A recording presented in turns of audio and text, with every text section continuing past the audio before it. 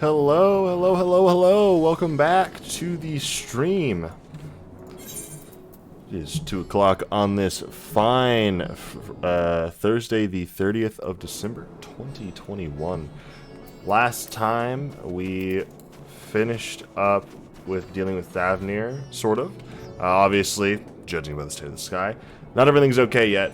But we do need a bit more information currently on these other currents and this Akasha, this emotional energy, which is apparently what is causing the transformation into beasts. And for some reason, the power of the celestial currents, when weakened, caused this to go out of control. So therefore, Zodiark was utilized to hold that, and now that he's gone, it's running rampant. Transformations can happen anywhere in the world. The skies do not have to be this way. This seems to be almost a byproduct of the celestial currents. Maybe those are separate. I don't know. Currently, we are heading to Norvrant on the alternate dimension version of our world, essentially, to, interestingly enough, talk with some of our old compatriots, Lena and Reen. Reen being one of the reincarnations of Menphilia, now given her own identity.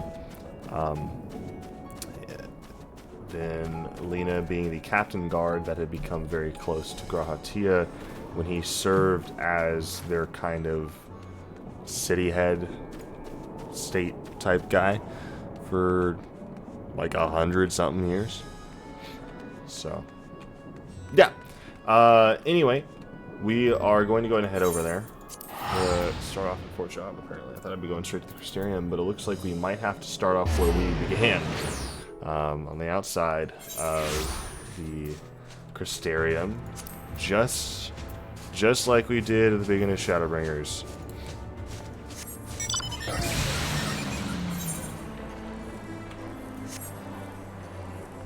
I have no idea what's in store for us here, but I am pretty excited to jump back into this world. It's melancholic for sure.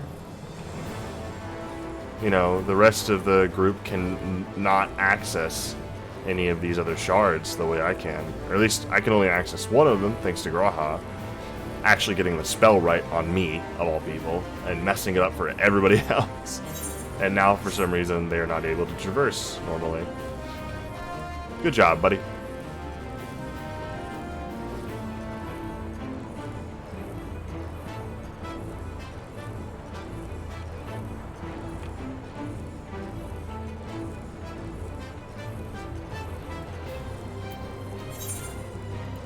I gotta put down the mount. I gotta listen to this classic Lakeland music.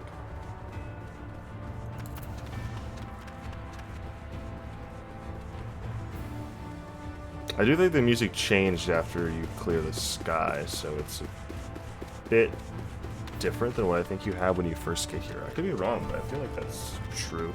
Also, sorry about the slight delay on getting started. I had to deal with the dogs.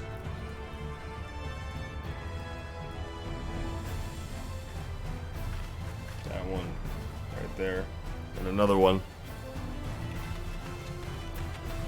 Had me get my stream delayed. Quite frustrating. Lena, man, I need Caleb here. My friend Caleb does a nasty Lena impression. It's very good. Or was that Chris? Oh no, they're related. They're brothers. Is one of them. I'll do my best. I'll do my best to honor whoever does the really good Lena impression. More metal. Or no. More metal. You are returned. I I give up already. I don't even remember what she sounds like. It's been so long. Have you been well? You and the others.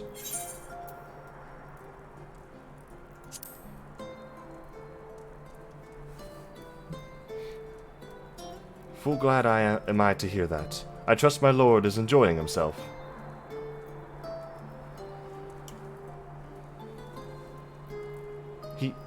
He said this to you, these exact words. Oh, to know that he is happy. It fills my heart with joy. Thank you, Mohametal, for taking care of him. When you next see him, please tell him not to overexert himself, futile request though it is. Yeah, we both know him. And tell him that all is well here. The peace you gifted us continues, and we work hard to build new lives for ourselves. In the course of this, we occasionally bicker, but we've never been more optimistic for the morrow. If I had to mention one dilemma, it would be the question of our governance. Even as we speak, debate rages over how we should run the city in the Exarch's absence. Most are of a mind that the Settlement Council should continue to oversee the general running of the Crystarium, while representatives are elected to determine policy and handle diplomacy. Thus far, nothing is set in stone, but however we choose to proceed, we will not replace our lord. No one could.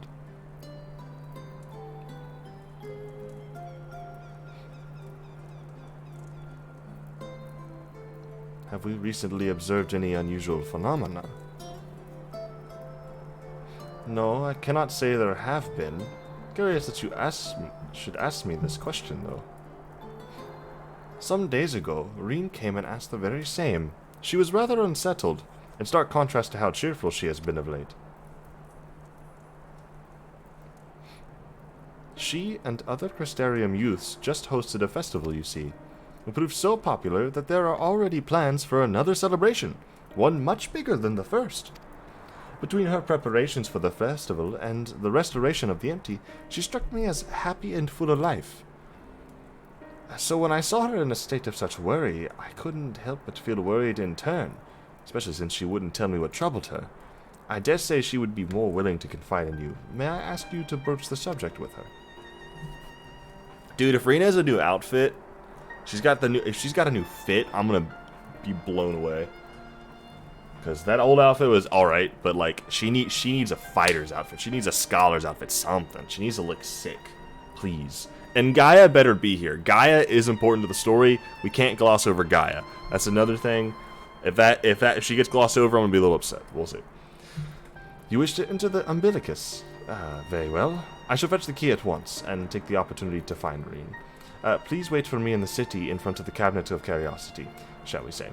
I will be along as soon as I can.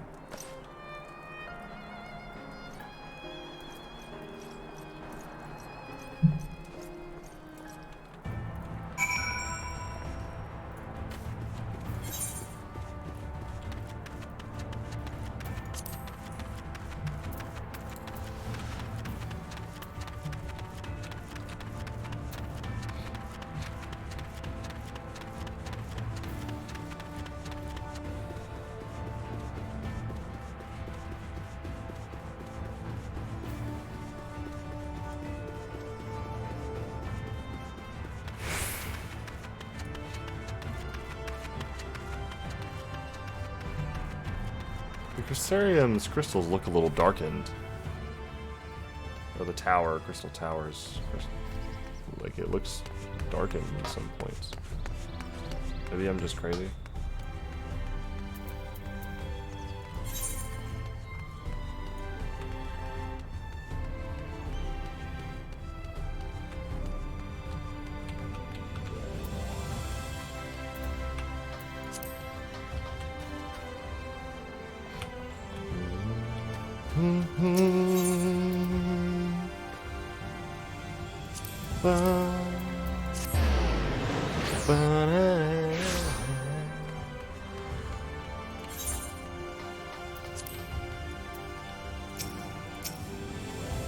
Following events cannot be skipped. You may wish to cancel any pending Duty Finder registrations. Very interesting. We're about to see people over here get turned as well. Is that possible? Because the source is being affected in such a way?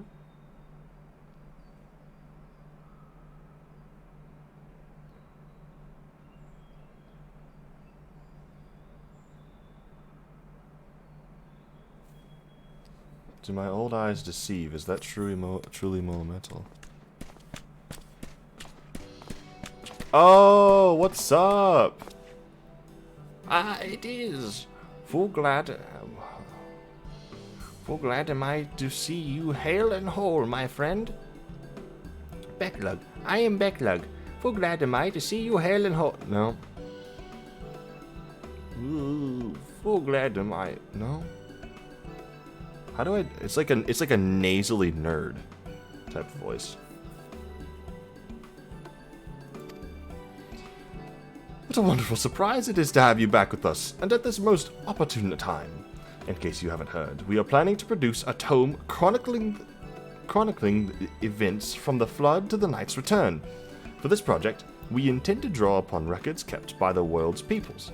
Historical and contemporary first-hand accounts will be the centerpiece of the tome, but yours would be the one to crown them all. I have been asked to contribute a chapter on the soul, a subject that is key to understanding much of your endeavors. In the course of developing the spirit vessel, I gained valuable insights to travel beyond the rift, knowledge that will allow me to attest to your existence and deeds. Something akin to that. There is no end to the questions I would ask you, but if you could indulge me just one for now. In your quest to restore the knight, you faced many a formidable foe. Among them, who offered you the greatest struggle?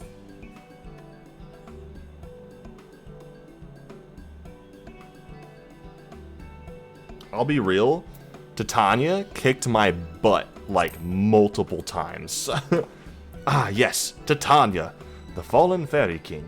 Against such a fiendishly playful opponent, I can well imagine that even the warrior of darkness must have struggled. But you succeeded in setting them free, and your victory proved a pivotal moment in your quest. We will see that it features prominently in the tome. I know you'd love to talk her ear off, Morin, but we really should be on our way. Those documents from Yulmore won't collect themselves. Of course. And afterwards, would you care to join me for tea? I was hoping you might clarify a few points in your treatise. Treatise what? Till next time, then, do tell the others to look after themselves. Our overzealous friend in particular, remind him not to overexert himself, again and again till his ears fall off, if that's what it takes for him to take it to heart.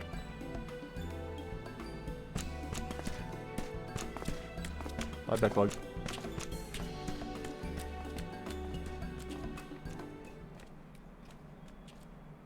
Is this just going to be the same thing over and over again? With different people? Is that the Warrior of Darkness? It's her! It's really her! What are you doing here? If you're going to battle, I can give you some medicine. I made it myself. Best not, Riki. You'd only give her a stomachache. We've come to see Morin to get his advice. One of the guard finally agreed to teach us how to fight, but first we need to choose a fighting style. While I know what I want to be a mage, Akil isn't sure. Magic isn't really my thing, so I was thinking of taking up the axe, or the sword, or maybe the bow. They all seem right, but it's hard to decide, so I thought I'd ask Morin. He knows about lots of things. He isn't here. Oh, why don't you have the Warrior of Darkness choose for you? What do you think suits Akil best? Axe, sword, or bow?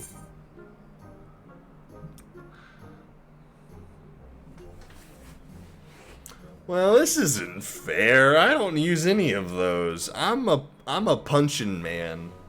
I'm a old fisticuffs, hand-to-hand combat, choreographed taekwondo, tai chi, karate, kung fu type of guy. I'm boxing. I'm not.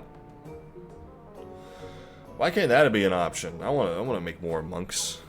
I wanna get more monks out here, punching people, kicking people, pile driving them to the ground. Yes, wrestling is involved. Is that what pile driving is? Is that wrestling? I have no idea.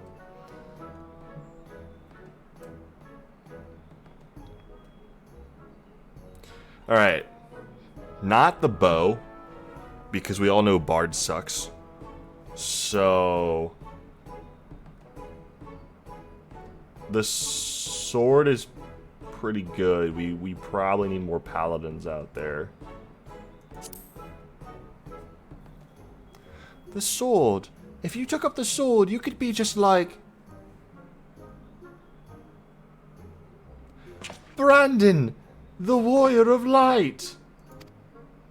I love that tale. Let's borrow the book today. It's really popular though. I hope it's still there. Thanks for helping me decide Warrior Darkness. I'll start with that style, and maybe try something else later on. And when I get really strong, I hope to have a bout with you.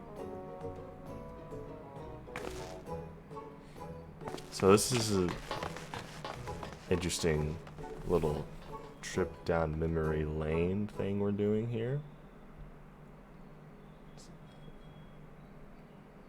I'm curious as to if this is just a nostalgia factor they're trying to do here, or like here's everyone you did their side quests for, or I don't know.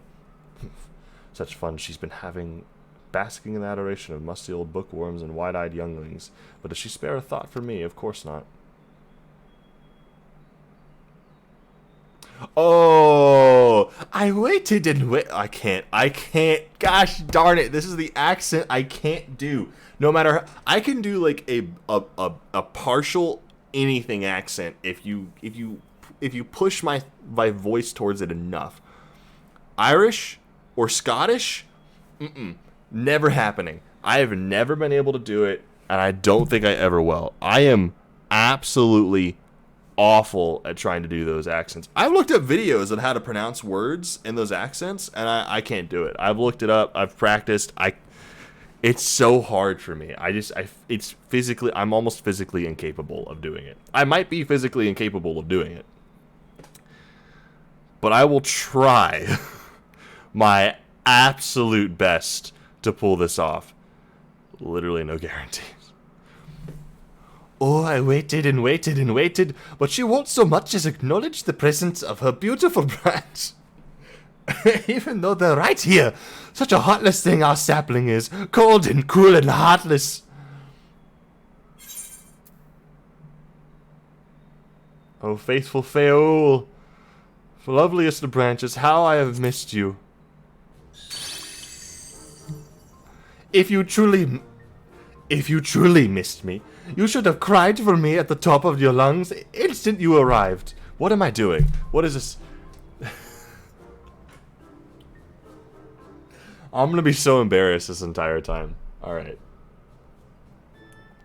I can't even do a stereotype version. Like, that's how sad this is. I can't even do a stereotype accent. That's how bad it is. To make up for it, you will come with twice the passion next time. Though, for there to be a next time, you've some few struggles to overcome. So, my adorable sapling, the world is on the verge of destruction, is it? How do I know this? Joined as we are, spying on you is as simple as sliding down the back of a rainbow. Would that I could aid in your quest, but the fate of we Fey folk is bound to that of the star. Whither it goes, so too do we follow, such is our way. The most I could do for you is spare you the pain, by gifting you the sweetest of eternal dreams.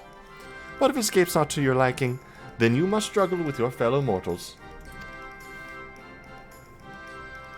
Ah, but here are the ones you were waiting for. I wonder, what manner of conclusion awaits at the tale's end? Please tell me Gaia's here. If there's not Gaia, I will be disappointed. The same fit. Curses. What is that walking animation? My apologies for the delay. Metal, it's so wonderful to see you again. You doubtless have much catching up to do, so I shall leave you to it. I've taken the liberty of unlocking the umbilicus, and you may enter at your leisure. Bye, Lena. So where's Gaia? You guys go on a date yet? You two been hanging out?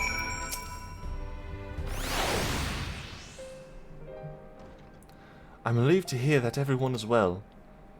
I've had this feeling, like a pit in my stomach, and I was afraid that something might have happened. Maybe I'm overthinking things, but it's just that... I'm the Oracle of Light, but I've never spoken with Heidelin, never once heard her call. Even so, I've always had this feeling deep inside me, a connection to something immense. These past few days, though, that connection has wavered, as if that immense something was distant, then close, then distant again. And then, the other night, I was jolted awake by the feeling it had been completely severed. Wanting some fresh air, I went to open the window, and to my horror, the sky was ablaze, like during the star shower. But then I blinked, and everything was normal. The next day, no one said a thing. No one else had seen what I had seen. As far as I could tell, nothing was out of the ordinary. I began to wonder if it was a figment of imagination, or a half-remembered dream. Well, Metal, what are you not telling me? I have to know. Please. It doesn't matter how terrible it is.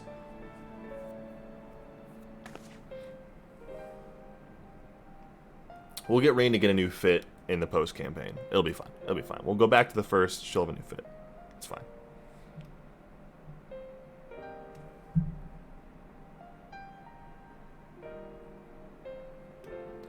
It wasn't my imagination, then. The doom we witnessed in Amarat has come again.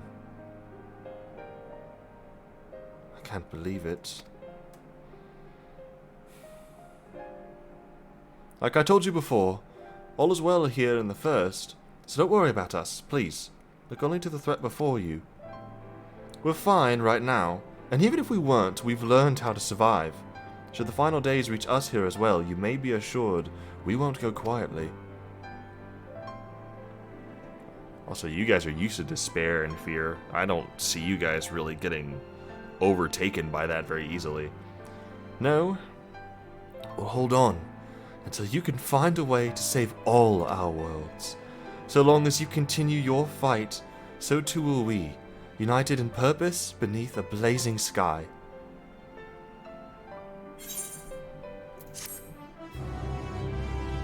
Reen's really grown up. Saying cool crap. She's so cool. Give me a new weapon.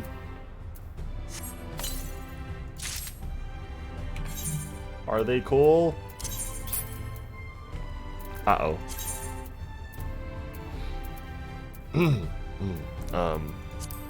Please, ignore my... Oh, God. I really need to go to the market board real quick. Can you guys mind a quick detour while I deal with this? I'm so sorry. Uh-oh. I feel embarrassed.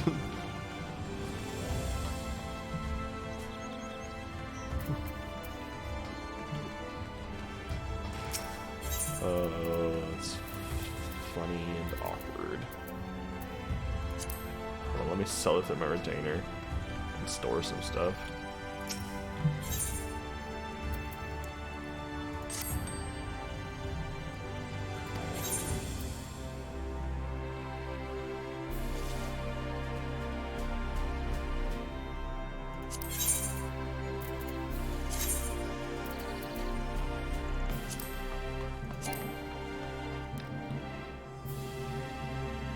Why?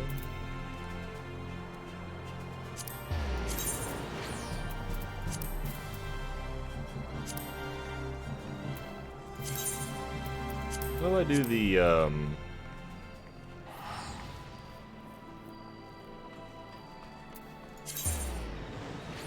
Ah.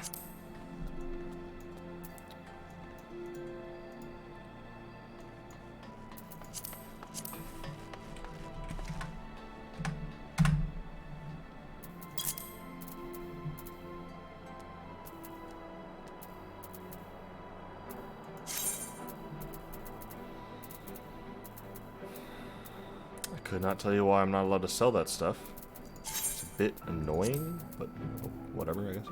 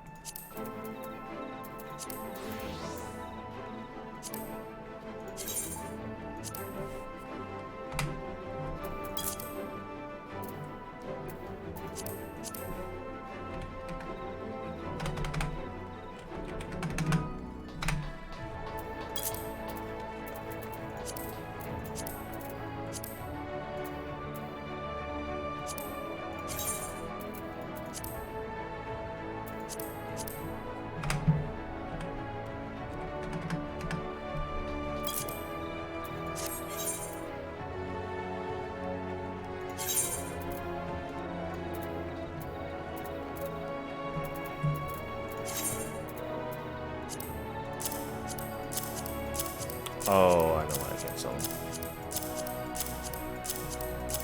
These are all,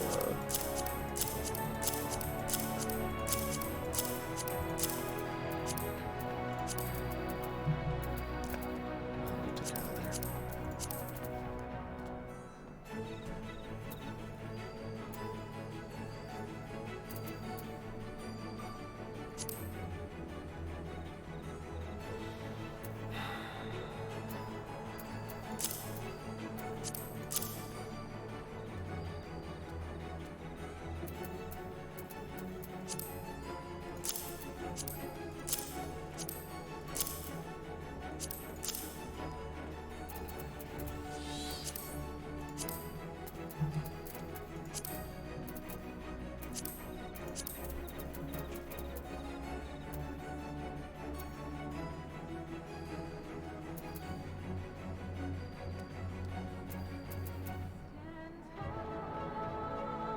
Oh, a lot of my gear sets are gone. That's probably one of the reasons that some of these are sitting here.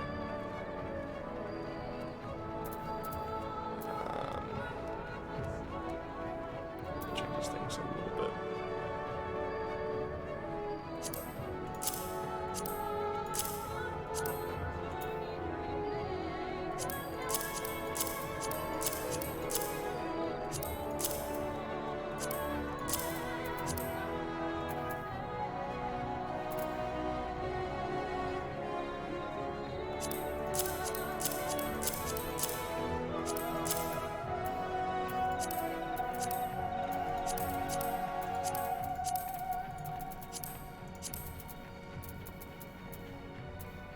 I need to come back and sell and create my gear sets again, and then store and sell what I don't need in a gear set.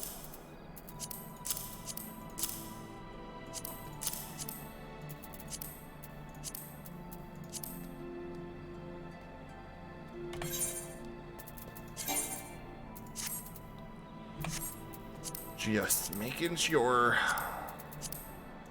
I'm not really worried about gloves too much. But that'll probably have to do it for now. Sorry about that little detour.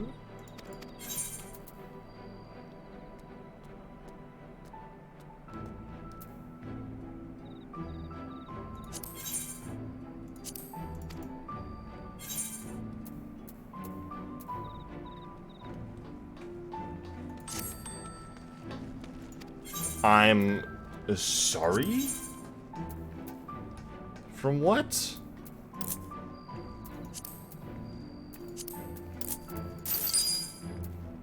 Thank you? Dang, bro. That was impressively either fast or something just sold, or I just hadn't updated in a long while. I really don't know what just happened there. I ain't complaining too much.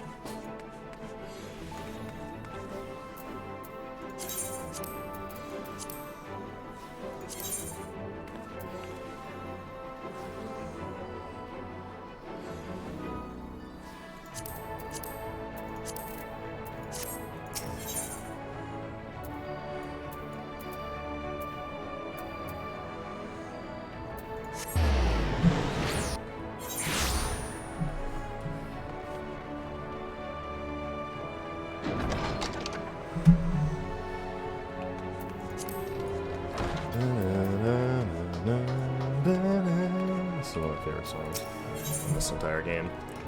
I think Shadowbringers has like nearly all of my favorite songs. Heaven's Word has like a decent few, but Shadowbringers has so many songs I'm just absolutely in love with. Green wears a look of steely resolve, hope upon a flower. You're headed to the Umbilicus to consult with Elidibus, right? I'll do some consulting of my own and speak with Lena, decide how we might best prepare for the final days. So it's farewell for now, but we'll see each other again, I'm certain of it. There's no Gaia! Where is she? What is she doing? Is she okay?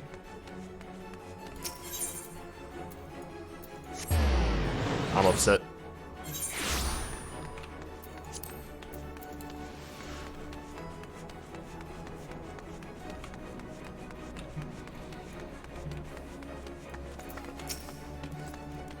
Ah, Mistress Mermetal, welcome back.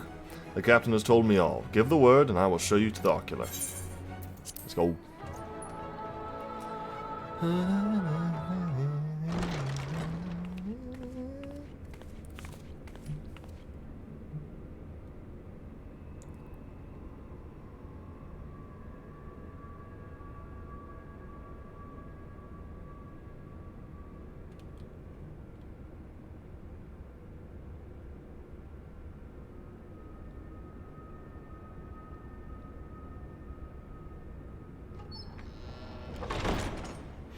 Good times.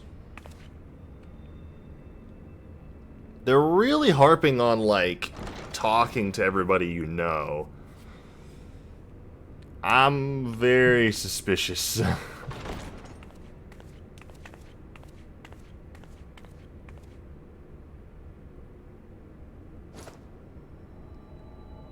don't have to do that just because it's the final DLC of this story, you know, they don't... Biometric authentication complete. Please state your business. I would like to speak to Elidibus inside. Acknowledged. Reinitializing Circus Tower systems. Searching for Elidibus entity.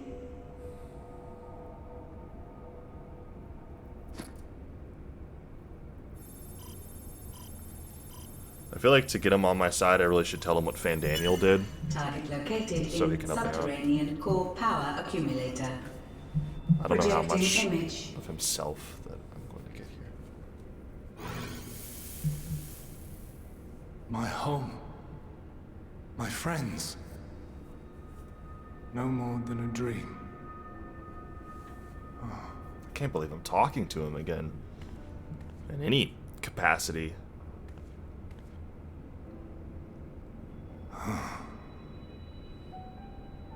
You. Why have you awakened me? I no longer sense those places beyond, or Lord Zodiac.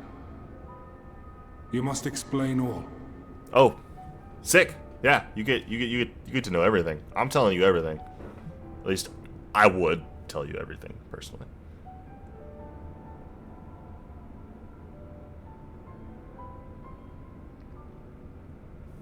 So, he is fallen, and my brethren's souls returned to the star.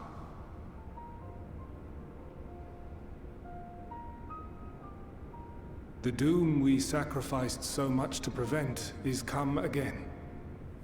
Old burdens now yours to bear.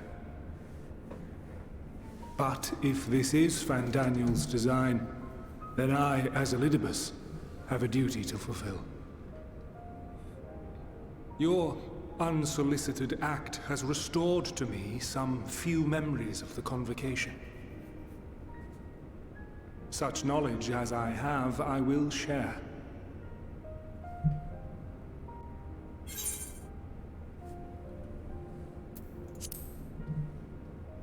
Thank you. I thought it'd be a little bit harder than this. to be I honest. do this not for you. I merely perform my duty, as I have ever done. Where to begin? The end. Your understanding of what caused the final days is consistent with our own. The decay first took root where the currents were weakest. Yes, a conclusion drawn by him, Fandaniel. Not the him of here and now, but as I knew him, long, long ago. Having shed light upon the phenomenon, he dedicated himself to devising a countermeasure. Were it not for his knowledge of the Celestial, we would never have made the connection, and thence forestalled the final days. And though he inherited that noble soul, how different this last incarnation, so consumed by self-loathing and hate.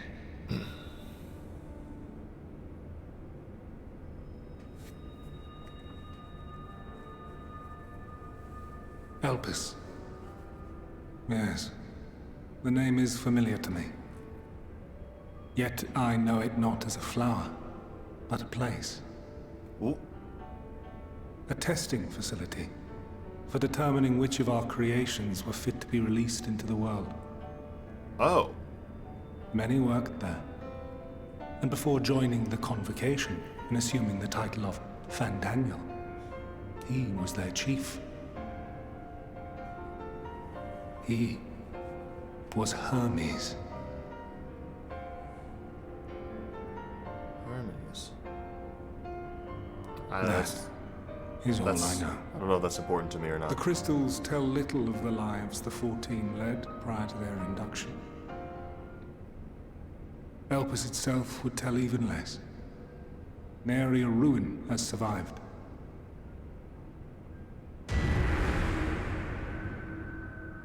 Wait. I saw you there. In Elpis. Yeah? No. I did not. But I did. I did. A lingering trace of impossibility. And a truth that fills my heart.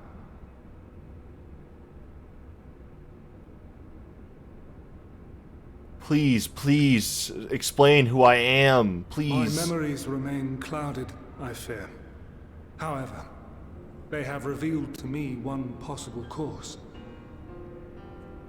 You must travel to Elpis, to the time when Hermes served as its chief. We're doing time travel, baby! Let's go! What time traveling? Zark's memories.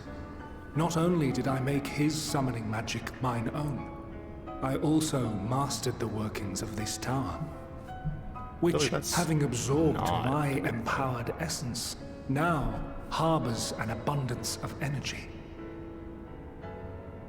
As such, I believe I can deliver you unto the past, unto that place and that precise moment. Given the eons that must be traversed, the gateway will not be fully formed. Your form will be less tangible still than those warriors of light I had summoned. In all likelihood, none will be able to see or hear you. Okay. Yet even should you manage to interact with others, you will be unable to effect meaningful change. For the reality you wish to save, the reality to which you must return, exists as a result of the final days. You cannot reshape the past to undo the tragedies of the present. Cannot unmake the sorrow and suffering fated to come. In full knowledge of this, will you still entrust your life to your foe and make the journey? Final Fantasy XIV, Back to the Future. So, very well. I shall cast you unto the river. How much did you guys time. expect time travel when you guys were playing through it? Let this be my final act. You must. I had a input feeling demands. we would do this at some point. I didn't know it was going to be now. Authority. First, you must reconfigure the systems, that the tower's ether may be channeled for the magic.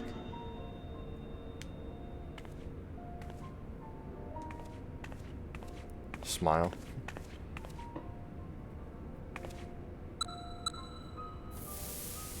This is all I can legally say. So before... Okay, Austin. What I'm saying... The preparations are complete. The gateway will soon open. Return at once What I'm to asking the ocular. is, did you expect that we would time travel before Endwalker ever came out? Did you ever think that we would do this? Right?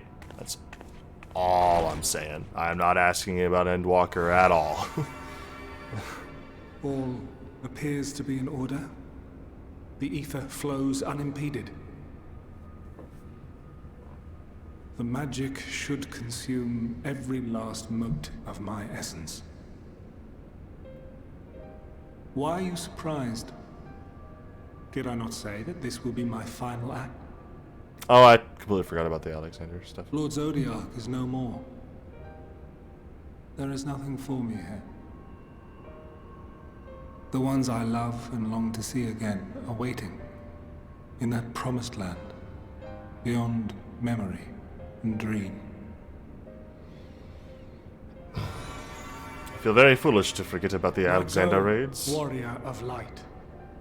Go and do not look back. They haven't been important yet, so...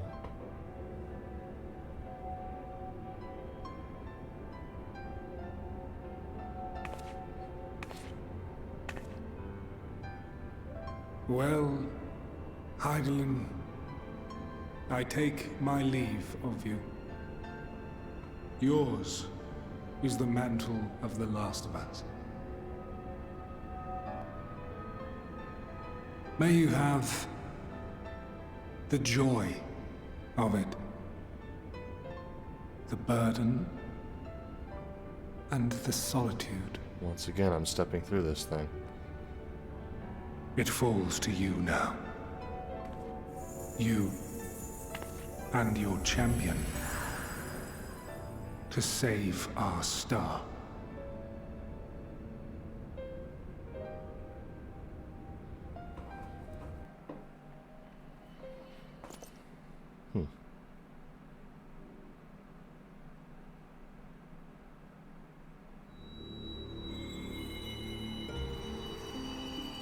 Oh, here we go again. This is not rift traveling this time, at least not technically.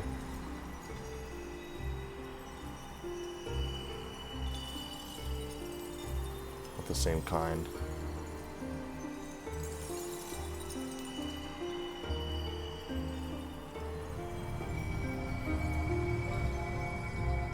This must be the Ethereal Sea, is what is happening here.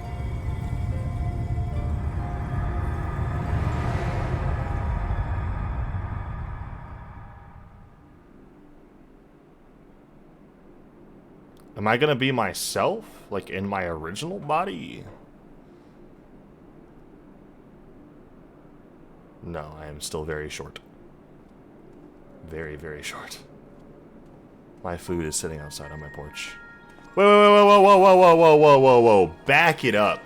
Back it up, back it up, back it up, back it up, back it up, back it up, back it up, back it up, back it up. I thought they were all glowy. I thought they all were glowy.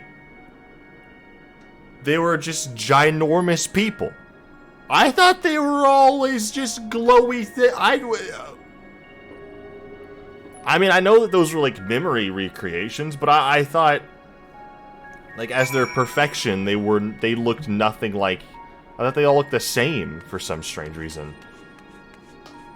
And now I am being shown that that is not the case. Jeez Louise, we used to be ginormous. When they were glowy things, it like made more sense to me, but when they look like this, it's just weird. Alright, real quick though, I need to go let the dogs out and grab my food before it gets cold out on the porch. Ha-da-pa-pa-pa.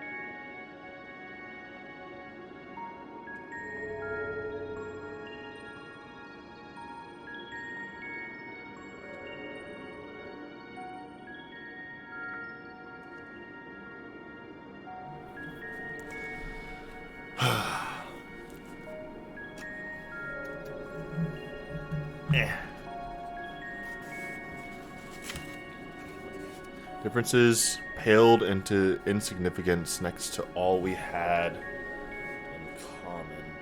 Emmett said that the differences paled in comparison.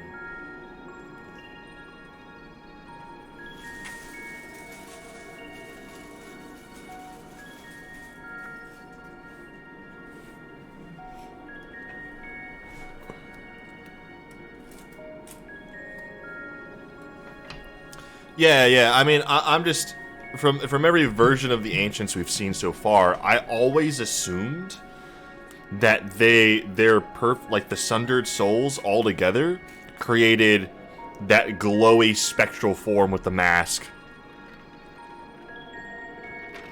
I'm very aware they didn't dress differently. I just didn't think they needed to.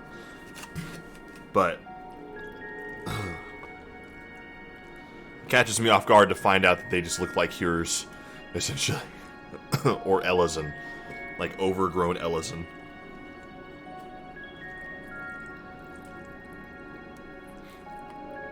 Yeah, no, I order Gold Star, right?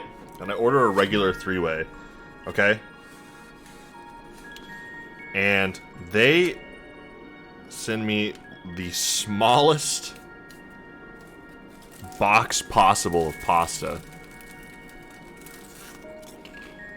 They have a super option in their menu at the store. Not available on DoorDash. I never understood that. I don't think a small option is possible. You might be thinking, oh, that must be a mistranslation. No. I order a regular on DoorDash. It is not the same size as ordering a super. A super is ginormous. It is like a plate like this big. Alright? Right? It's huge. A regular is like... And then the small that I have, that they sent me, is like the size of like a salad container. Luckily they gave me DoorDash credits back for it. I kind of gotten a full refund, but it's kind of nice to have like food credits. I essentially got this small one for free.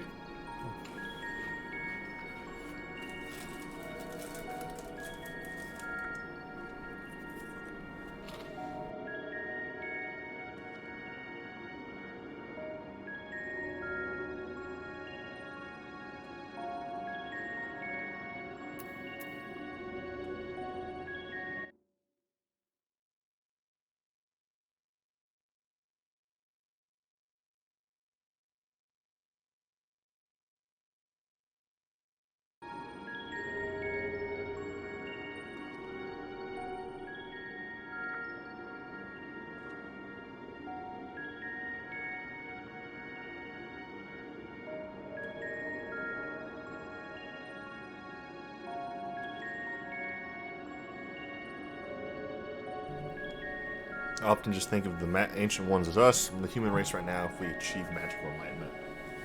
Yeah.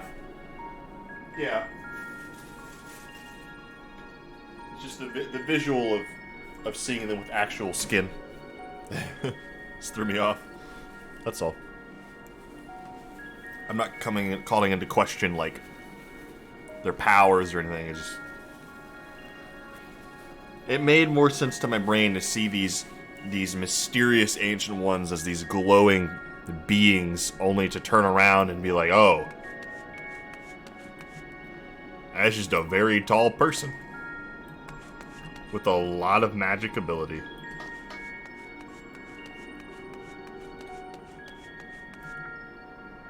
Wait a second.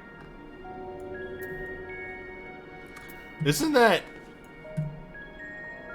Gaia and what's his face?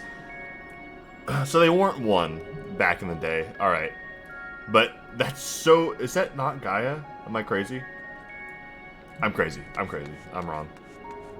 It makes me think of Gaia. She also looks like Yugiri, but... And Hinata from Naruto, but that's a whole other conversation.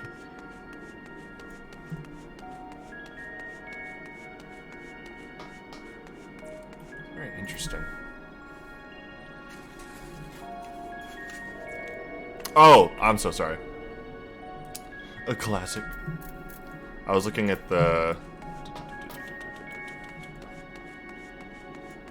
this lady over here.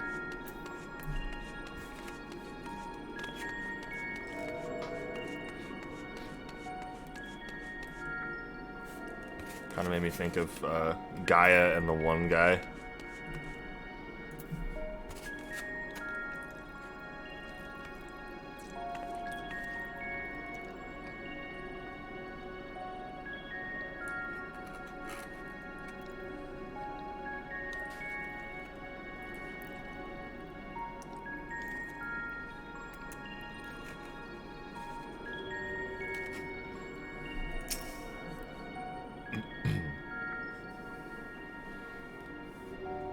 This is the right place, yes, Proper Lion. Judging by the woman's words, the facility is called Proper Lion.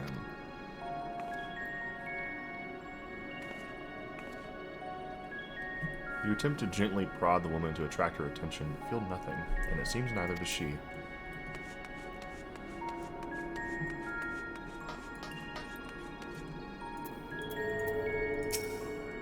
The man stands dutifully by the aetherite-like device, a guide for this facility in all likelihood. Attempt to get the man's attention, but if he sees or hears you, he gives absolutely no indication. As Elidibus warns, it appears your form is intangible.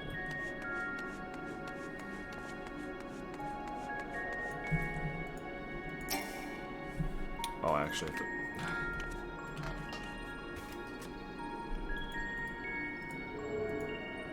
The device is reminiscent of an aetherite. Perhaps it is possible to attune with it.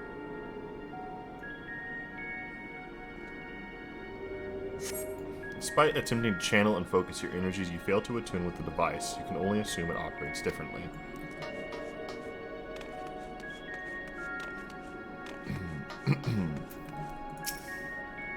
The remarkably large man wears a black robe and a half-mask, much like the phantoms you encountered in Mare Lamentorum and the recreated Amarat.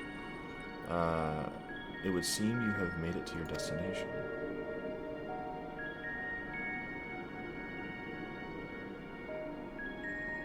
You gesticulate wildly and shout all manner of greetings and obscenities. The man does not so much as glance in your general direction.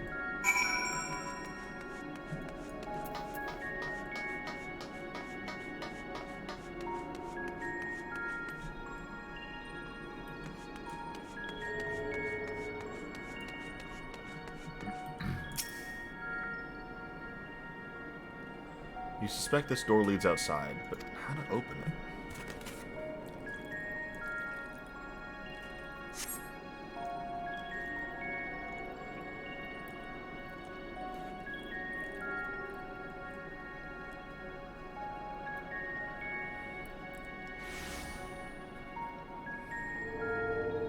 And here we are, Elpis.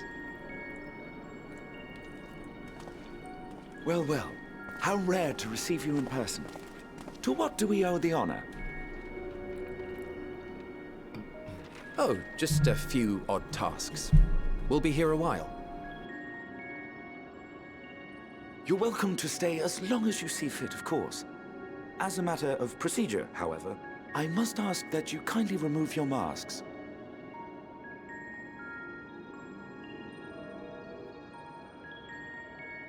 Come now. Is this truly necessary?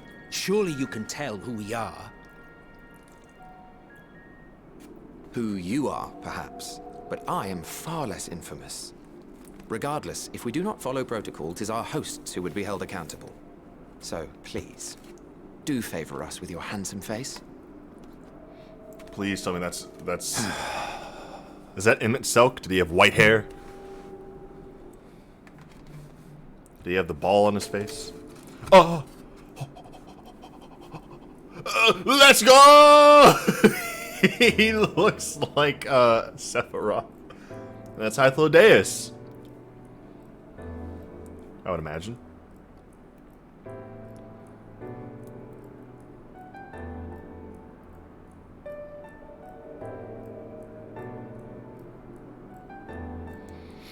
I would not be surprised. I thank you for your cooperation. You are free to go about your business.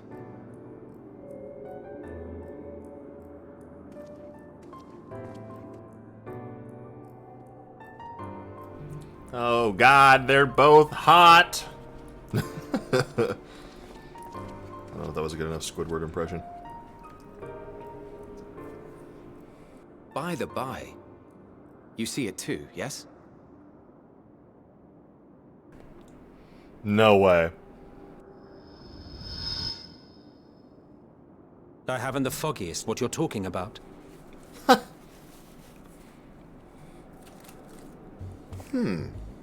That's odd. Oh my god. It's Oh right my here. god. A bit thin in the ether, but there's no mistaking it. The color of its soul is almost identical to Azim. Oh my god. Do you suppose she created it? Rather unusual for a familiar to have a soul, though.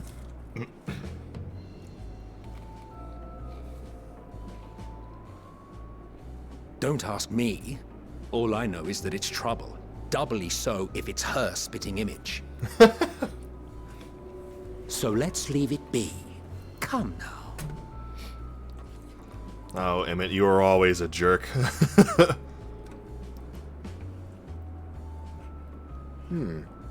It's trying to say something, but it's literally too intangible to form words.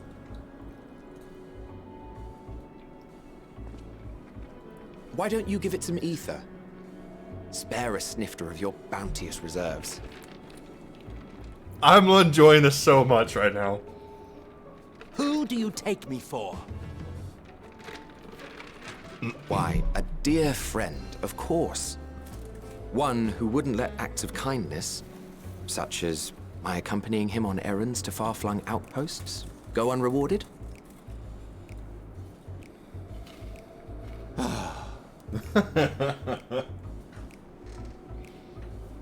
I finally get to watch this man folded by words. I suggest you close your eyes, or this may be unpleasant.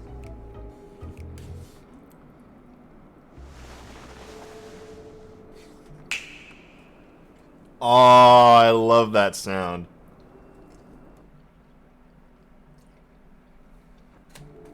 No, don't stop the cutscene. Please, keep it going. You may open your eyes. Yes, good, good, good, good, good. I'm having too much fun.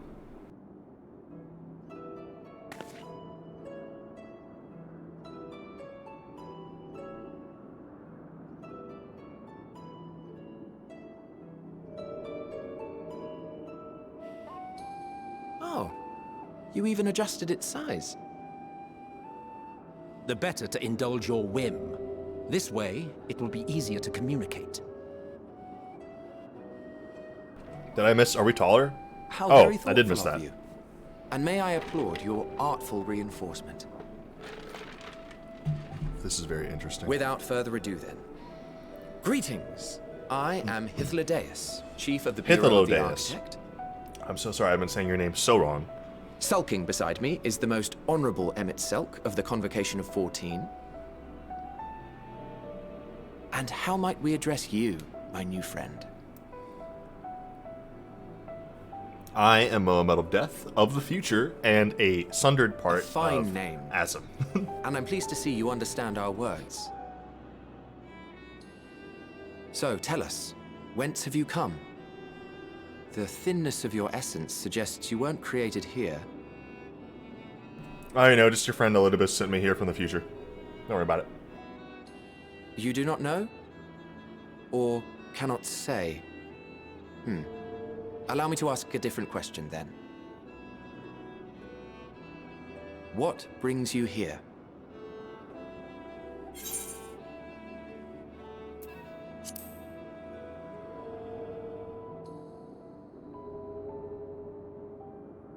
Well now, the same as us. Perhaps Azim wished to come too, but had to settle for a familiar. If she truly wished to be here, then she would be. Right you are. My apologies if we've given offense. The two of us can discern the color of souls, you see, and yours happens to resemble that of a friend. And with your purpose matching our own besides, we jumped to a hasty conclusion. We are here to speak with Hermes, the chief overseer of this facility, which we also intend to tour in order to gain greater insight into the man's work. We, I say, though this is Emmett Selk's charge. I am here only to serve as his guide. And I should be happy to serve as yours as well, by way of an apology for the misunderstanding. Wait, are you suggesting that we bring it along on official business? This thing we know next to nothing about? If you harbor suspicions, better to keep it close than leave it to its own devices. Wouldn't you agree?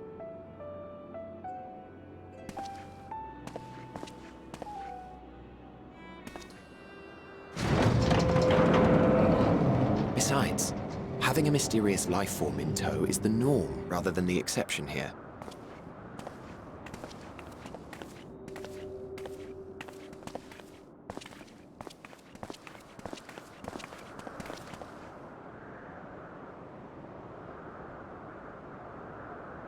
Welcome, my friends, to the testing ground of creation at Heaven's Edge, Elpis. Holy crap. The world unsundered. Elpis. Just give some insight. My male character was given male pronouns for Azim. Yeah.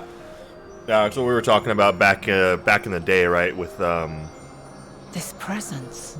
with Vinat. Was that Vinat? Bro. Anyway. Or Vinat.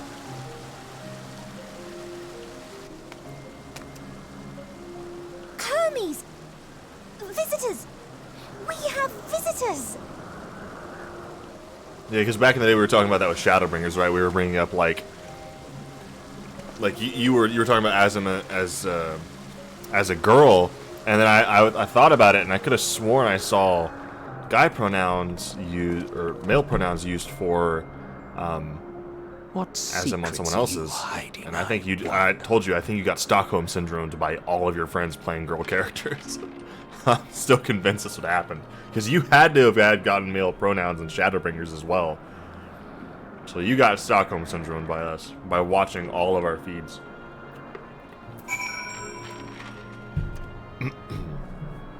And maybe if you played with Nikolai and Chris, you probably had them read those lines. And they said she, and you just ignored your own. I just think it's kind of funny. Cleaning up a little bit over here. Can't have the gaming station an absolute mess. How unprofessional.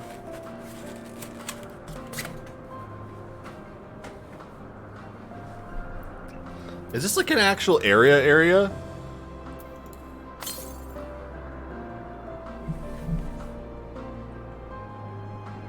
Bro.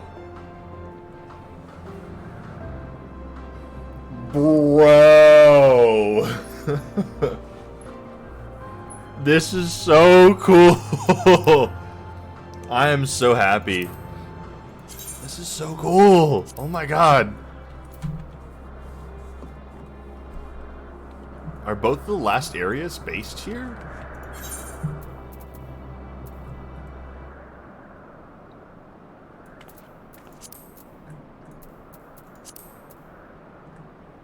Yeah, okay. There's still one more place. Also, a little bit was like, you won't be able to affect any meaningful change, but then immediately those two were like, yeah, we're gonna make you an actual being here. I don't think Elidibus accounted for Hythlodeus.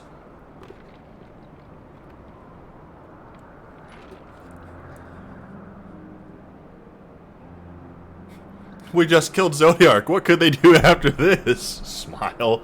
Yeah, true. This is way beyond what I was expecting. This is hardly my first time here, but the scenery never fails to take my breath away. Why, it feels as if you could reach out and touch the heavens. Now then, to begin our guided tour, perhaps you already know these things, but for the sake of thoroughness, I shall start with the basics. Using concepts to give shape to ether, creation magics allow us to bring forth anything we desire, be it inanimate objects or living beings.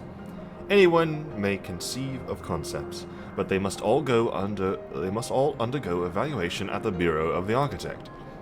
As part of that process, living beings and certain arcane entities may be sent here to help us for in-depth observation and study. A fascinating facility, isn't it? I dare say you will enjoy touring it with us.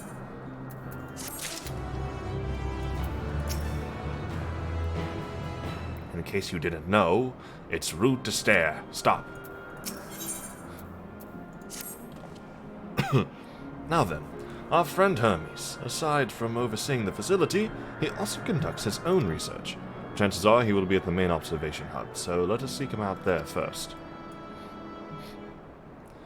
Attired as you are, you stand out a little too much. Our dear Emmett Selk wishes to keep a low profile for his errand, so... do you know how to make a robe? The basic concept will do. No?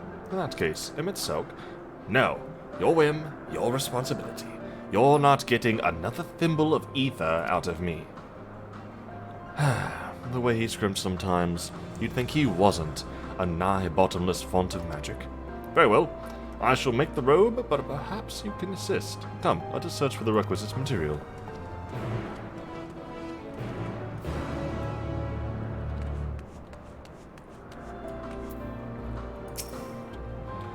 Those researchers are from the Academia Nider's Words of Homerant, here to observe the state of the local flora.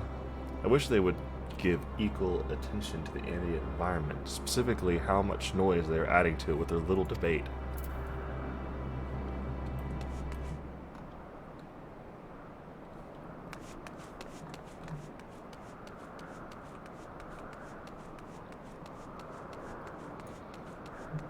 What in the world? Those butterflies are huge!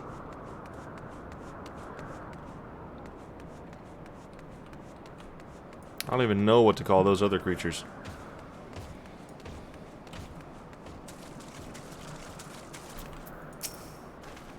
Yes, these creatures should suffice.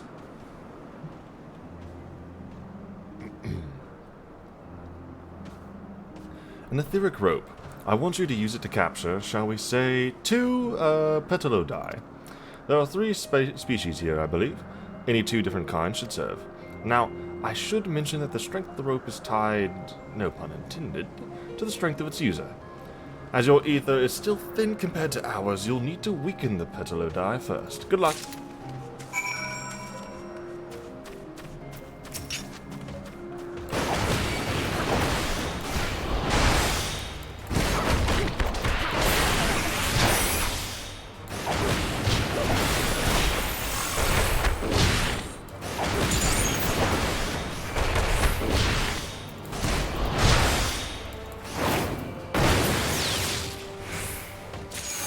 I forgot to do the thing. That's okay. We'll do it better.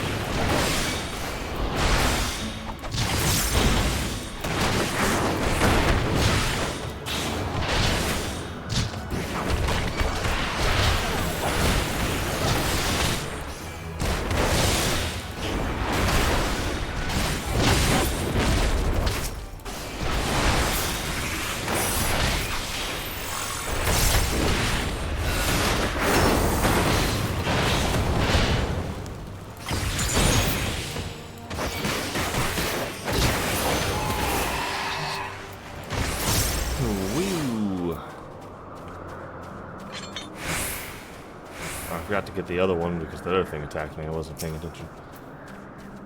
I was too afraid of death.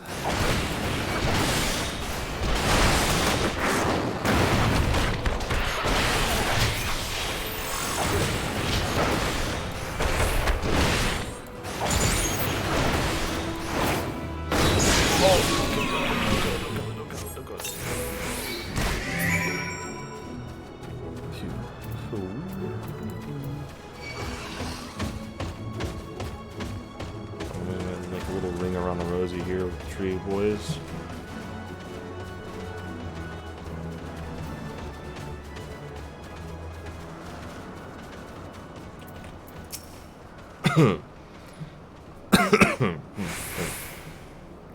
You've got the Petalo die. Come, come, let us see.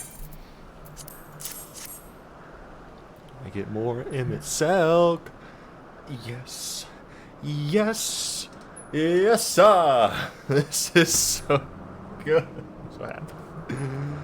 Yes, these fine fellows will do nicely. And now for a spot of reversion.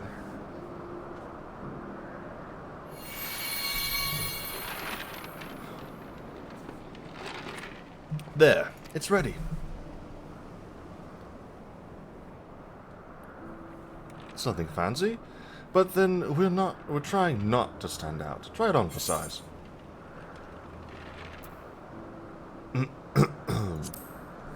Just turn living beings into clothing. Just like that. Just alchemied them from one thing to another.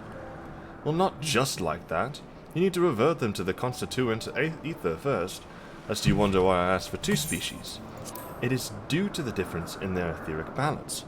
Blending them allows us to produce garb with a superior etheric stability. Well and good to disguise and educate it, but it won't fool anyone who can see worth a damn. Fair point, but at the very least it should spare you unwanted attention from casual observers.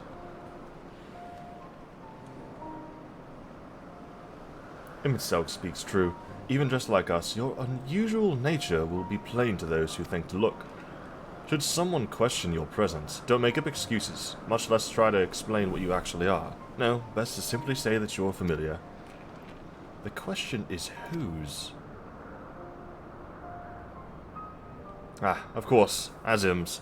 If you say you belong to her, people will give you the benefit of the doubt for any and all outlandish behavior. Exploiting our associate's absence. For lack of her presence? Absolutely.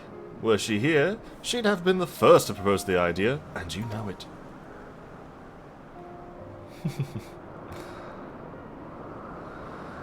With that, your story is settled. Let us continue with our errand.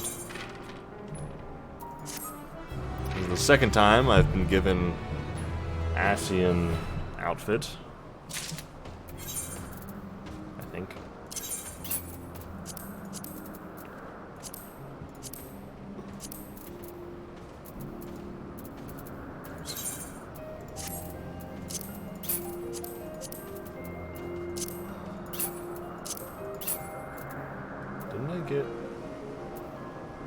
Didn't I get like gloves and stuff? Am I crazy?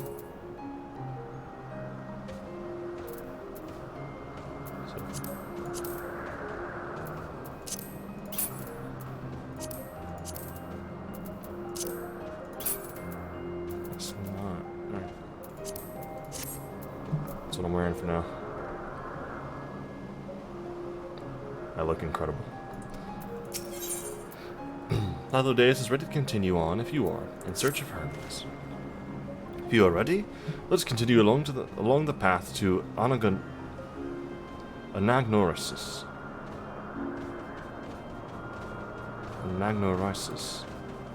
The place serves as an observation hub and residence both. Someone there should be able to point us in the direction of Hermes.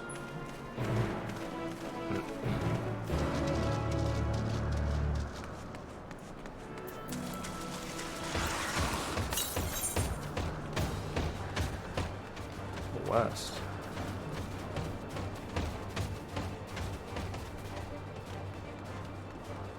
I can't travel that many eons to the west. It's all the way over there, though. I would assume. This is ginormous. How far up in the sky are we?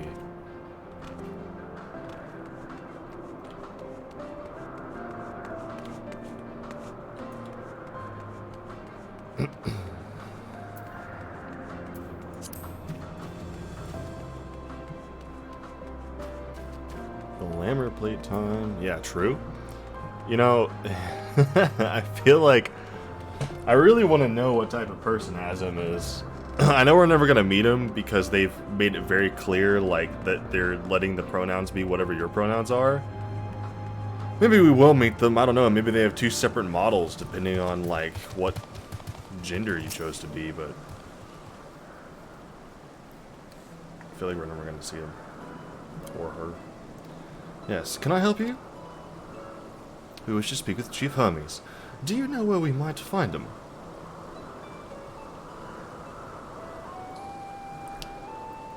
Well now, by your mask, I assume you were one of the 14. I wasn't aware there was to be a visitation. Between you and us, it's something of a surprise. Your discretion in the matter would be appreciated. I see, my lips are sealed. The Chief should be out conducting observations as usual. His focus of late has been aquatic creatures, so I expect you'll find him at one of the pools here. The pools, you say? Many thanks, and apologies for disrupting your work. I say, Hylodes, while I've never met Hermes, you know him well, do you not? That being the case, couldn't you simply find him by his ether? Aye, that I could. As you know, Emmett Selk and I can discern the color of souls. By the same token, we can also see ether quite keenly and from great distances. With this skill, I could readily locate Hermes, but I felt that it would be a waste of an opportunity. We're here to perform an assessment, after all. By searching the ordinary way, we stand to gain insight into Elpis and the man in charge of it. This is much for your own enjoyment, like as not, but point taken.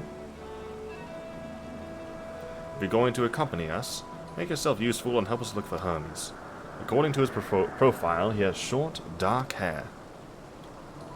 So you know, it's because we're in Elpis that we don't have our cows up. A special exemption due to the need to be aware of dangerous creatures. Elsewhere, we do not exhibit our individuality. It's unseemly. This is all common sense, but I would not assume you possess any. It's a rare treat indeed to be able to search for someone by their appearance, and I thank you for humoring me. Come, let's find our man.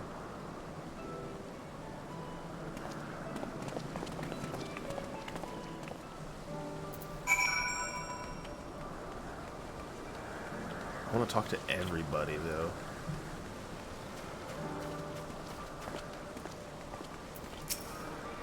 What shall we do next, my little ones? A spot of sunbathing, perhaps? Where's that thing over there? I've fought some of those before.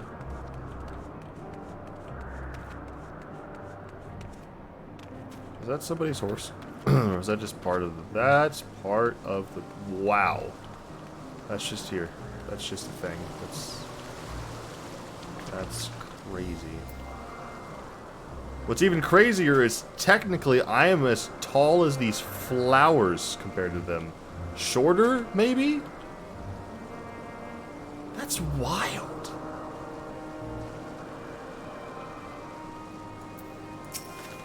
For a familiar, you appear quite inquisitive. Perhaps you were created to learn. Well, if there's anything you wish to know, I would be glad to explain. Observing voracious predators and the like is an incredibly dangerous occupation, which is precisely why I keep my distance and leave the rest to you familiars.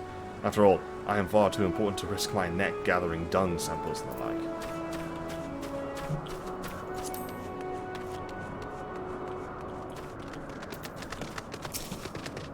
There is never a dull moment with the Aurii. Their fondness of minerals makes them highly unique. I dare say they will be no less popular. Strange.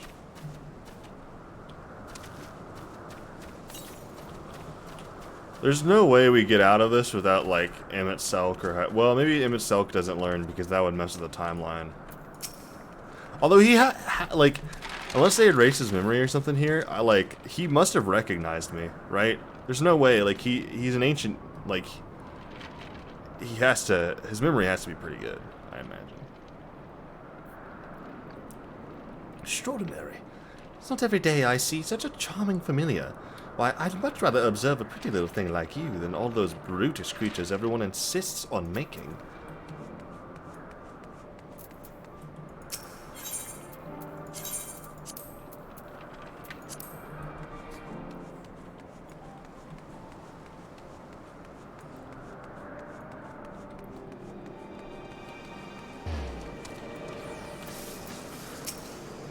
And what have we here? Alright.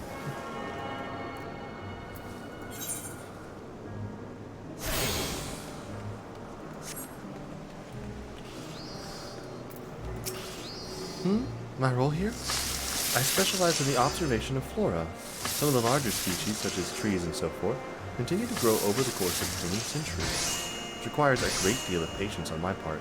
Thankfully, I'm quite content to spend my days in these idyllic surrounds.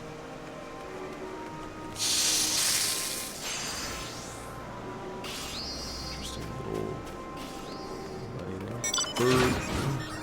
Whoa.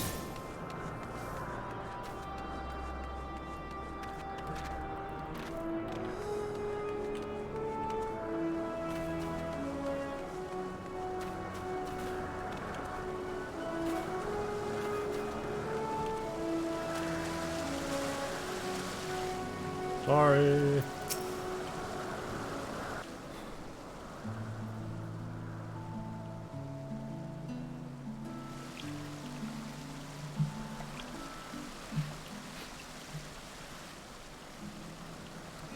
Are you Hermes? Kinda looking for you. Huh. You are... It's gonna be a kinder version of him. Oh. Different. You're different too. You and me. We're alike. Friends. I want to be...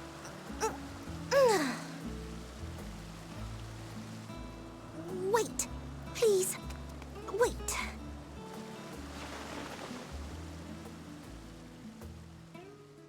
Greetings and salutations. Can you hear me? Yeah. Do not be alarmed. I mean you no harm. I wish only to hear your words, share your feelings, and know your thoughts. Oh god, she's a stan. May we please be friends? Bit parasocial here, I'm sorry. May we please be friends?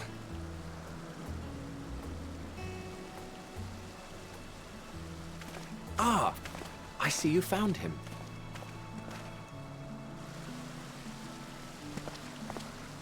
Hythlodaeus. It's been a while. Too long, I think. Too long indeed for close collaborators.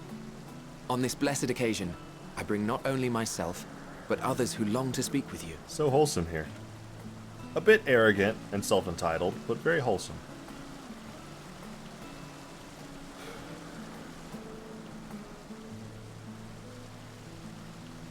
You were of the convocation.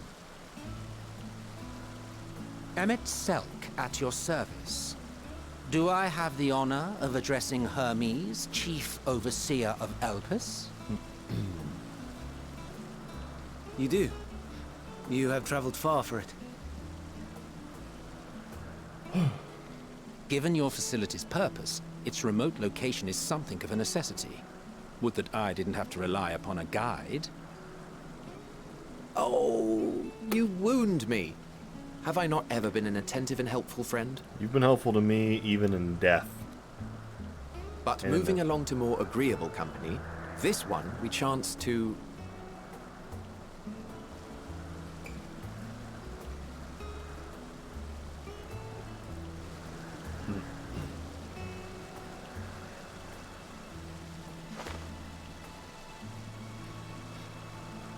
Well, you certainly have her attention. Is she one of yours, Hermes?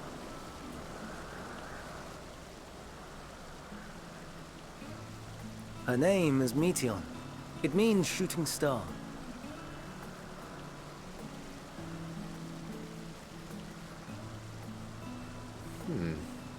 If I may make an observation, Her ether is terribly thin.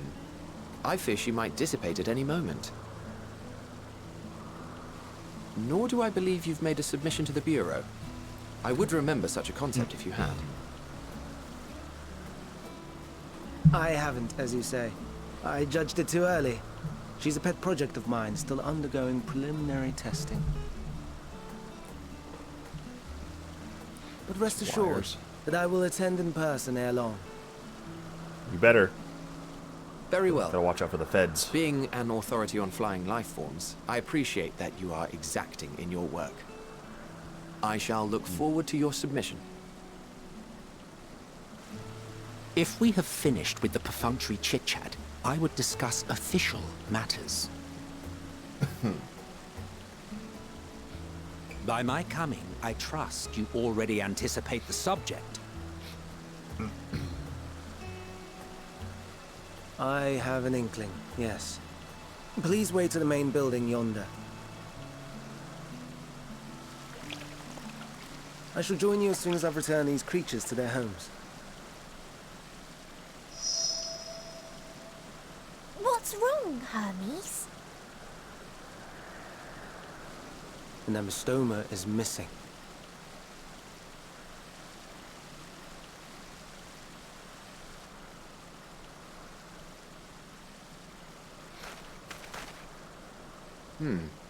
I may have found it.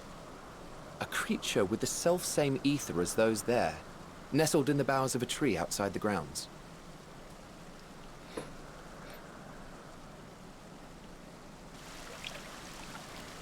You're saying they can climb with their sorry excuses for limbs? The fashion has been to imbue aquatic creatures with the power of flight, ever since the words of Metron created a sky-swimming fish. The Ambistomas too can fly, if only slightly, and they could conceivably climb a tree. Whether they can come down safely, however... Excuse me.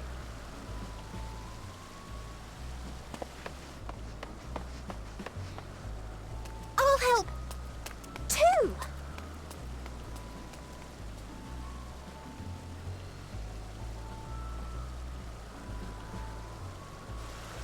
And what are we supposed to do with this lot?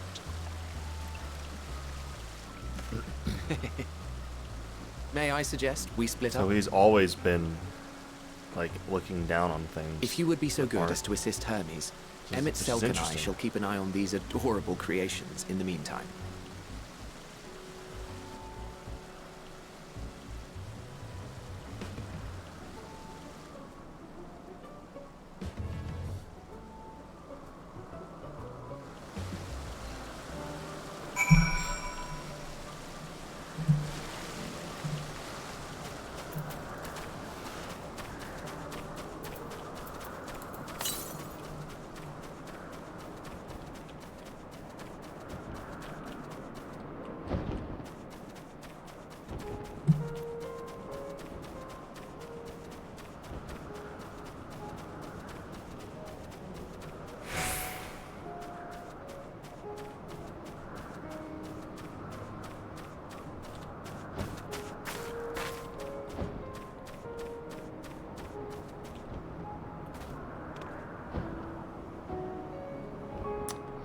Am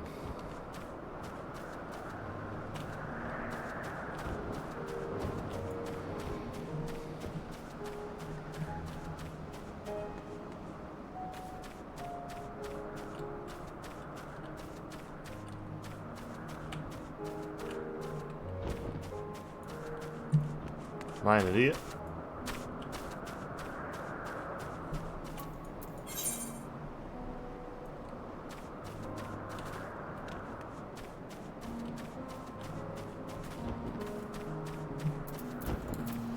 I swear I would have seen it by now.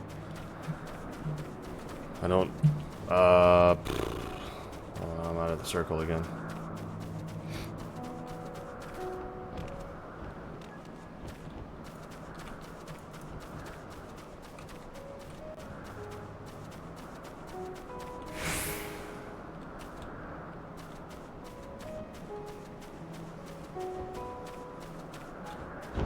there we go.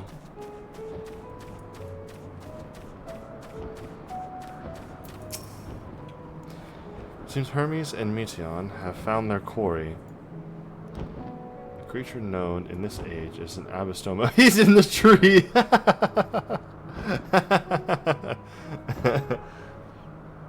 Oh my god. Though it has been safely extracted from the tree, Hermes appears to have found himself in quite the predicament.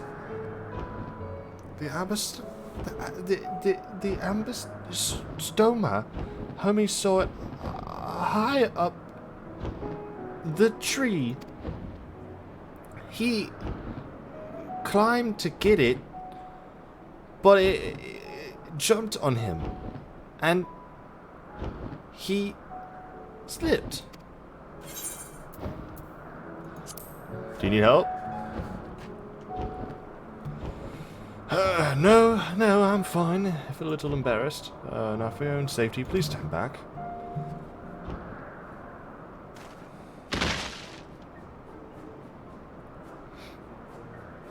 Ugh.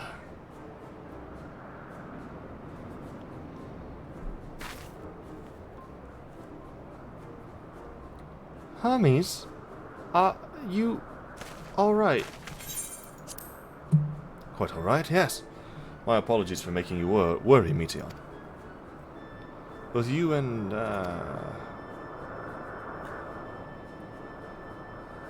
Metal Death, you are called. An intriguing name, somehow reminiscent of a new creation. Thank you for coming after me.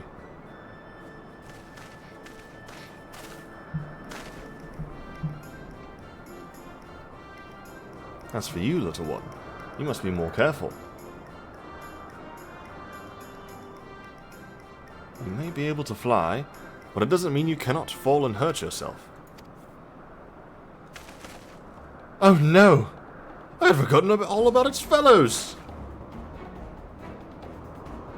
They're watching it, relax. Truly, oh, what a relief. Must think Selk and Hithlodeus when I return to them. But first, with the distractions out of the way, as Chief Overseer of Elpis, permit me to welcome you to our facility. I hope you will enjoy your time here.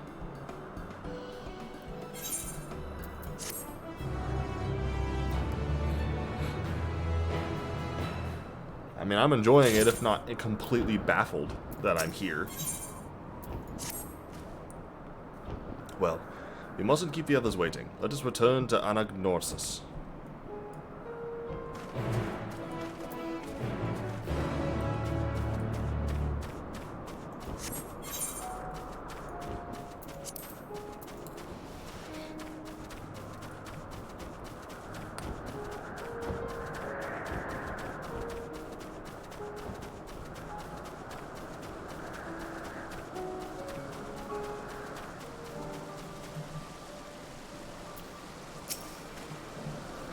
My apologies for the trouble. Owing to your kind assistance, all the Ambystomas are safe and well. I will presently send them back to their space if you would go on ahead to the main building.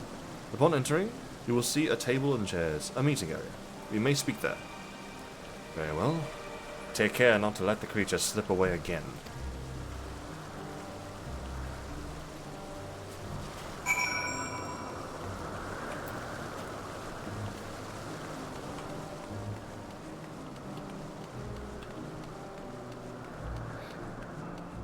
Already attuned to this. Okay.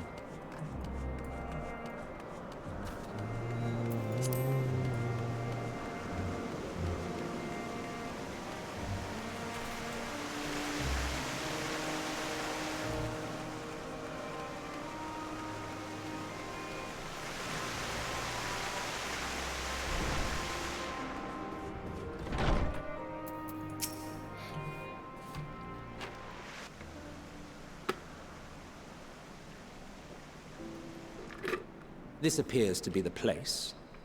Okay.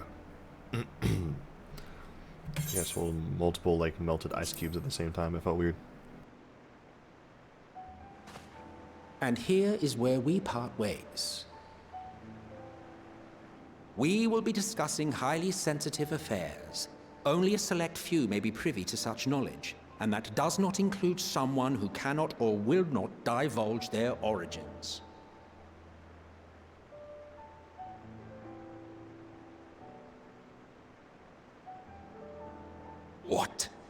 Will I have to remove you by force?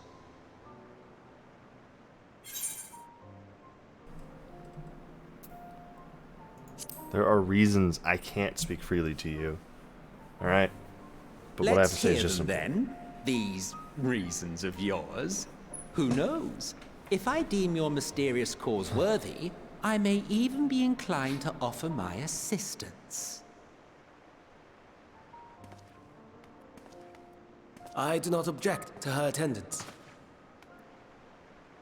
Hermes, this is highly irregular. Perhaps. But I believe she can be trusted. Meteion would not have taken to her so quickly otherwise. Moreover, the presence of a third party may help me to maintain composure.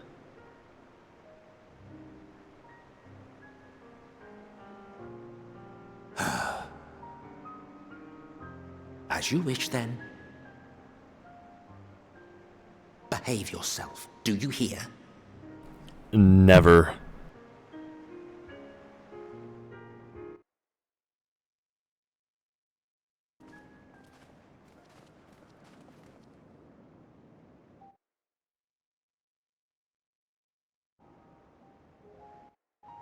So, it's finally happened, then.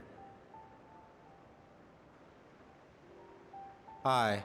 Van Daniel has declared his intention to step down, and named you as his preferred successor.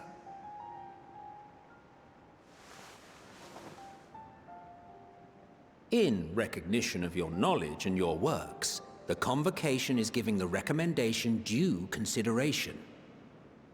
As one who does not know you personally, I am to use my impartial eye to take your measure. And above all else, to ascertain your disposition towards the invitation.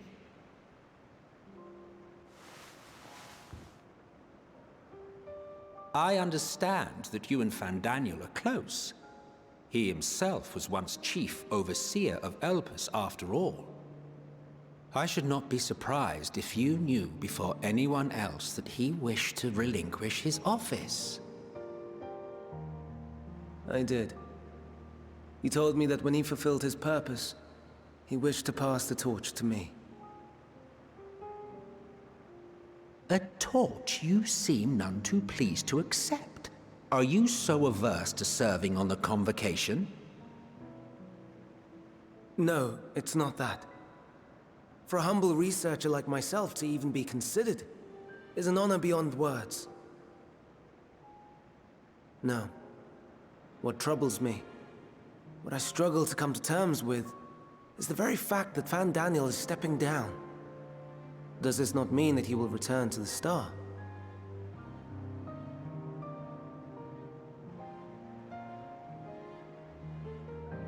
Of his own volition, yes. Like so many others have before him. As in, like, if you leave the Convocation... To the Star? Does that mean... die? Yeah, so do you, like... You have to? Well now, that's not a word I hear often. Is that what you say here in Elpis? Mankind is the life of Atheris. Each of us, a drop of blood flowing through its veins, bearing sustenance. In our finite time upon it, 'tis our duty to make it a better place, that all who call it home, now and in future, may abide in happiness. To that end, we have dedicated ourselves to the pursuit of enlightened creation. And by our efforts did we transform this once untamed wilderness into the peaceful paradise you enjoy today. To return to the star whence we came is a privilege afforded to we who have so loved and nurtured it. A choice embraced by those who have lived their lives to the fullest, in service to our world. So they can just choose to die? And when they depart like, upon this journey, I guess return to the star. it is beautiful. Always. That's crazy. The 14 are no exception. 'Tis believed no occasion is more felicitous than the fulfillment of one's duty. Our office becomes our lives, and to retire is to return, or so the majority of us hold. Some few have elected to eschew custom.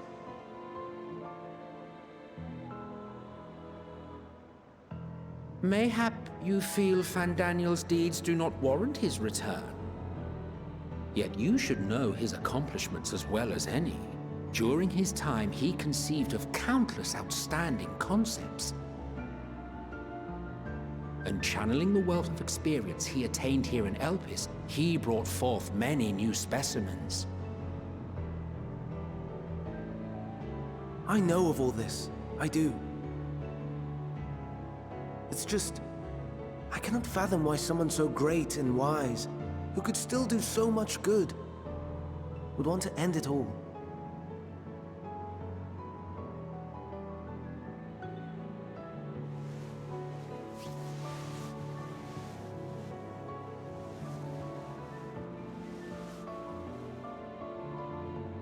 Oh no, I've made her upset. Forgive me. I know I requested your presence. Might I trouble you to take Meteon outside? A change of scenery would do her good.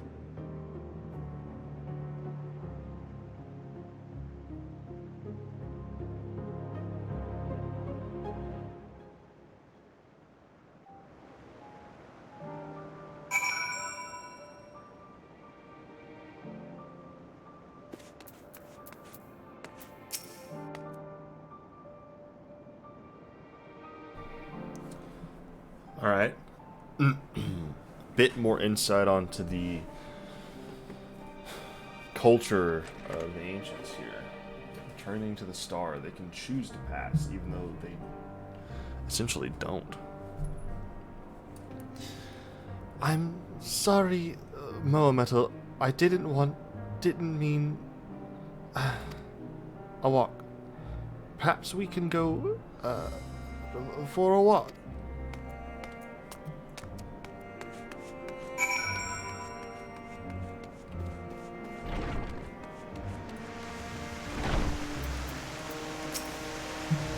Hermes gets sad when he thinks about death. When others are sad, I'm sad too. It's how I am. How he made me. But don't worry, I'm fine now. So, why did you come here? You want to learn about Elpis and Hermes? Ooh, teach you. I can teach you. We can take turns. I tell you something, then you tell me something. Sounds like fun. Let's do it. It will be. It will be. Where to start? Yes. Let's talk to Memnon. He should be near the Aetheryte. I'm not good at explaining, but Memnon is, so I'll have him explain instead.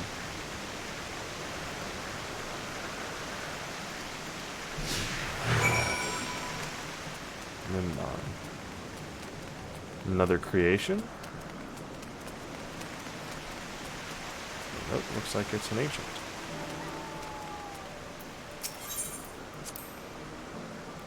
The Aetheryte.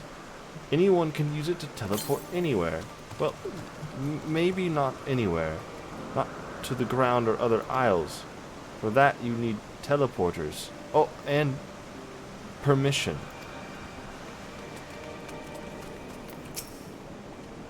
And what have we here? You look like a person. You have the horns and scales of a beast. I assume you are familiar like Meteon. This is something you need. This is Moametal. Could you teach her about Elpis? A newly arrived familiar, is she? Very well. I should be glad to introduce our fair facility to her. As you know, it is mankind's duty to make the star a better place. As part of this duty, we employ creation magics to bring forth new life. However, we cannot simply release our works into the world. Really? Must you be here right now? Thank you. Thank you. Okay, bye. For it would lead to chaos. No. Any and all life forms must undergo extensive testing to determine their fitness to exist. Testing which is conducted here in Elpis. Every candidate is subjected to rigorous study, in which we identify their properties, surmise what habits might be suitable, and speculate as to the effects they may have on the environment and other species. Should it be judged a beneficial addition to the star, it will be allowed to take its place in the world. The two of you, too, were created with the hope of making the star a better place. So heed your masters well and be good, do you hear? We will, Memnon, we will. Thanks for the lesson. You had a turn, now I get a turn. Where did you come from?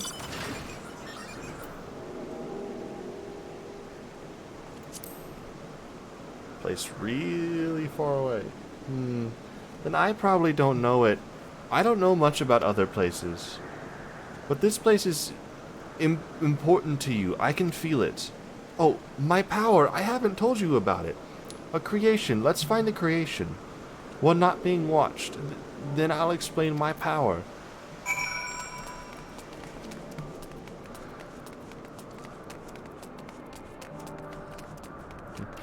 What's your power, being the strongest person here? Blows up a building. Motionless bird.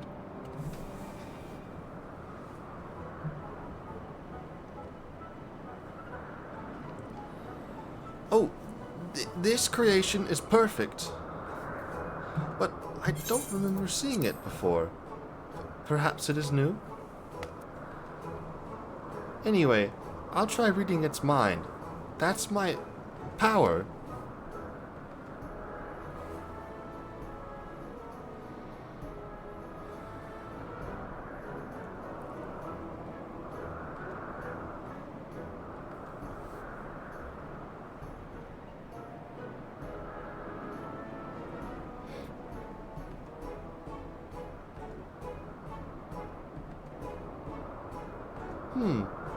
I can't read it.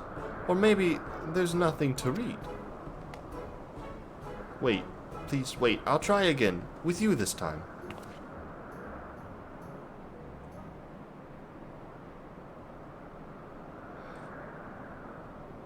Greetings. Can you hear me?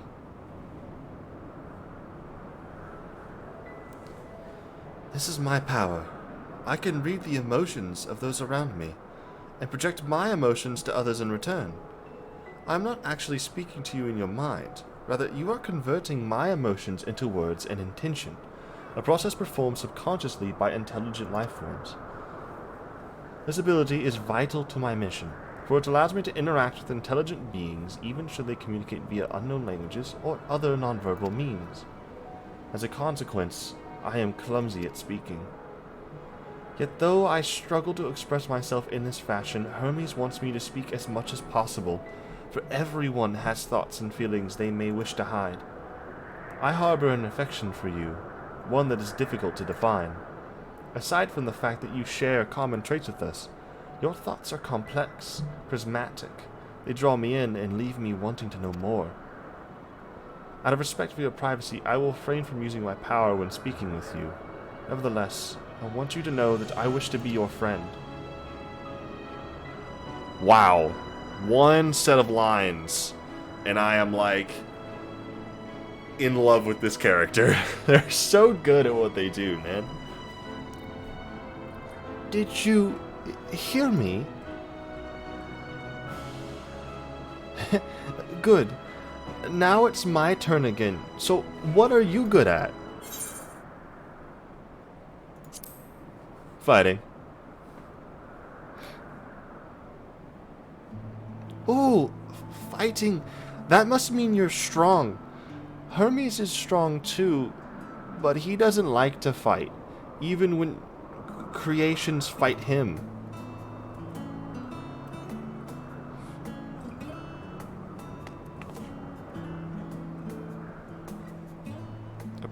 Bro, you gotta, blink every 6 seconds at least, jeez. I think we might be bothering it.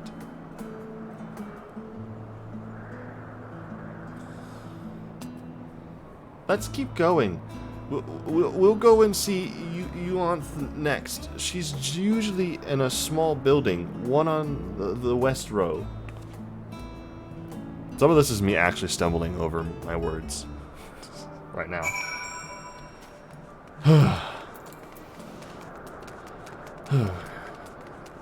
Breathing.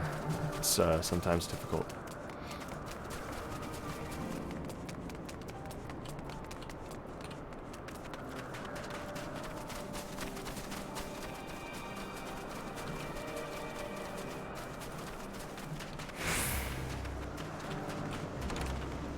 The door's lit up. Okay, that'll be my cue, I guess. Oh well, if it isn't Meteon. I see you've brought a friend today. Greetings, Yuan. An apple. Could you make me an apple? The kind Hermes likes. Covered in syrup. I want to share it with Mo Metal. Oh, candied apple? Hermes is certainly partial to them. But you know you can't eat Meteon. You weren't made to do so. But I like it too. It may seem that way, but it's due to your ability to share others' feelings. You've taken Hermes' likes for your own. In any case, I can't prepare an apple right now, but I'll bring one for Hermes soon, I promise. I'm sorry, Mo Metal. I wanted to show you my favorite thing. Then I could ask about yours, but I failed. If you want to ask... I mean, hold on. I like whatever.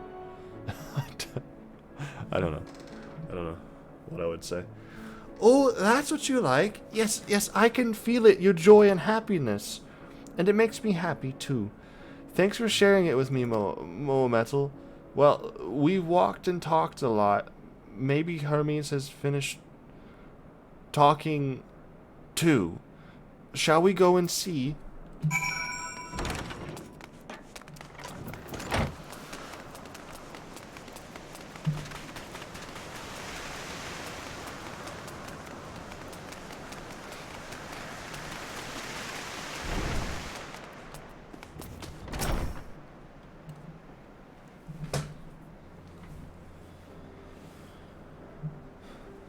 There you are. I can see the fresh air has done Meteon good. Mo Metal wanted to learn about you and Elpis, what? So I taught her about this place, about my power, and your favorite food. I'm not sure if that last one will be of any use. But I do appreciate you keeping Meteon company. While you were away, I finished speaking with our guests. Finished? Hardly. You requested time to consider the invitation, so we have no choice but to occupy ourselves with an inspection of your work. My apologies. It has been decided that Emmett Selk and Hethelodeus will accompany me as I attend to my duties. If you wish to learn more, perhaps you would like to come too. I'm compelled to remind you that she is in no way associated with the convocation. We simply chanced to meet at Propylaeon. There is no guarantee that the matters we discuss will remain private. I do not mind. To see the joy in her presence brings Meteon. I cannot imagine our mysterious friend harbors malicious intent. Mo Metal is kind. Really, truly, she taught me as much as I taught her. You're coming, of course, to watch Hermes. You're bound to learn lots and lots.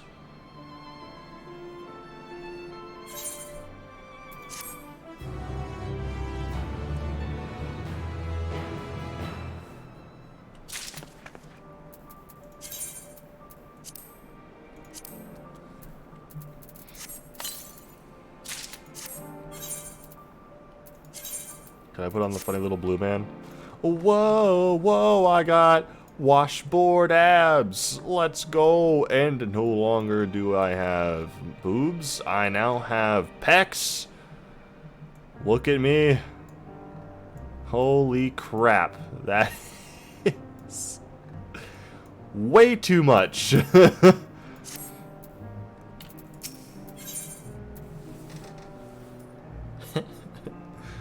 Can Composure regained, Hermes is ready to return to his duties. Lives apart. If everyone is ready, there are a few creations I need to check on. First, we shall return to the spot where we found our wayward ambystoma. Have care when you step outside the hub, for there may be more unruly creatures about.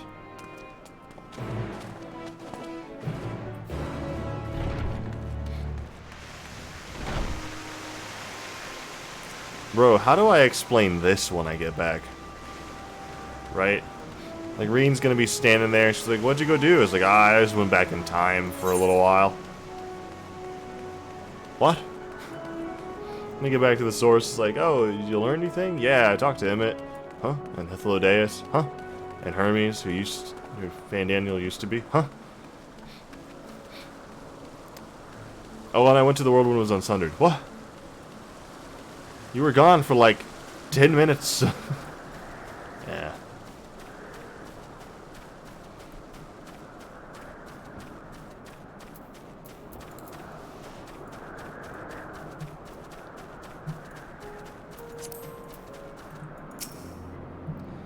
This here is a new species of Petaloda we recently set loose.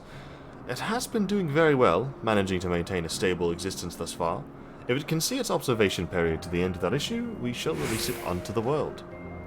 Tell me, do you know the difference between living beings and arcane entities? It is the presence of a soul, yet the soul isn't something you can choose to have at will. No, it manifests only in those beings whose forms adhere to the laws of creation, that can endure on their own. Beings that do not fulfill this requirement, such as those spontaneously born of magic or natural phenomena, do not have souls. Oh, goodness. No matter how much it might resemble flora or fauna, if it lacks a soul, then it is considered an arcane entity. So you see, it is not for mankind to decide what is living.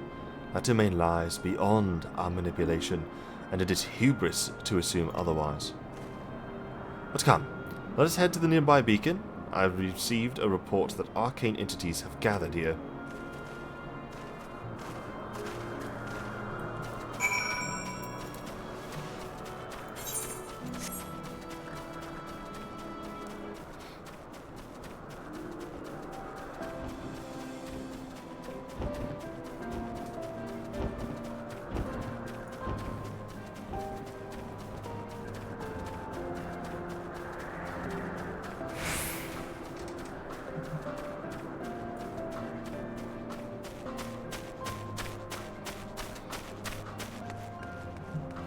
If it becomes nighttime and I see a moon, that's a problem. They shouldn't have one. Ah, yes. Lightning Pneuma. Just as the report said. Although we call this structure a beacon due to its form, it's in fact a magical device. By manipulating the balance of elements, it keeps the isle airborne and maintains the climate thereupon. In the course of its operation, it often sees an internal shift towards a given element. Right now, that element is lightning, which draws the Pneuma here to replenish the ether. This Musion is busy. Would you care to assist me in her stead and feed the Pneuma? Sure. By using this lightning converger, you can harness ambient lightning and focus it into a ball.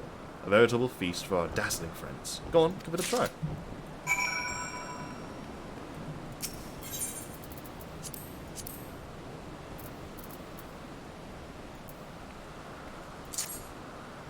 Excuse me.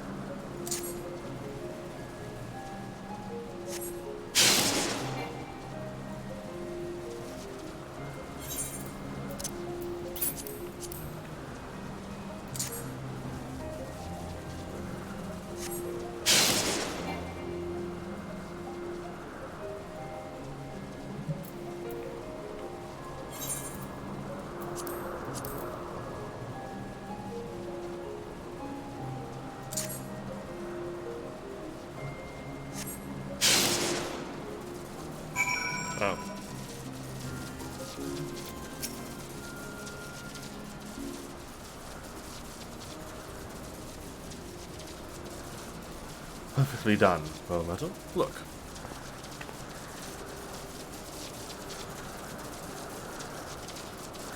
See how they gather to feed. How they express themselves, their actions, despite their lack of words. Speech is not the sole defining characteristic of a thinking, feeling creature, nor is silence an indication that they do not possess these qualities. Be it a soulless arcane entity, such as the Pneuma, or an ephemeral life form, such as the Pedalura, all seek to perpetuate their existence, to survive. Is Medion an arcane being?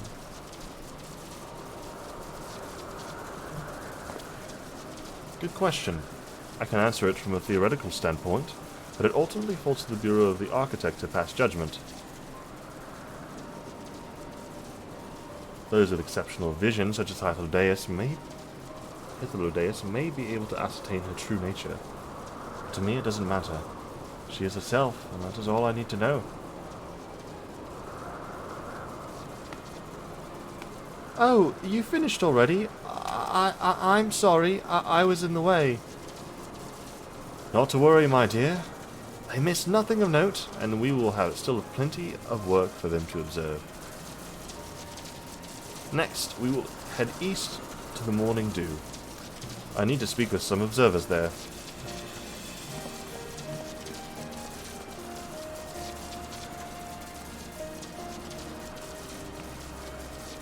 The walking animations are a little weird.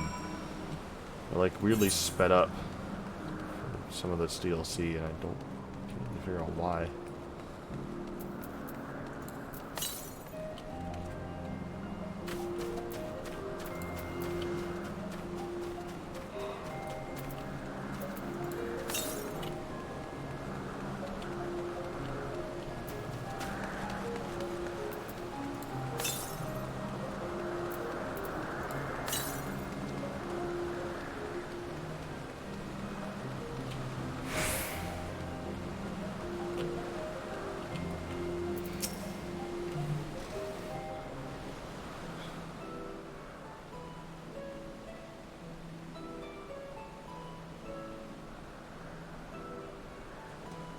Amazing, is it not? The Ampelos, one of our newest subjects.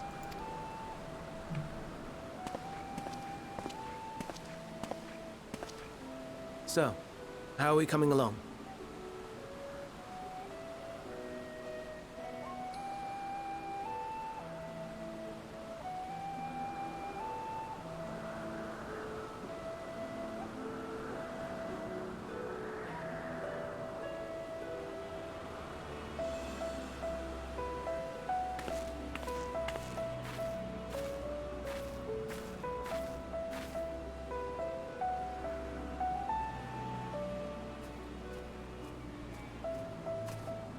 This place is Elpis. Those flowers. Elpis. Entelekis. Like me.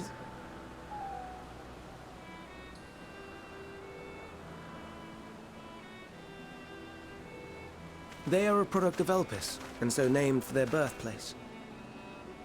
A happy accident, born of the hands of a former researcher who loved beautiful blossoms. Unique for how they change color, to reflect the emotional state of those nearby. Though be it here or elsewhere, they are seldom seen in any hue save purest white. Reflect the emotional state, you say? By what means do they achieve this? In creation, there exists an energy wholly apart from ether, one driven by emotions.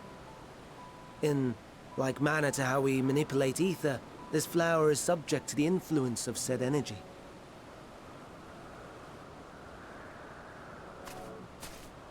While it has no will of its own, it is sensitive to the prevailing emotion in the vicinity, and reacts by altering its color and vibrancy.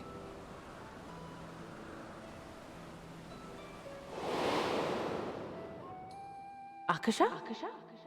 It is one of the unseen energies defined by Harnish alchemical theory.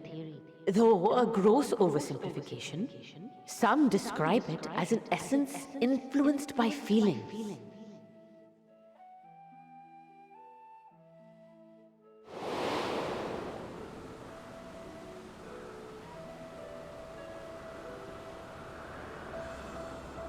Akasha.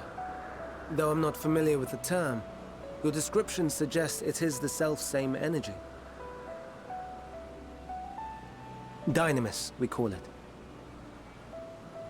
I feel like I almost just like And those entities like the Elpis bootstrap flower paradox that have that the name. ability to interact with this energy, converting emotions into tangible phenomena, are Antelekis. That's me! That's me! An Enteleki! That you are, my dear. And no ordinary one at that, but the first possessed of free will.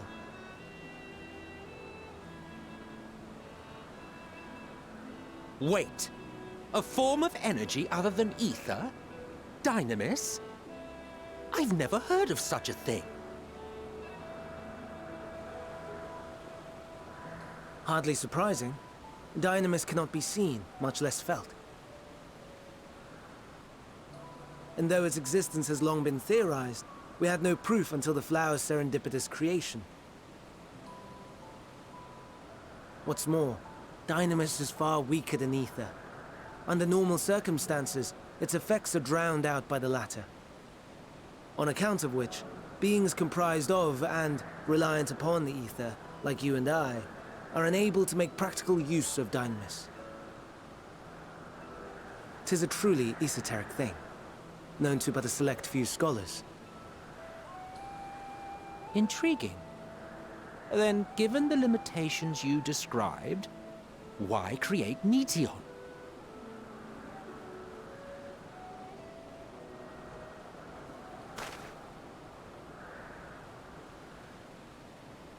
Our star, Aetheris, is especially rich in ether, so much so that its name is derived from it. However, when we consider all energy in existence here and in the vast space beyond, Dynamis may account for as much as 68.3%. The more abundant form by far. Were we able to control it, we could open the door to limitless possibilities. 'Tis not unlike a gently flowing stream, unable to break through the dam of ether barring its path. But if we could imbue the stream with the vigor of a raging river...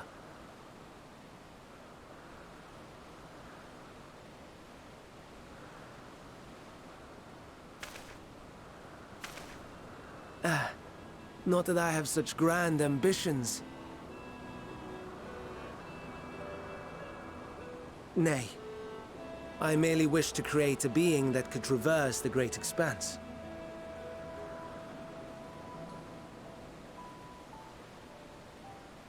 The relative scarcity of ether beyond the bounds of this star was a concern. And so, I looked to another source of energy by necessity.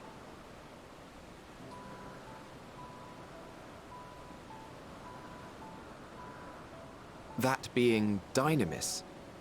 No wonder her ether is so thin. Precisely.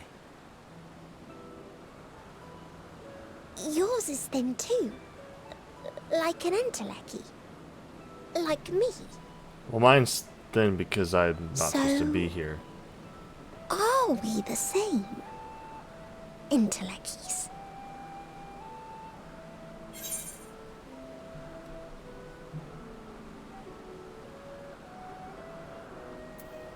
If I'm thin, it's because Emmett Silk didn't do a proper job. Well, I have been known to transcend my limits with nothing but determination. That sounds more akin to the desperate flailings of a wild beast when facing imminent death. Funny you should say that. It was your fault.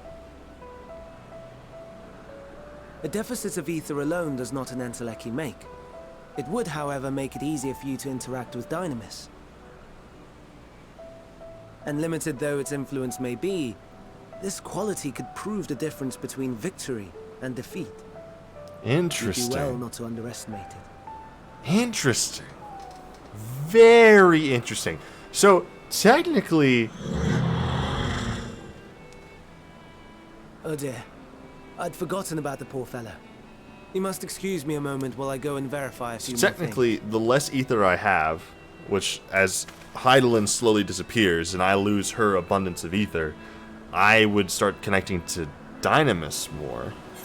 But then it seems like Dynamis is very dangerous when it overtakes ether. So the people of my time, of the future, when they fall into fear and despair, their limited ether allows them to connect to Dynamis easier, and that's influenced by emotions. And when their fear takes place, it's almost like another version of turning themselves into a primal of sorts, but as such, they overlap each other, so it burns their ether out. To fully connect to Dynamis, their ether has to be expended next to nothing to fully connect with it. But when you connect with it in a bad emotion, you turn into those beasts. But that is a system in which that had to have been put in place by somebody else, because it's just so chaotic that if we go by like an evolutionary standpoint, nature likes to screw its own creations over all the time through evolution, but I would imagine that naturally we would not, like, the universe would not create a system in which your emotions could turn you into a monster if you're just a little too weak in another form of energy.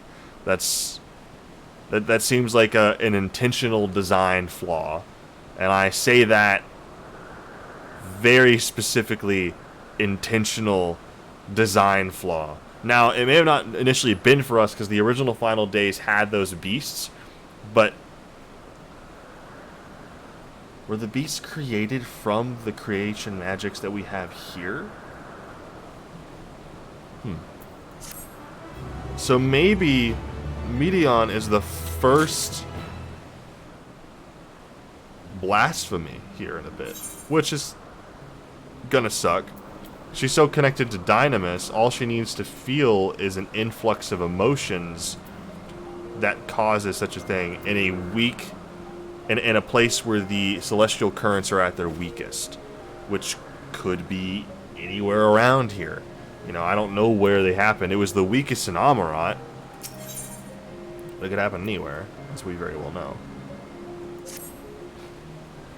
Not that I or anyone else would be able to make use of it, even if we knew, but it irks me to discover that there is an entirely different form of energy, and no one told me. That personal annoyance aside, Hermes' knowledge is undeniably impressive. Given that there are none among the 14 who specialize in Celestial, he would be a welcome addition. Assuming he can be persuaded to join, that is. I still can't understand his hesitation. Why did you join the convocation? Oh, you wish to know why Emmett Selk was chosen for the convocation. I should be glad to share the tale. It began with not another word. Lest you've forgotten, we are to learn about Hermes, not me. Kicks the dirt. My misspent youth is not your concern. I bet he did something stupid with Azim. And Hythlodaeus. They did it together. It's probably like the Vanguard dare / bet in Destiny. It's like, alright, break into the house. If you can make it out before the guy catches you, you know, you're part of the crew. If you get caught, you have to go join the convocation. You have to accept their invitation. Just like, for how long? For forever. Bet? My apologies for the wait. I have inspected the Ampelos to my satisfaction. All is well with the creature, and I dare say it won't be long ere it is released unto the world. Another creation, however, reportedly isn't faring so well. The Charblus. Yep. That is what we shall tend to next. If you would follow me, my friends, we shall return to the main isle and head north. Yeah. join you guys in a second.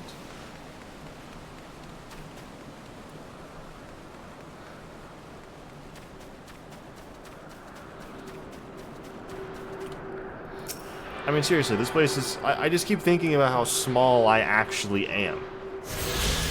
Like, if I were to go up here and lay down next to this guy, I would be, like, from the tip of his dress to, like, right about where the A is. Right around where the A and apostrophe is.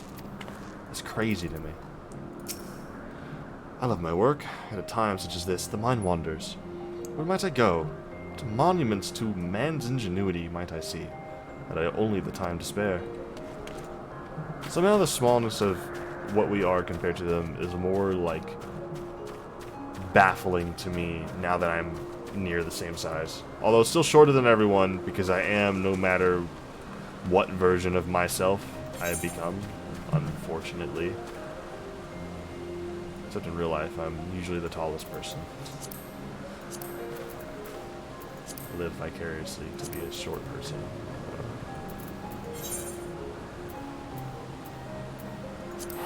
I'm just going to change glamour real quick. I hate this chest piece. It's really weird. I don't like the, like, specific muscle form-fitting stuff. It always looks very odd. Not a fan roll. Anyone at the bench? Oh, it's Highland Pumpkin.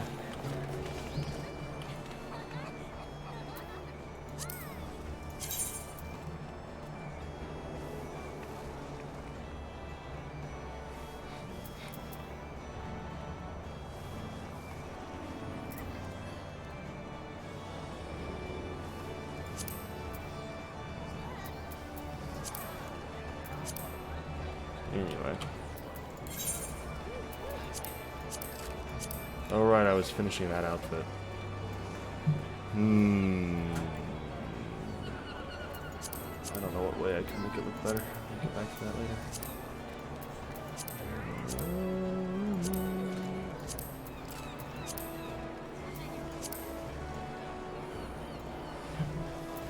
Lower this one for a little bit.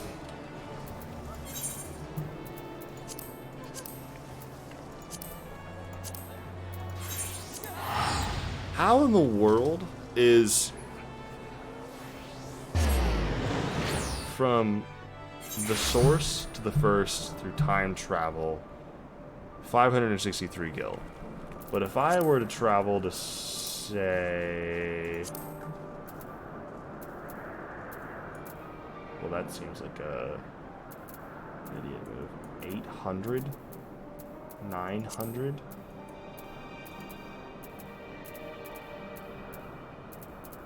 That's insanity to me. That's just that's psychopathic. Why is it so expensive? And when I'm on the source, I swear on my life it costs even more than that. Even with the reduced rates.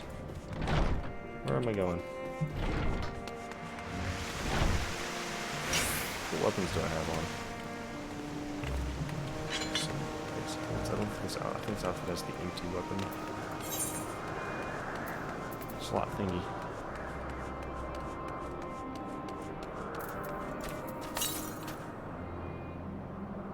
That's really close. Hold on, that's really, really close. I gotta grab that.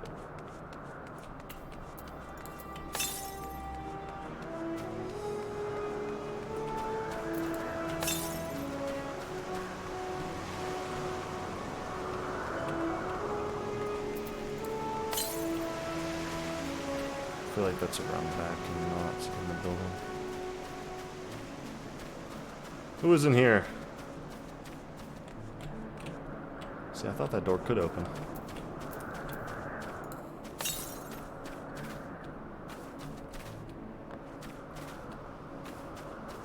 Ha.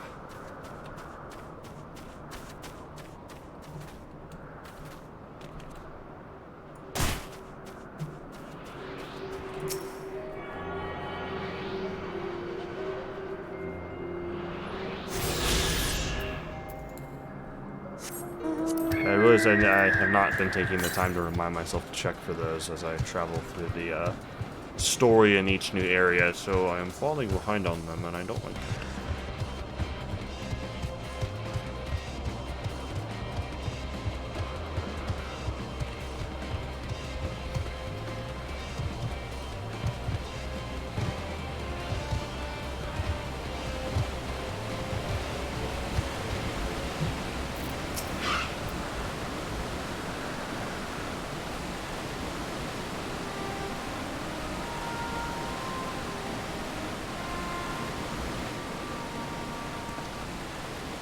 I understand there's a problem with one of the Charibdis. Charibdis? Yes, that's right. As you know, the Charibdis is based on a sea creature. Owing to adjustments to enhance its affinity to wind, it is capable of flight. The specimens created from the concept could all fly without issue, but a problem arose in the subsequent generations. This third generation creature was born with an etheric balance leaning strongly towards water, its aquatic origin reasserting itself, it would seem. The result being its affinity to wind is diminished, and it cannot fly. No matter what we try, we can't get it to rise even the slightest bit. For such change to manifest in so few generations, I fear they are too unstable, flawed. With your permission, I will avert the creatures and recommend to the Bureau that the concept be revised. With its etheric balance leaning towards water, the Charibdis would indeed struggle to manipulate wind. It is too early to conclude that it cannot fly. Having failed at first, it may have simply have developed a fear. I shall transform and fly with it, helping it to manipulate wind until it finds its wings. What? You needn't go to such lengths.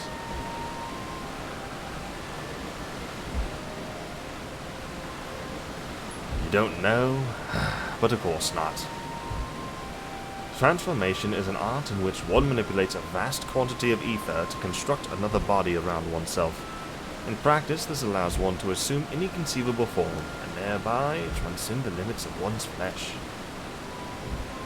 Yet convenient though it may be, transforming in the presence of others is considered vainglorious in the extreme, as uncouth and unseemly as running about robeless.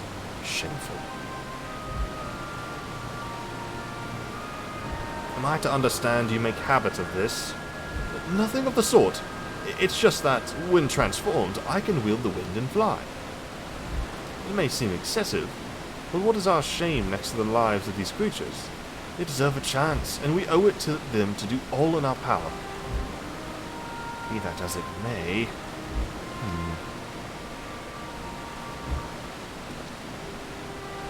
Yes, I believe I have a solution. Itself. May I trouble you to move that Charibdis away from its fellows, somewhere out of sight?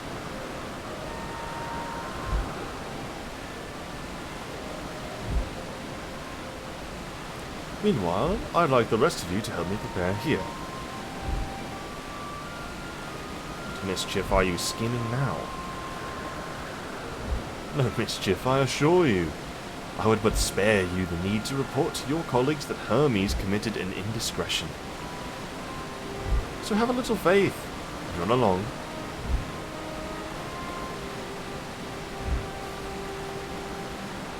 I trust you don't mind.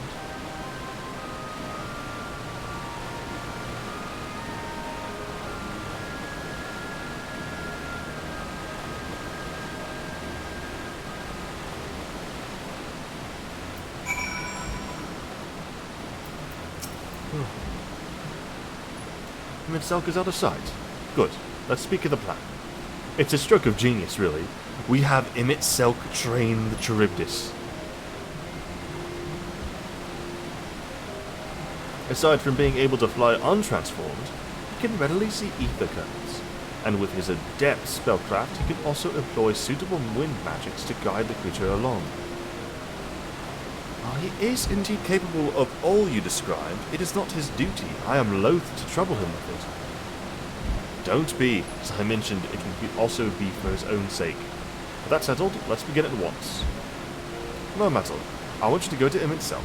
Tell him that you have a favor to ask. He will be disinclined to cooperate at first, but you mustn't be disencouraged. With our friend, the trick is to be unflaggingly persistent. Off you go now, and good luck.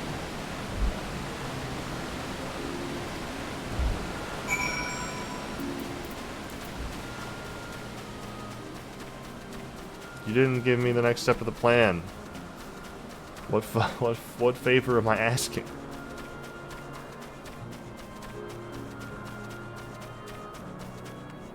Did they mention that? I missed it.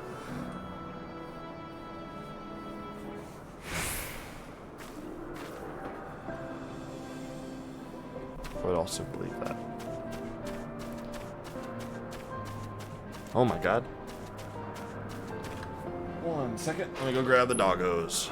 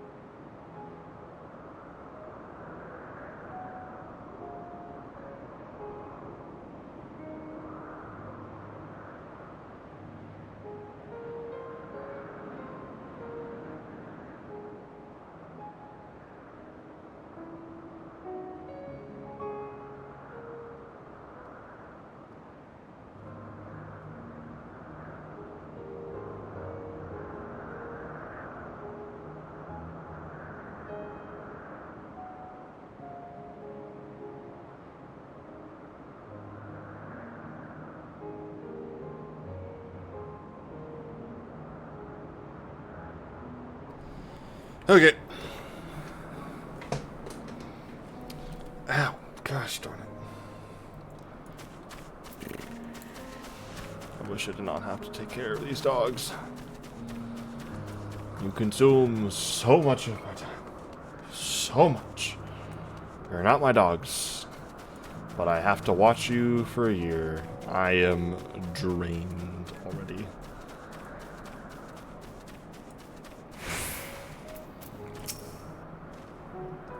Well, are your preparations for the scheme that's clearly not a scheme complete?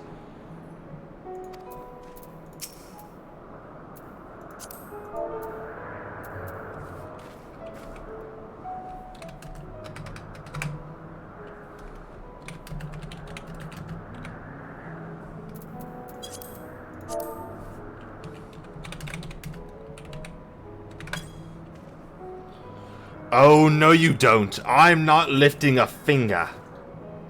Ah, I don't know what Hethlodea is up to, and I will not be made to know. I refuse.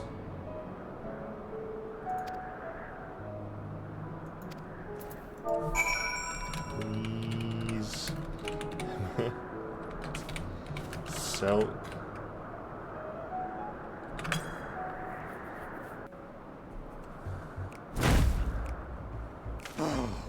No, no, no. You are not foisting this nonsense on me.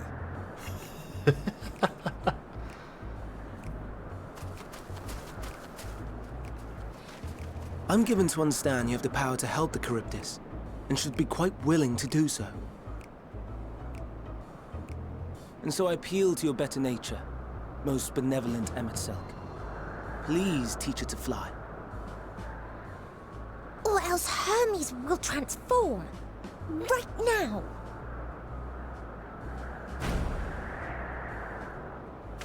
Now, there's no need to go quite that far. Altruism is its own reward, as I'm sure he would agree. Oh, would he now? And who contrived to put me in this position, pray tell? Nothing so devious. I merely suggested a possible course of action.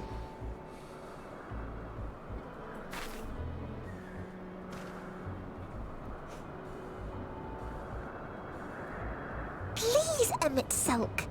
Please.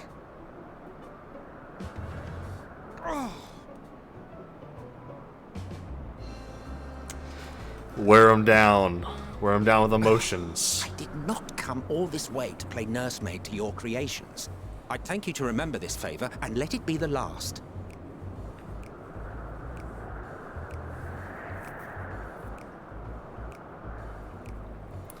He was always a softie. We all knew this. He's weak and controllable.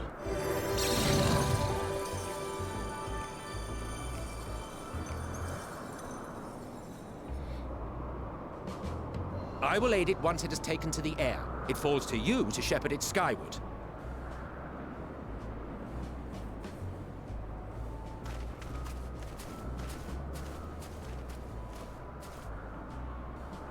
Well, let's relax and enjoy the spectacle, shall we?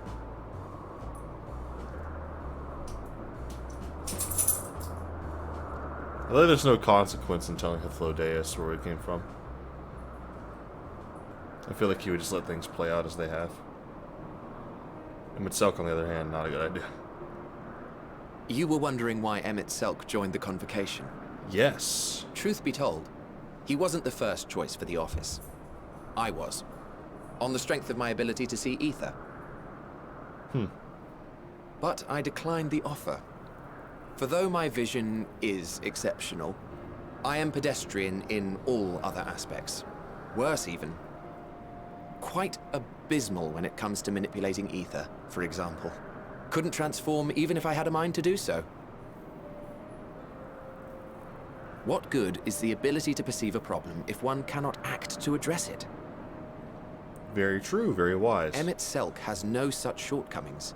He excels in vision and manipulation both, the latter to an extraordinary degree. If there is a mage more powerful, I do not know of them.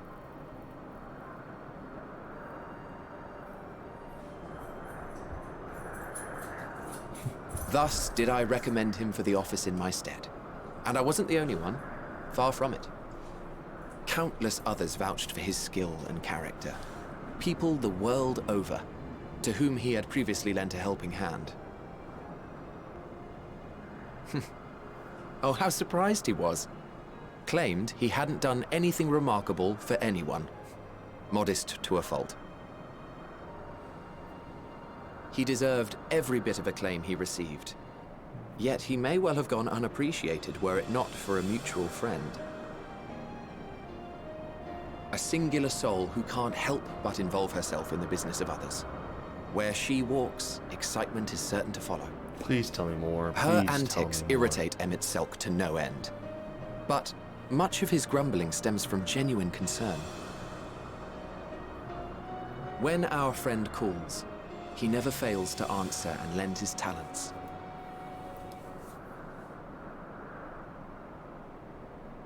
And in the course of doing so, he himself came to be recognized and respected by those around him.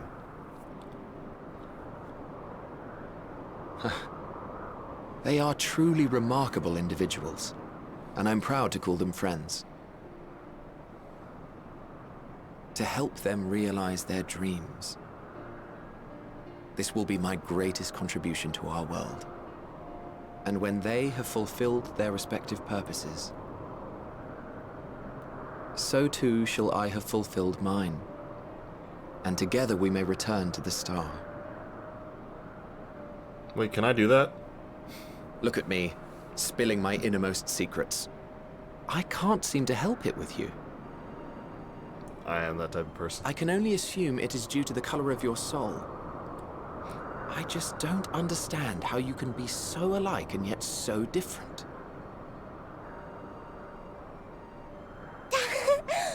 Well done, my pet. Well done!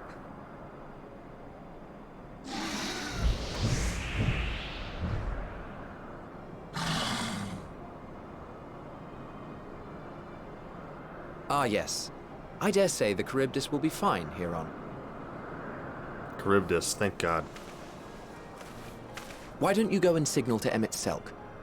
Let him know that his arduous task is at an end. I have no problem pronouncing something if someone just says it to me once or twice.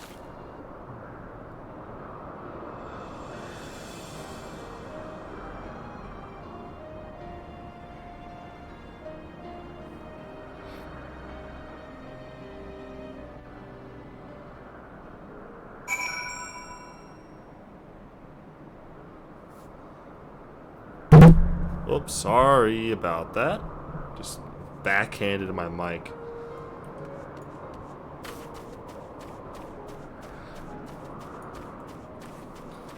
I'm gonna have to just slowly get used to that being there. And maybe I never will. Oh.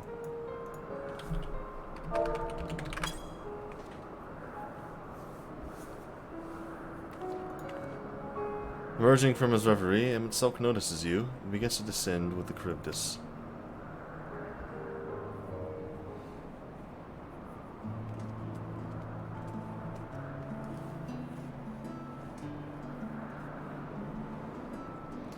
I have no words to express my gratitude. Thanks to you, the Charybdis has learned to fly.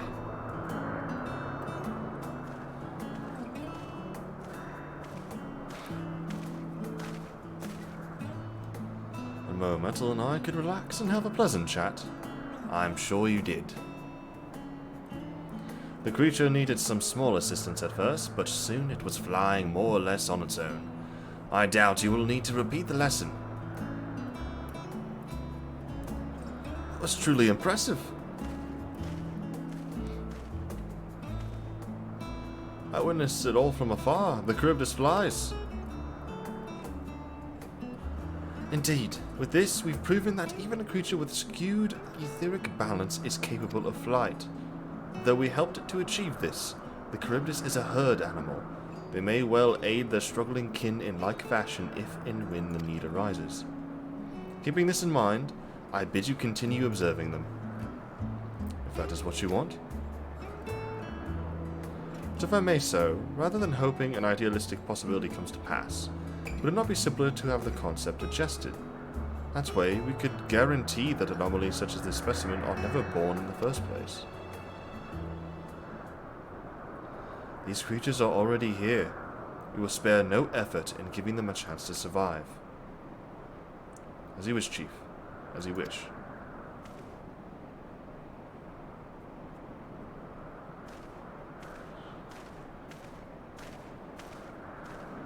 Exact opposite from the Fandaniel of modern day. More so Amon. Hermes? I'm fine. Don't worry. Well, that concludes all of my present tasks. Let us return to Anognosis for now. I wish someone would have said this in a cutscene.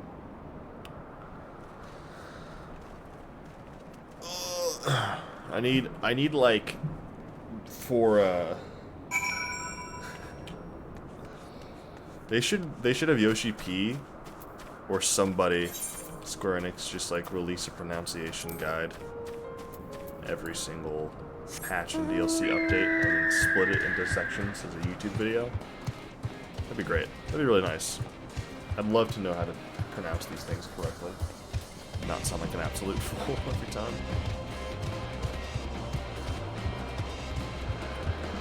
I don't say that in a mean way. Just think that would genuinely be funny.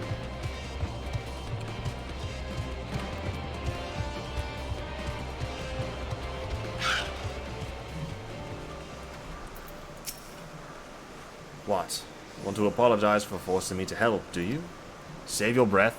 You didn't force me to do anything. I merely chose the most expeditious way to have done with an impediment to our business. Now, I know how to say those words, and I still messed that up, though. Oof.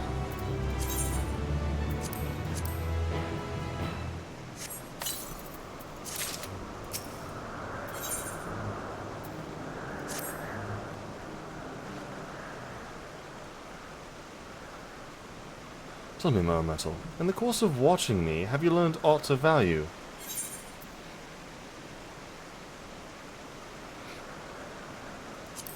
Nothing really. I mean, learning about dinosaurs is nice, but I kinda need more than that. I see. If you told me what it is you seek, I would be better able to help accommodate you. Chief Hermes, what good fortune to find you here. Is something the matter? The Lekon. I'm afraid it's done it again. No sooner did we release one for observation than it set upon the nearby Okiopets, slaughtering them. Was the creature hungry? Somehow provoked? I had just fed them myself, and the Okiopets were keeping a wide berth.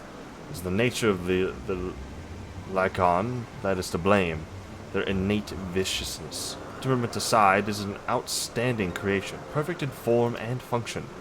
While it may not be suited for release, I have no doubt that the Bureau will accept its conception for preservation. In any case, there's no point in postponing the inevitable. Doros will revert them all once the paperwork is in order. Where's the scene of the incident?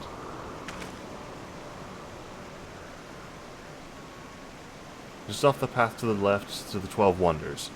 As you make your way, you should see it on the left. I don't know if Doros is still there, however.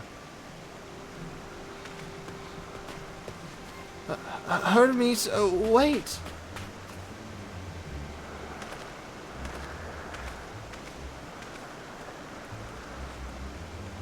If this is part of his work, then I would observe. We follow.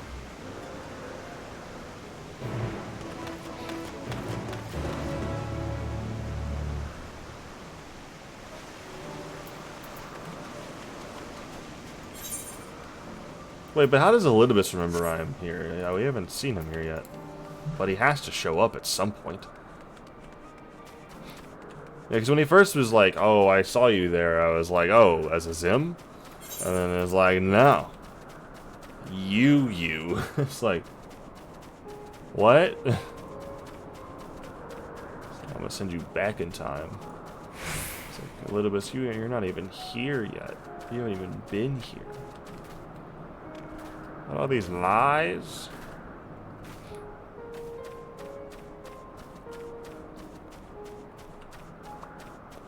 I want to know how they escaped the Sundering. That's a piece of information I've always been curious about. Why did those three escape the Sundering? Did they hide somewhere? Did they just, like, resist the blast because they were so powerful? Did Hydaelyn choose to not sunder them? And if so, why?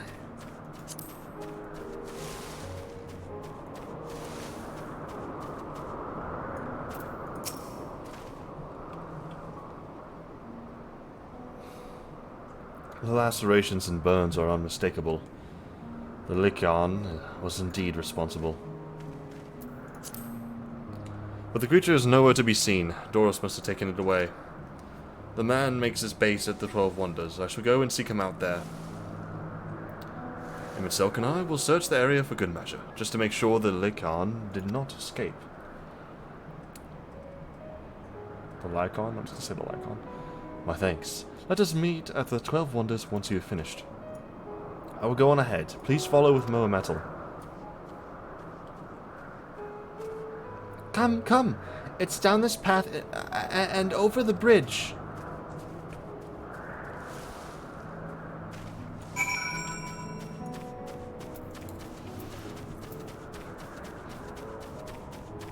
Fake death trees.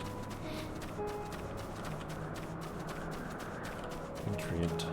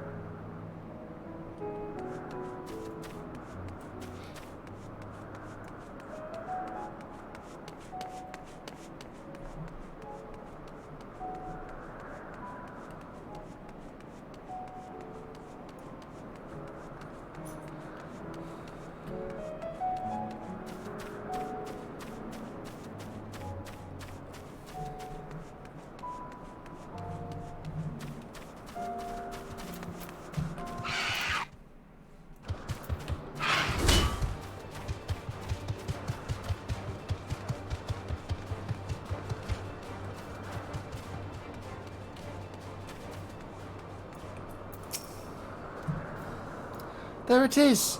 The 12 Wonders. Hermes is looking for Doros. Let's look for Doros too. He's a man with long, blonde hair. I think. I'll know him when I see him.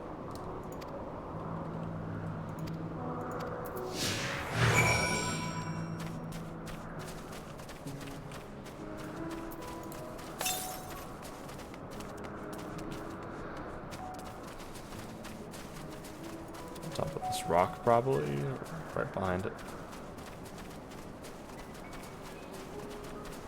Oh. Or I'm just not facing the right direction. Haha. Happens.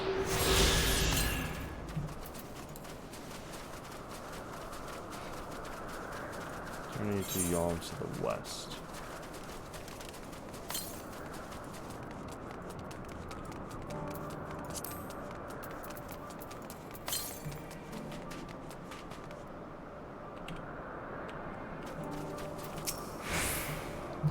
Once I get back and record today's results, I should finally be able to put that report to bed.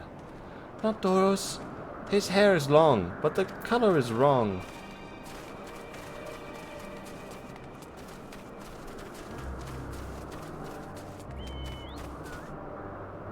This guy's long-haired and blonde. Doros! That's Doros! Well now, it isn't Metaion. What brings you here?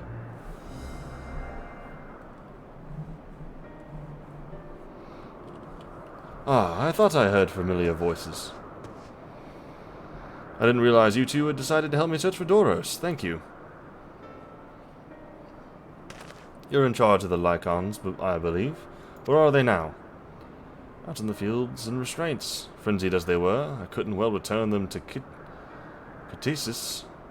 Once I've submitted my report, I'll see them reverted without delay. It's as he says. The beasts are indeed quite ferocious. You're one of the 14.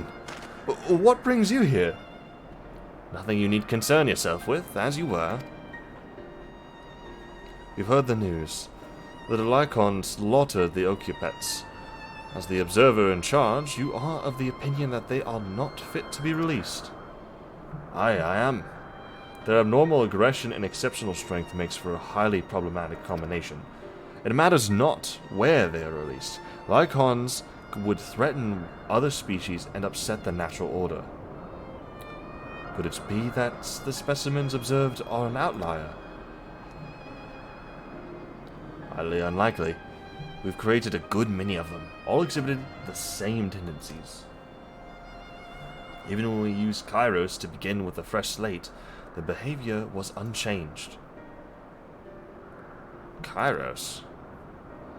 A memory reconfiguration system. The Chief himself created it.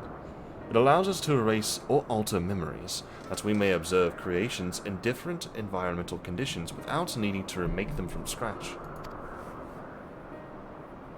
Quite impressive, and potentially dangerous. Depending on the intensity of the etheric emissions, Pastorot may wish to have words with you. Rest assured, I've kept all values within prescribed limits, and to prevent misuse, its applications are limited to those authorized by the Chief Overseer. Do not misunderstand. To manipulate a subject's memories is an intrusive act I deeply abhor, but it is still preferable to execution. Come now, Chief. Let's not be so melodramatic.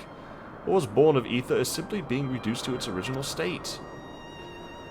I know the distinctions concern you, but we mustn't lose sight of the bigger picture, making rational choices for the sake of a more prosperous star.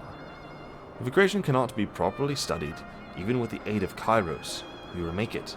If a creation is deemed a detrimental existence, we unmake it. It is all for the greater good, and none question the necessity of such routine processes. I understand these things, I do.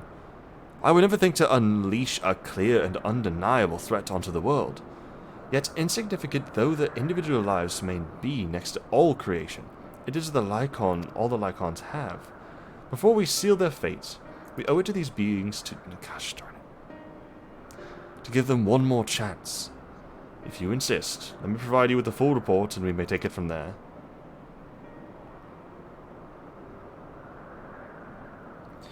Would it be possible for us to attend the discussion, that Emmett Selk may better carry out his duties? By all means. Pray, show them to the meeting room.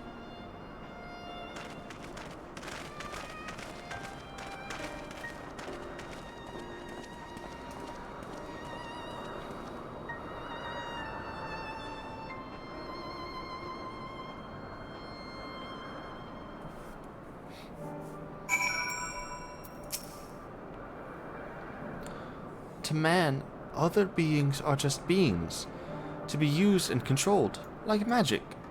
That's what Hermes told me once.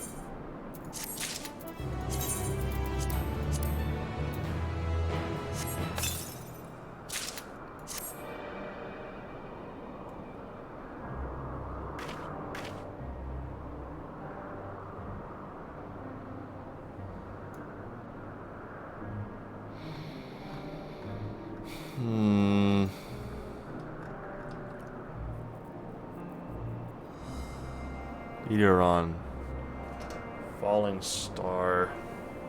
Meteor. Connected with... I feel like she's patient zero. I feel like she's patient zero for some reason. You needn't be an intellectie to feel the weight bearing down Hermes. I fear this discussion may... Okay, can I throw a, like, wild theory up against the wall for everybody here on stream real quick? I know, don't slow down the action when you're, like, trying, you know, like, don't completely shut down what you're doing when you're playing the game. I get it. But I have a wild theory. A wild theory, okay?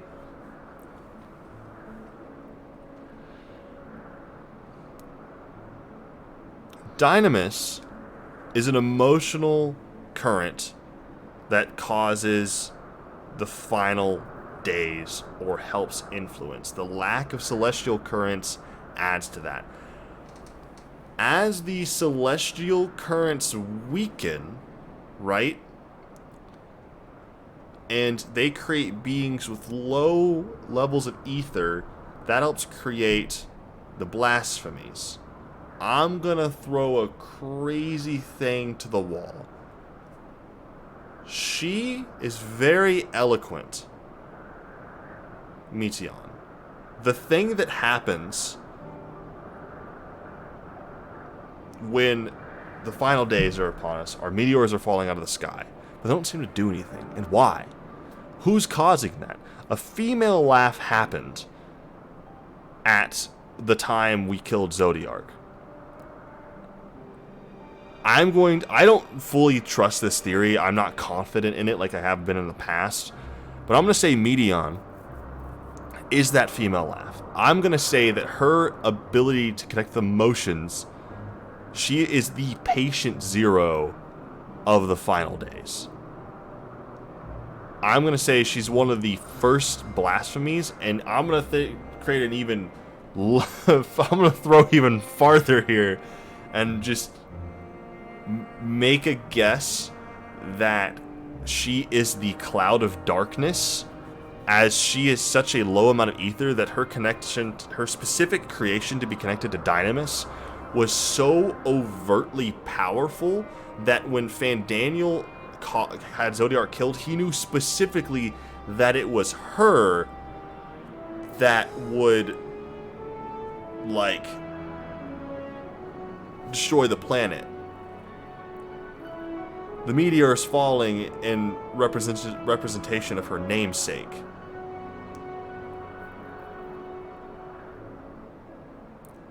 Her ability to connect with people's emotions and turn them into monsters.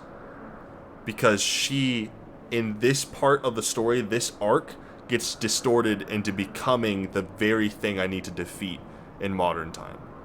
It becomes the cloud of darkness that we saw at the Crystal Tower, trapped in another plane of existence. A tower that Amon worked on with Zonde. I don't know if I'm right. I'm just really shooting in the darkest of corners right now. I think it's a pretty cool idea. I don't think I'm correct. But my brain is like, I think this is possible, and it's just weird enough that Emmett Selk would write it, and it's just heartbreaking enough, Emmett Selk, that Yoshi P would write it, and it's just heartbreaking enough that he would write it. It's weird, and it's heartbreaking, and it's off the wall crazy. That is Final Fantasy to the T. And then connecting back to the Crystal Tower stuff, I just feel like it could work. Meteon becomes a cloud of darkness, helps cause the final days through the weak currents.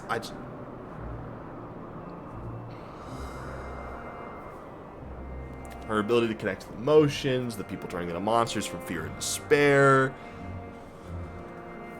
their connection to Dynamis in particular. I don't know. All right, I'm done with that. I have nothing else to add to it. That is my crackpot theory of the night. That is my complete crackhead theory. If I am right in any sense at all, I'm going to lose my mind. I am going to absolutely lose my mind, because this is the wildest theory that I've ever made. I feel like something in me is like, this is correct. This has to be correct. I am probably most definitely wrong, but here we go. I fear this discussion may take a while, during which time... Meteon, are you feeling unwell? It's not me, Hermes. It's you. I won't go to the meeting. I'll stay with Moa Metal. Both though I am to impose, may I leave Meteon in your care again?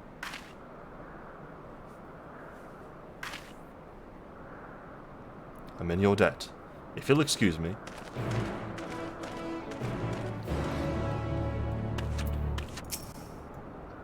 Can you help me with something, Moa Metal? The meeting will make Hermes sad. I want to cheer him up with a flower. Hermes likes flowers the most of all the creations in Elpis. Most creations are expected to be interesting, or beautiful, or strong, better in some way. But flowers are different. They're designed to suit our emotions, what we feel and want to convey. Hermes likes that.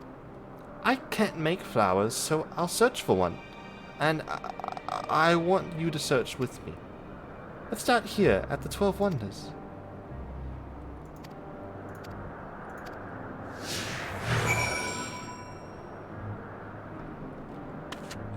Need a good look at you.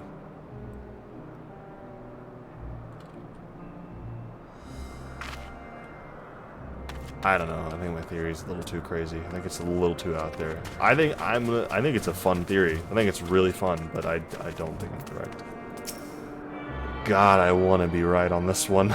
There's a part of me that really, really wants to be right.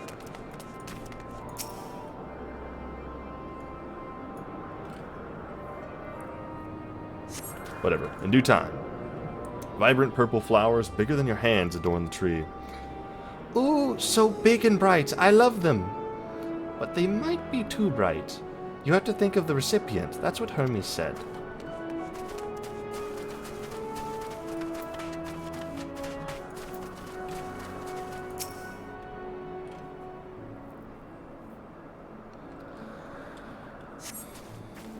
Tall slender tree rises before you. You crane your neck to look for flowers. No flowers. If these were apples, we could have covered them in syrup.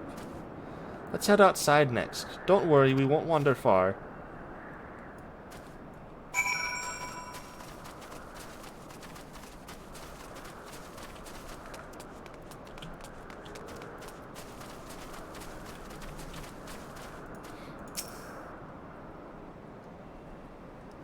And this is where we meet Venat, or Venat. An array of beautiful flowers grow in the bed, their mix of colors forming a pattern. These would be better for Hermes, but they're hedged in. That means we shouldn't touch them. They're either under observation or poisonous. Any other place should be fine, though. Let's keep looking.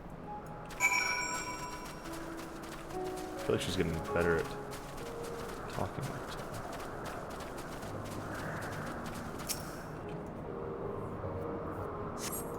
Set on a tall, thin stalk, the oddly shaped flower is mesmerizing in its undulations. Oh, a conion! A flower that can move! When Hermes wasn't looking, it shot seeds at him. Not a good gift, maybe. But you're good, Moa Metal, at spotting flowers. We'll find something soon. Can't tell if I got roasted or if that was the sweetest compliment of all time.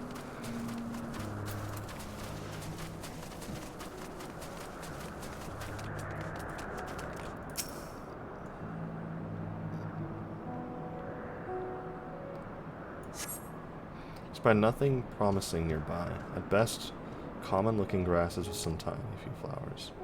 Nothing here. Ah! Over there, Moa Metal. Something big. Huge.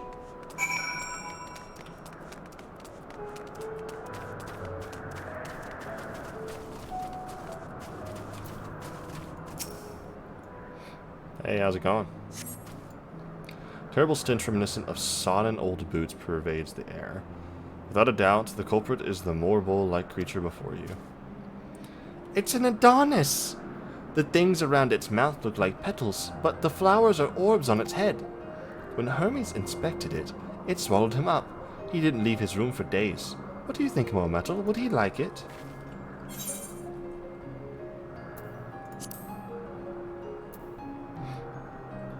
So not this one either. Finding a good flower is harder than I thought. I'm sorry, Moa Metal, but could we search a little more? Maybe as far as the fields over there. I'll pick something after that, I promise.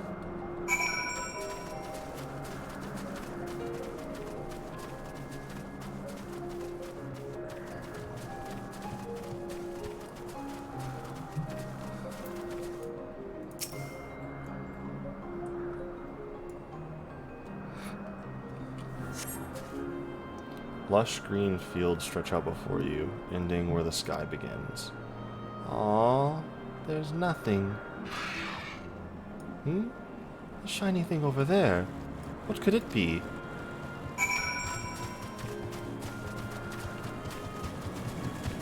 That's that guy's problem. Well, it's more Elpis. Maybe we can change its color with the power of our motions.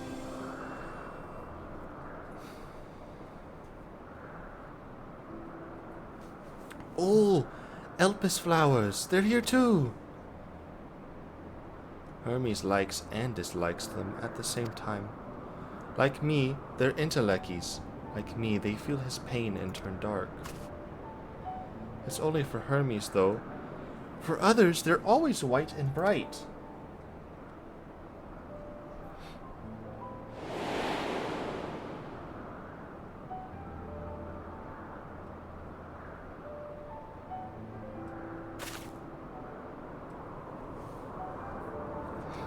Truly, the flower was dark in your home. Then, do you have it too? A dark emotion?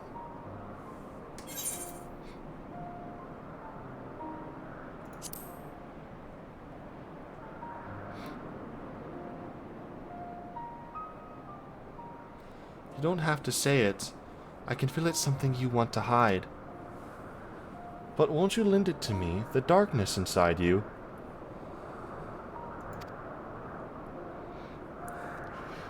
I want to make the flower I want you to make the flower dark in front of Hermes. He has been in a dark place since before he created me. He needs to know that he isn't there alone. That others are sad too. Yeah, I'll do it. Truly, you'll do it.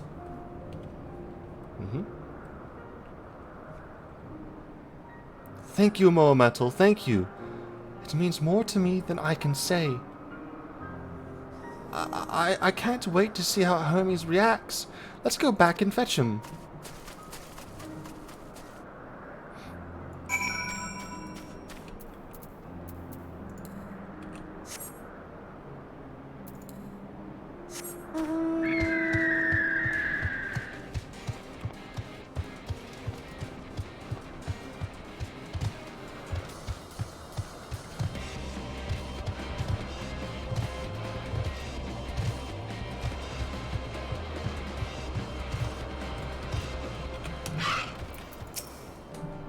It seems they're still talking. Let's wait until they're finished.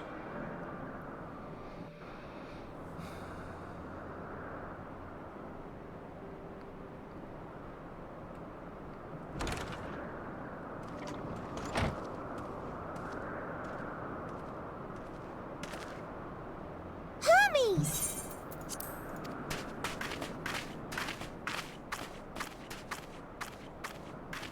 Oh. You were waiting for me.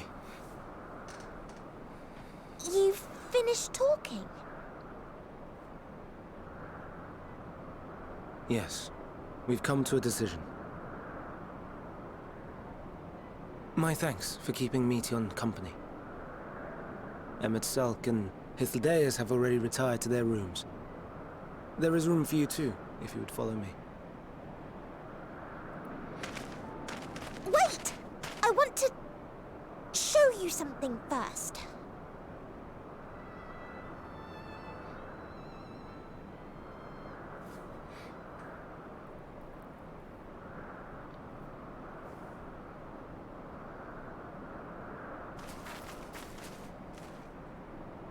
Elpis flowers? Go on.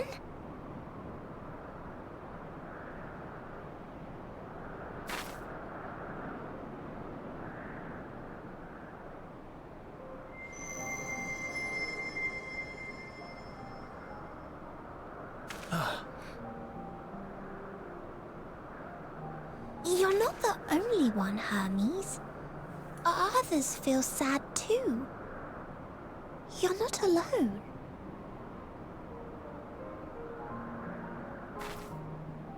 I see Meteon has shared much with you.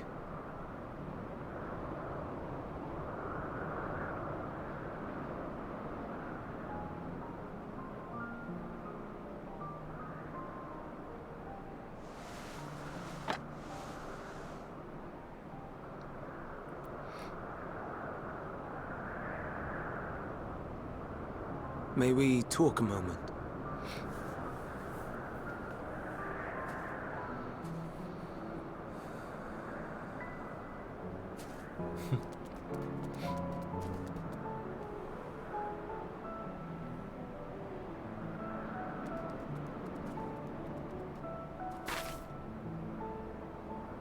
I do not think it wrong that we live for the star, that we strive to make it a better place. And yet, in carrying out my duties here, there are times when I am plagued by doubt. Do you recall what Hythlodaeus said, when we first spoke of my nomination? Death is the privilege of those who have fulfilled their purpose, a choice they embrace of their own free will, and when they depart, it is always beautiful. Perhaps it is, but only for man.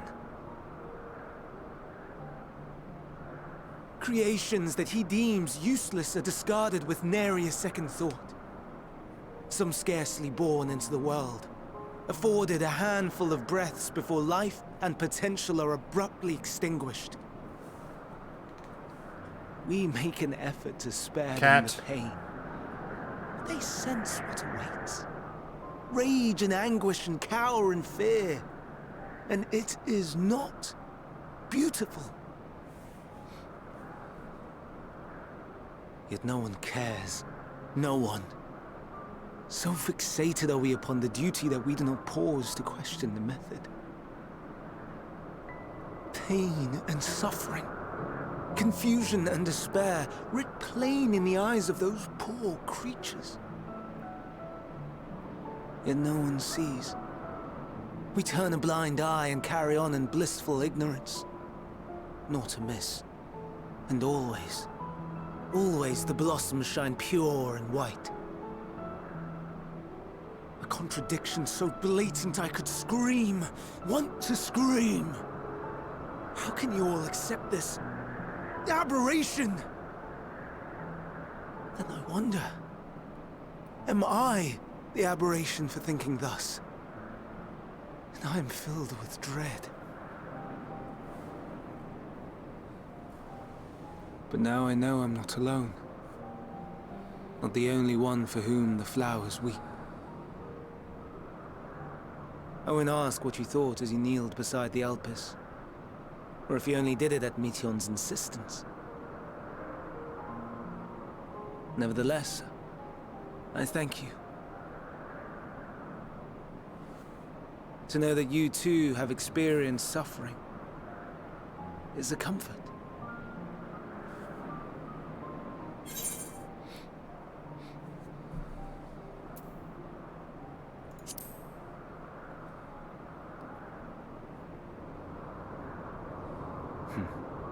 To so willingly lend an ear to ease my burden, you are a strange one.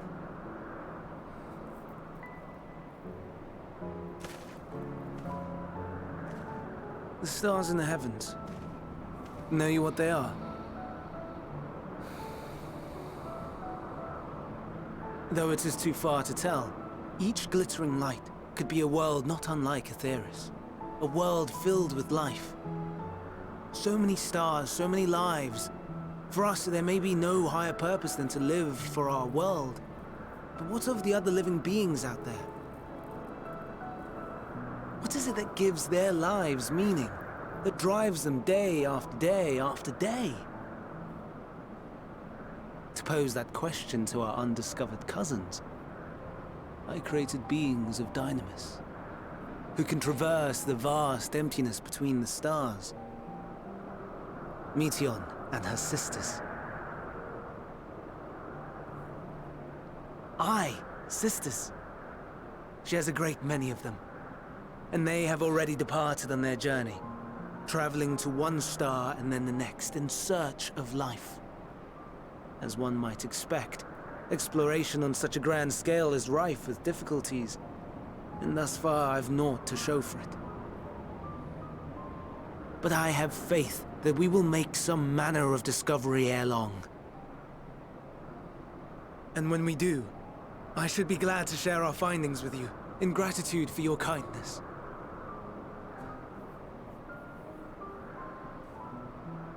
It's getting rather late. We had best find our beds. It would not do for both of us to be sleep-deprived on the morrow. Come, Meteion. Let us head back.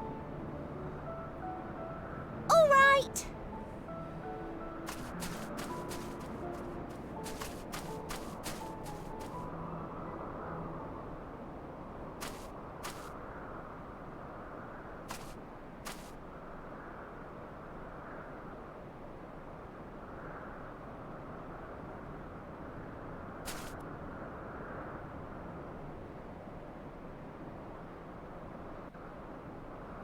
What were you looking at? What's going on over there?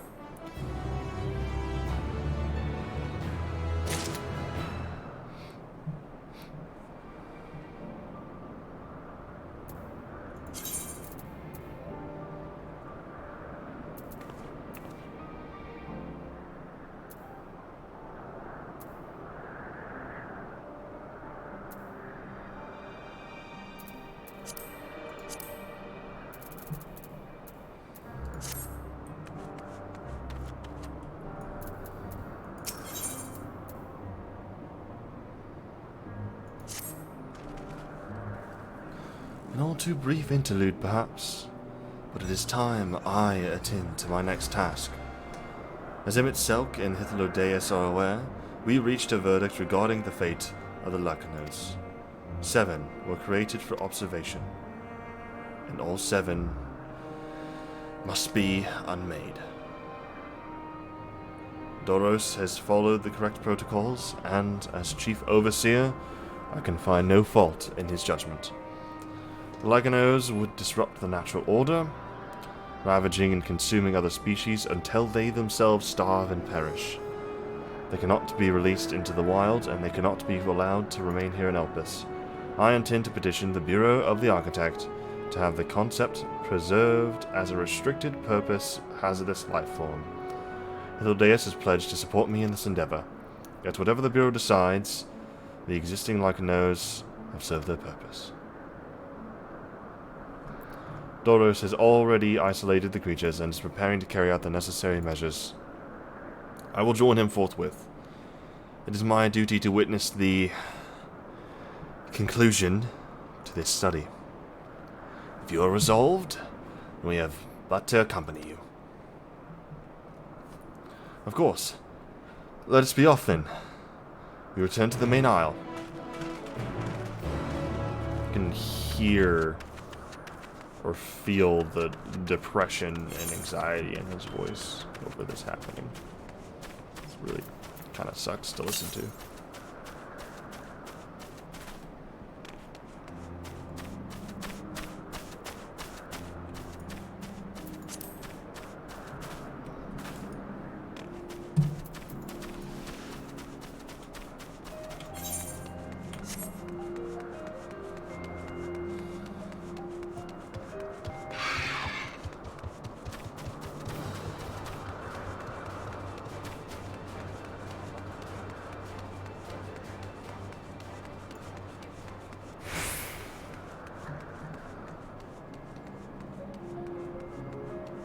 Whoa. 1, 2, 4 of them.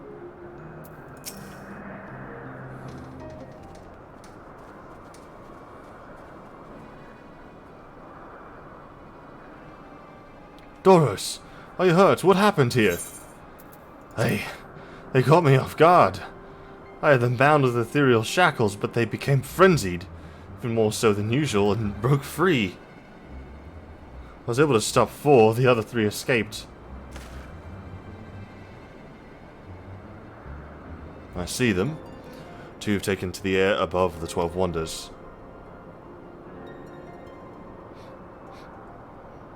The last is up ahead, lurking in the fields.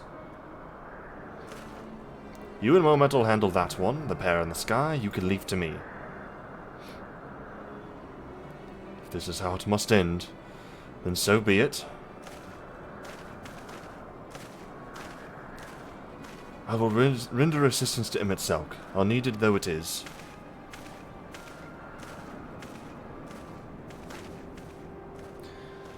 Meteon, you are here to stay here with Doros. But Hermes... The Lycanos must be reverted. I would spare you their pain, and mine. This is my burden, not yours, but if you are intent on helping, then please, follow my lead.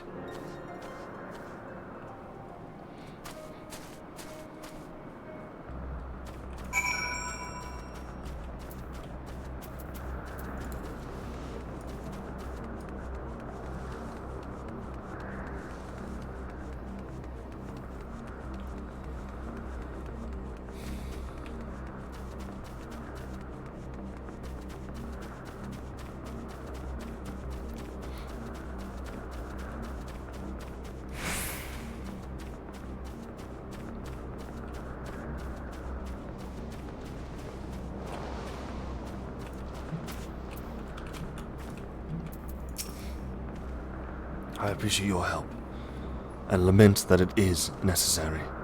There it is, our quarry, within striking distance at present, but if it feels threatened, it may well flee beyond our reach. Here's my plan. You will approach slowly, in full view, and draw the Lycon's attention. Now, I warn you, its abilities are as fiery as its temperament. Once it spots you, it will unleash orbs of flame. But fear not, by my measure you are more than equal to the task. Withstand the onslaught for a few brief moments, and that will give me time to catch it unawares. Ready? Let us begin.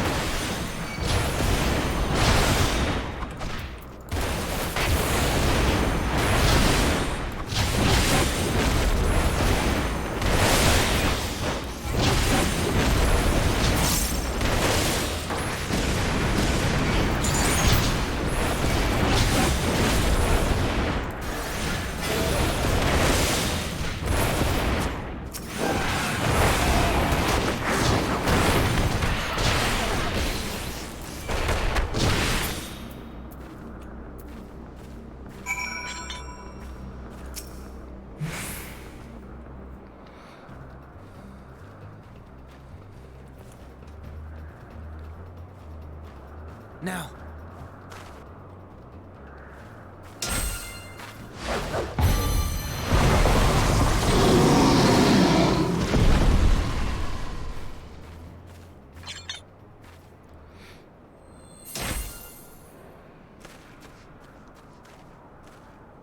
Oh. Forgive me. Please, forgive me. May you and your kin find peace. Wherever your souls may drift in the underworld, may you find tranquil seas.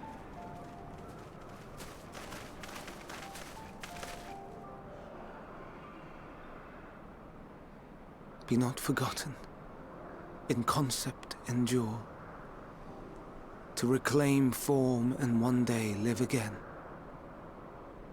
Serve not the star, or any purpose save your own. Live again, if that be your desire.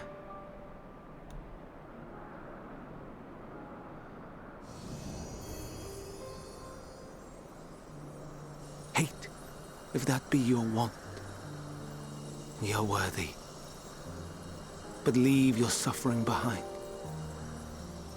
Lay down your burdens, be born anew. Fly high, fly free.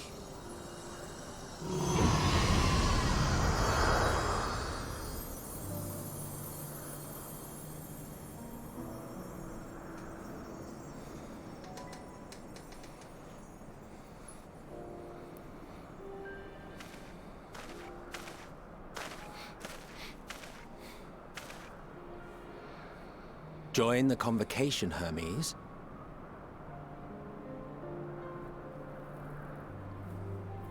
You do not belong here. Leave to replace another. To be replaced.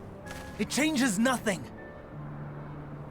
Tell me, do you think it right that we sacrifice all these lives for the sake of the star?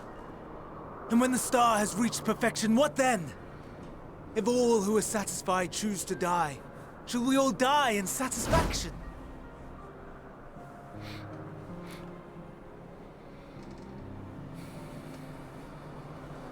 I do not know. Were I to take up the seat of Fandaniel, it would be tantamount to approving my predecessor's death. I do not know if it is right. And to be torn by such thoughts, I do not know if I am fit to represent mankind. Hermes! Please don't be angry. It hurts so.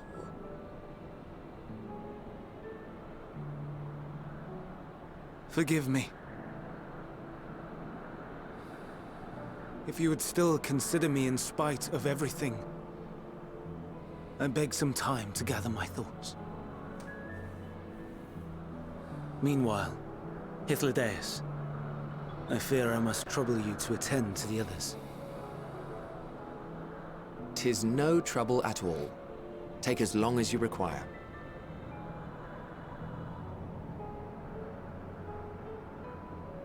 And you, my friend, I pray you find that which you seek.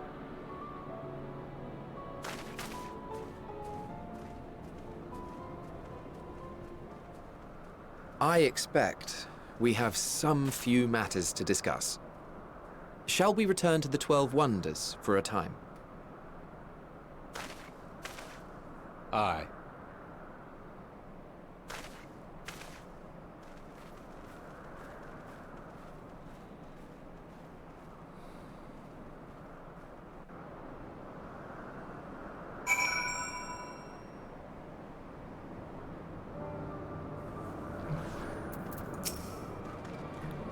The other Lycons have been taken care of. The incident is resolved, and life in Elpis continues as normal, or ends, as the case may be. Rationally speaking, I understand Hermes' argument. No matter how well deserved the rest, there is a pang of sadness when a colleague leaves us. It never has a departure caused me such grief as Hermes appears to feel. What must it be like to experience such torment? Buddy, you will know. You will know. And by God, it will destroy you and everything about yourself for millennia. Where to now? If there is anywhere you would like to visit before we leave, I should be glad to show you the way. Hermes has not yet outright refused his position with the convocation, merely postponed the decision. As such, I may as well resume my assessment. If we cannot accompany him, then I will content myself with questioning his colleagues. Ever the pragmatist? Then allow me to remain your humble guide. What of you, Mometal? Will you continue along with us? Wonderful. Our fellowship travels on unbroken. I say we explore another part of Elpis, and see what new encounters there are to be had. If you would follow me, we will first head back toward Anagnosis.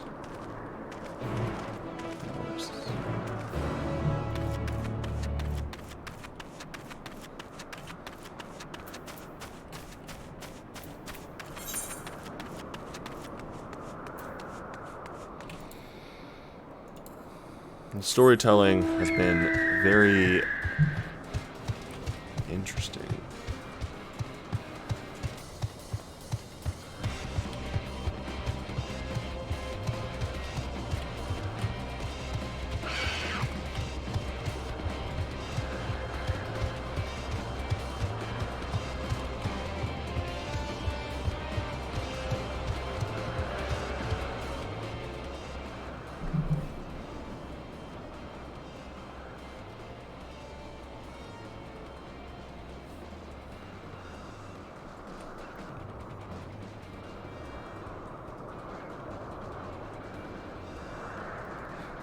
interesting.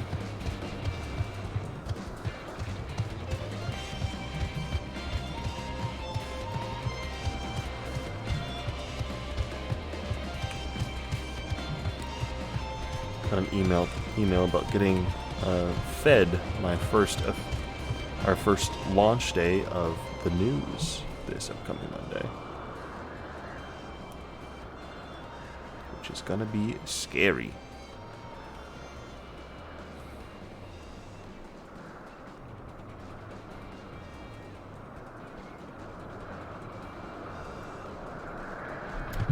Come watch Fox 56 News at 5 to 9 a.m.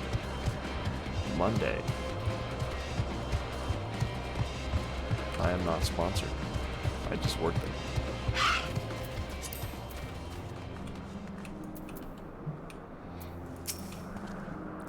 From here we follow the path northwards to Notanius.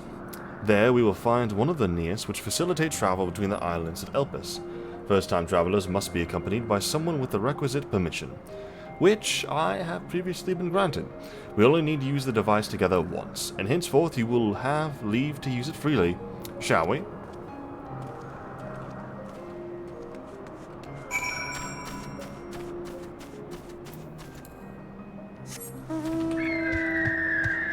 Look at that whale. Hot whale. Whale, turtle arms, terrifying creature of the sea can fly. They really like creatures that can fly here.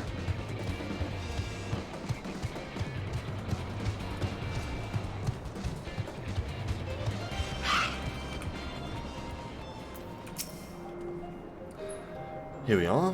Notanius. This Neus, whatever, will take us to Calamelios Zephyros, the western island. That's it right there, looming large over us. Step this way, and we can soon admire the view from above.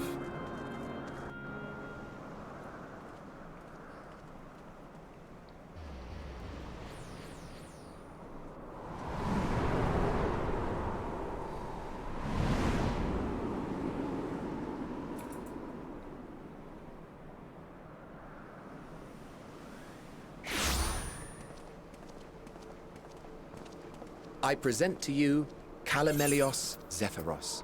Calamelios Zephyros. Here you will find a number of testing facilities, as well as the observation hub of Poiton Oikos. Poiton Oikos. Calamelios Right then. Zephyros. Let's begin by...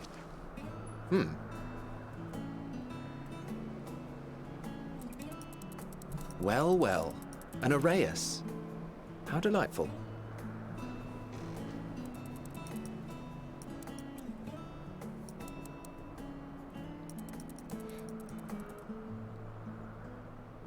And what, pray tell, is that? Ah, that's a new species of shark. We approved the concept but a few days ago. Sharks are among the most popular sea creatures. Rare is the day when someone does not submit a new concept. At first, they were largely orthodox, consideration given to such things as size and environmental impact.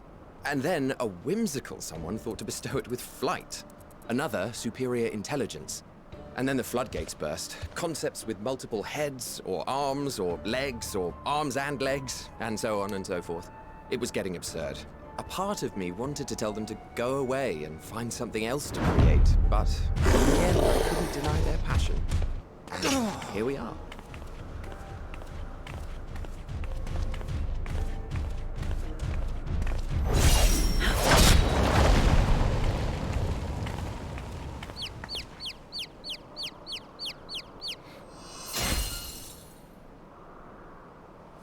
Oh?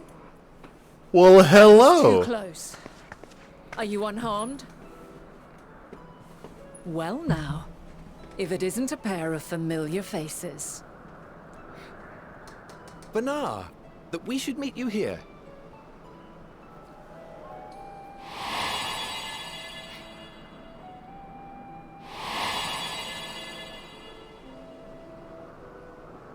As I mentioned earlier, the better part of the convocation holds that when we retire is when we return to the star. Well, she is not among said majority. Even after stepping down, she carries on with her work. She was part of the convocation. Vanar is her name, and she is the previous Azem. Oh! Oh! Okay. It's been a while, Hythlodaeus. You look well. Less so, Emmet Selk. I dare say the lines upon your brow have both deepened and doubled in number. A shame for one so young. You must make an effort to frown less often.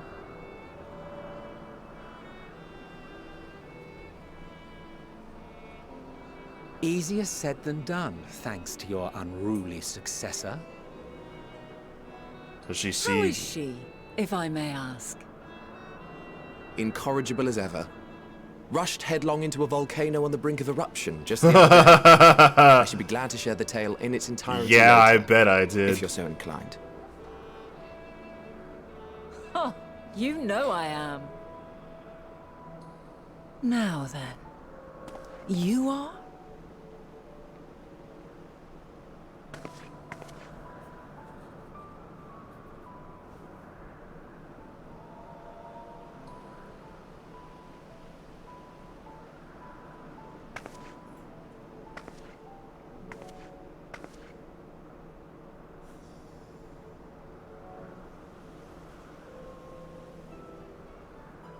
I say, have you perchance come from the future? The other two are gonna be like, what? I do not believe we have ever met, yet I sense my magic upon you. Therefore, if I wove the enchantment, I could only have done so at a later point in time. Oh, sorry guys. What manner of magic is this, if I may ask? A traveler's ward, of course. It prevents the corruption of one's ether. Oh, so that's how.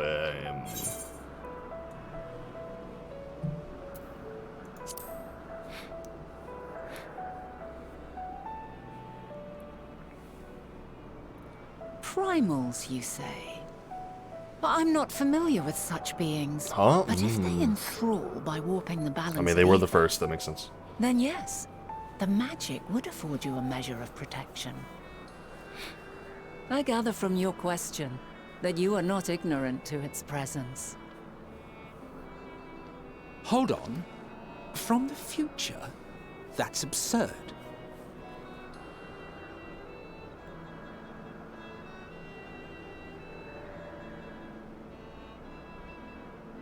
What is it? Are you unable to speak of the matter?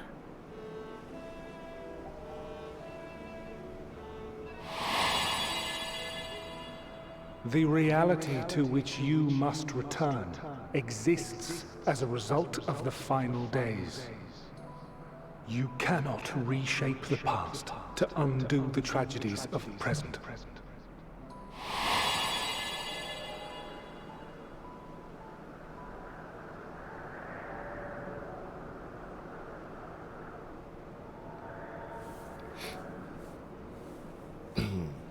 So, your actions here will not change your history, but they may yet affect the course of ours.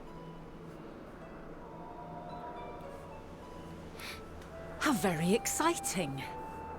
I'm quite fond of delving into the unknown, and there's naught more unknown than the future.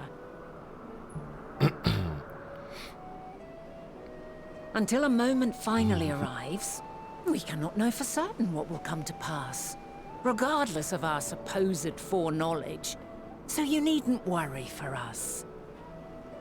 More importantly, that you should go to such great lengths as to travel unto the past bespeaks the gravity of your quest.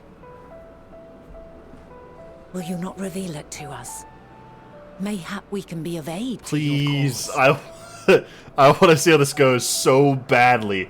I want to know how this goes so badly. If this is true, then you've been keeping quite the secret to yourself. I feel like he just ruined it. As a representative of the Convocation, I will hear it all. Your identity, purpose, everything.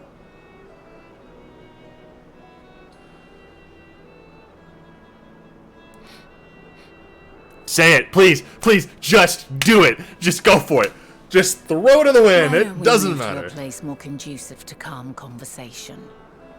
I guess. I've been working here for some days now at an old friend's behest. If it is agreeable, we may make use of my accommodation at Poiton Oikos.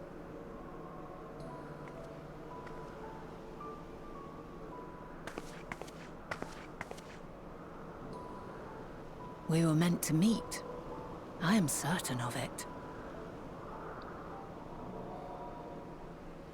Else I wouldn't have marked you so clearly, and sent you unto myself in the past. It's precisely the sort of mischief I would get up to. And quite inspired, if I do say so myself.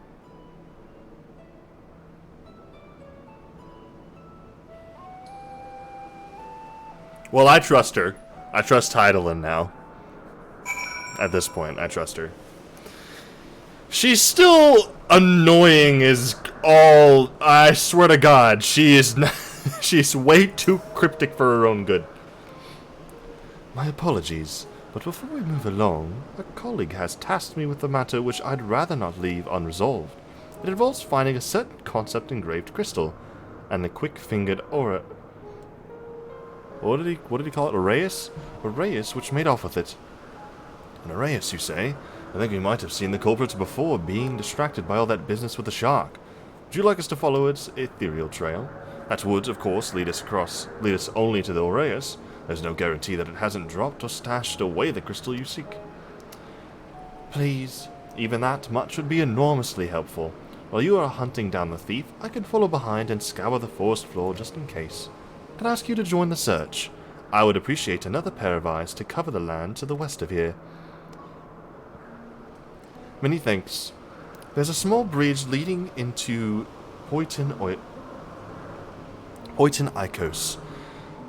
Let us meet up there once we've exhausted our efforts. I think I was not paying attention well enough to how they pronounce it. I think that's right. Poiton Oh god. Oh god. It's becoming harder to remember the more I try to think about it. I hate that so much. What's that, like a 20-point deer?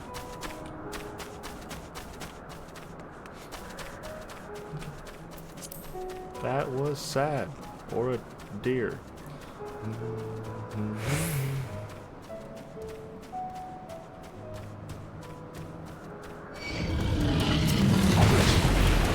Bad touch, bad touch, bad touch. Bad touch.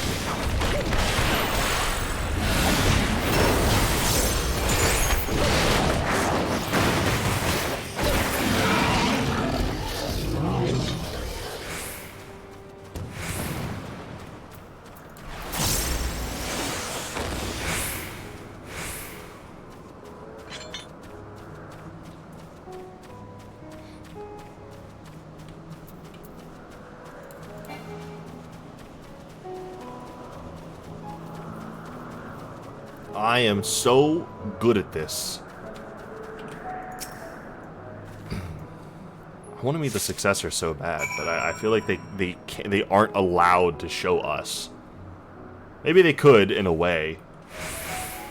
I want to know who I used to be so badly. I want myself to be just as foolhardy and idiotic.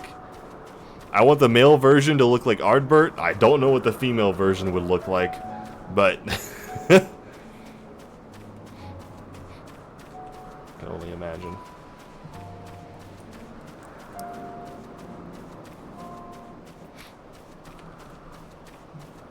What worlds have been destroyed and rejoined, by the way?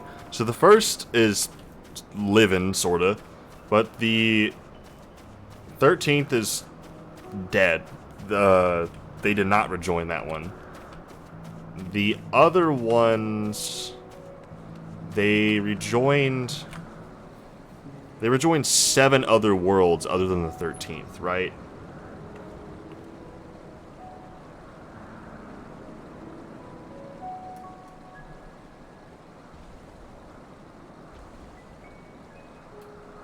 We killed one planet, so a little over half. So yeah, they're at I don't know. Is my chat been updating correctly? Yes, I think so. Our last searcher returns. I'm afraid that Aureus is no longer had the crystal, nor was I able to find it as I followed in its wake. Don't suppose you fared any better?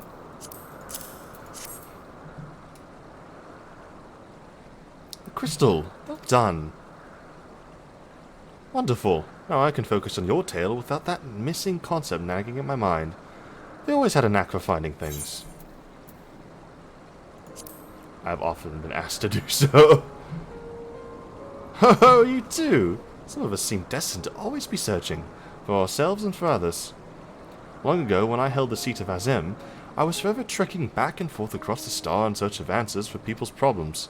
Naturally, the need for such journeys has lessened considerably since I entrusted the position to my whimsical successor. Yet I am still eager to come running should an old acquaintance or new interests require my personal attention. This what brings me to Elpis, in fact. Many times has my presence been requested, my opinion sought concerning the habitat of this or that creation. Agreeing to help locate that missing crystal was a minor distraction, which now promises to become a major revelation. How strange and wonderful it is the way one thing leads to another. Wouldn't you agree? Past, not yet come to pass. Bernard is in a cheerful mood. Thank you again for your timely help. Now then, 'tis time I return this stolen property.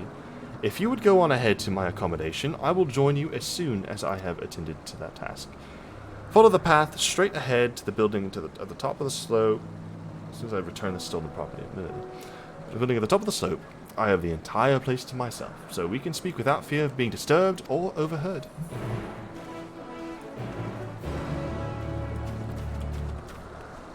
She's got the penthouse. Heidelin was living it up back in the day.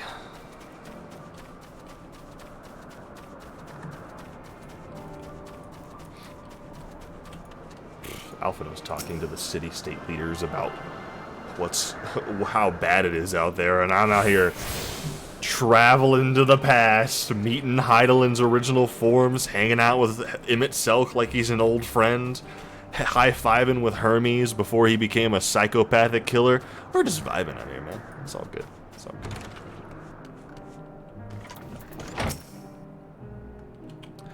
Welcome to my temporary abode. Please, make yourself at home while I put on some tea.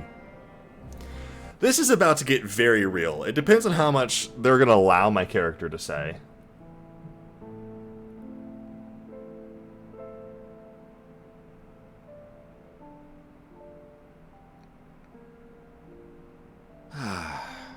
A wonderful aroma. Heaven's word.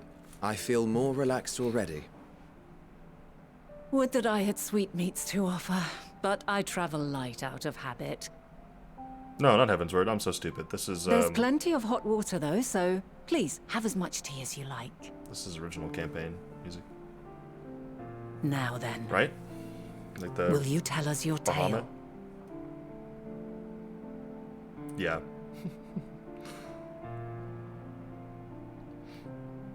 The piano, I just immediately think it's gonna be freaking Heaven's Word's main theme. Please, let me say everything! Let's do this one! The world has been broken, sundered into shards.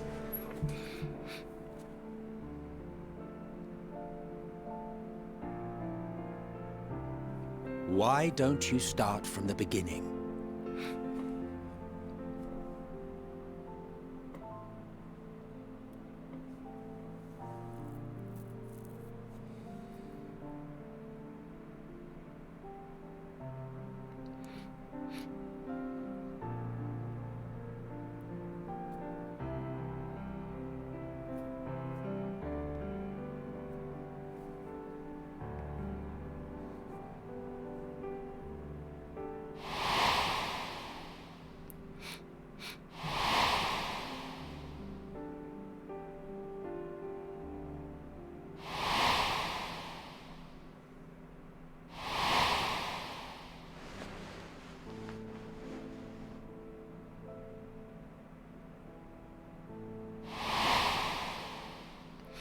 Oh my god!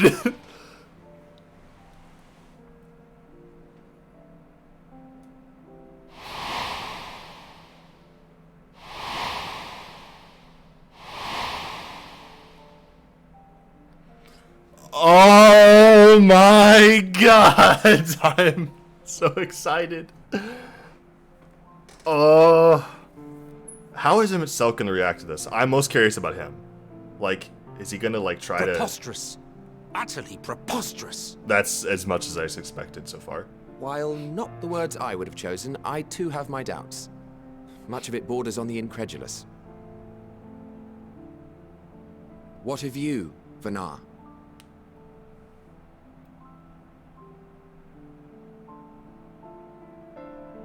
Not knowing the precise details of the first final days, it is difficult to determine the veracity of the tale. Supposing it is all true, I must ask myself why I would do what I did. Why would I feel I had no recourse but to oppose the 14 and create this Hydaelyn? Circumstances change, of course, but it would not have been an easy decision regardless. No, there must have been a reason. One compelling enough to force me to take such drastic measures. Then there is the Elpis flower, which I said would serve as a guide.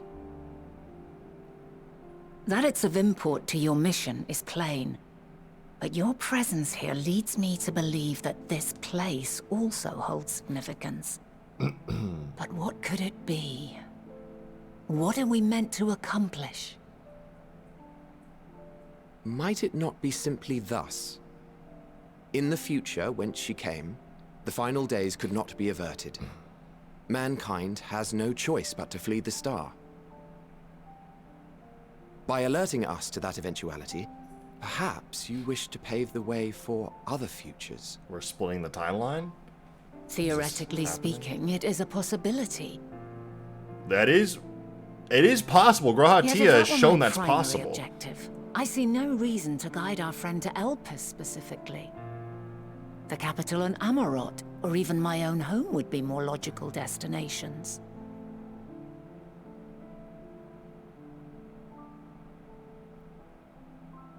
True, true.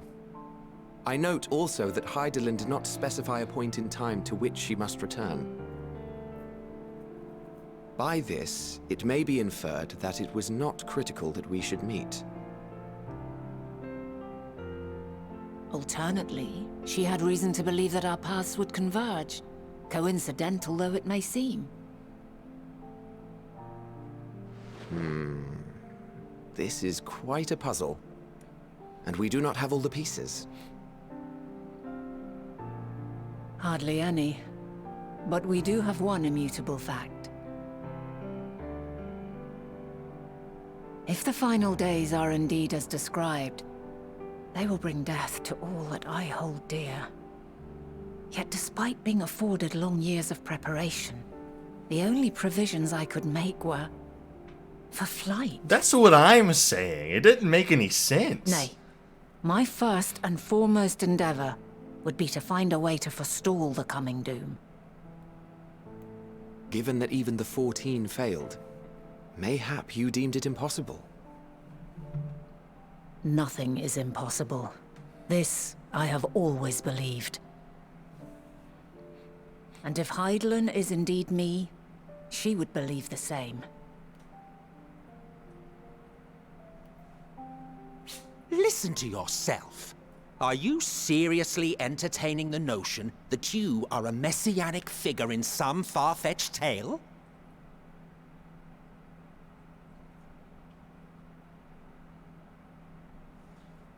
Well, I will not. I refuse to accept that our world could be undone by some unforeseen calamity. I also take offense to my portrayal as a megalomaniacal madman. To sacrifice oneself for the star is a noble act, and I would hold those who gave themselves to this zodiac in the highest esteem. Yet, you claim I recreated Amarot and populated it with phantoms of our people? A bizarre indulgence that would be insulting to their memory. Worse still, I even invited you there. Literally invited my own downfall. Why would I do something so idiotic and inexplicable?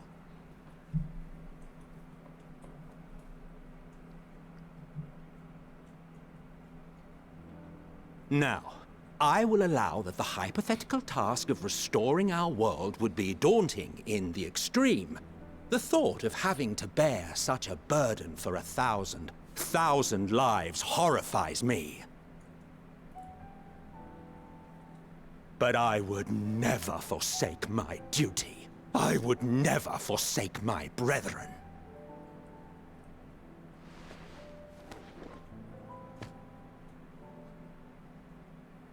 You do not know me. Can I say something? Can I please I've say had something? my fill of your fiction. I will return to my duty, and you will not bother me again. Can I please say something? Can I please say something? Please, please. Dang it! I wanted to catch him. I wanted to catch him off guard with something. We'll get to that later. We'll get to that later.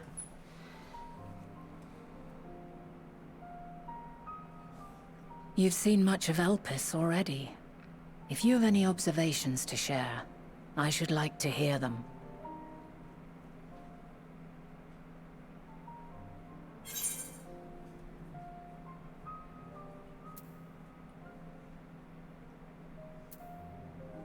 I don't really know. I mean, I think Dynamis is something I really need to look into, but I probably should pick the third one. Yes. The energy distinct from ether. Though not my field, I have a basic understanding of Dynamis. And you say Hermes researched the phenomenon in the course of creating Meteon? Yes. I believe this warrants further investigation.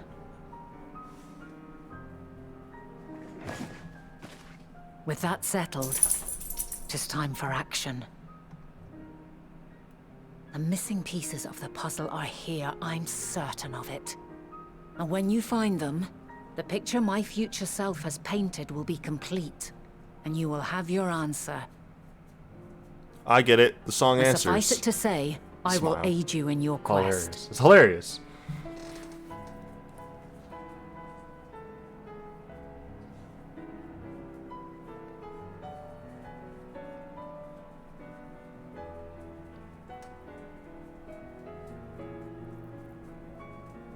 Have faith. If Emmet Selk is the man Azam described to me, we've not seen the last of him.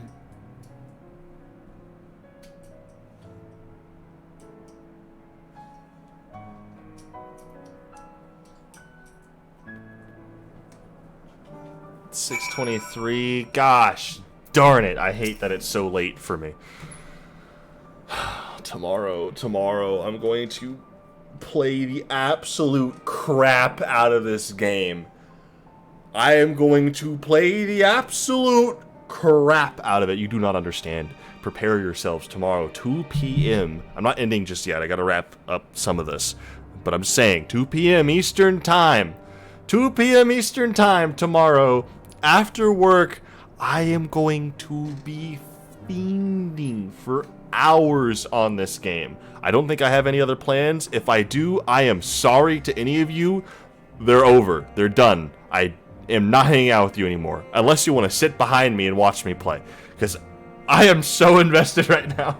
I'm so mad. I got like 2 hours of sleep last night, so I really can't.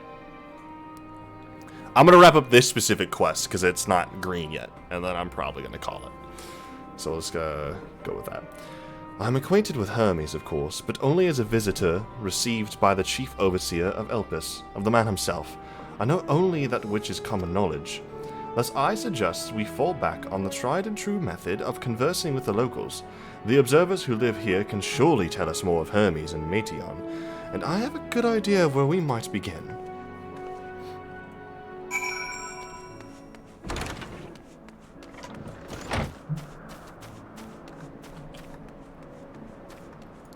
Yeah, I was like, man, Heidelin making her plan being This moon and the rabbits, it's just so weird. It just doesn't make sense. See you, the woman standing in front of the yonder building. Her name is Ismane. Isman? She is the one who made the arrangements for my stay in Elpis. And from what I recall, she has held her position here for quite some time. Chances are she can provide us some insights.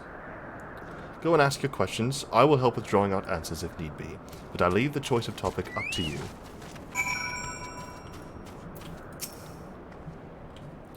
Questions for me?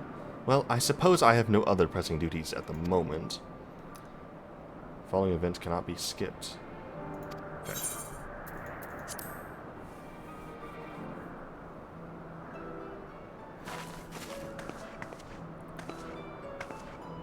Greetings, Asmane. Isman? I don't know. My friend here is... Oh, whoopsie daisies. I didn't notice that was on. Gosh darn it. Is there like a way to see past text in this?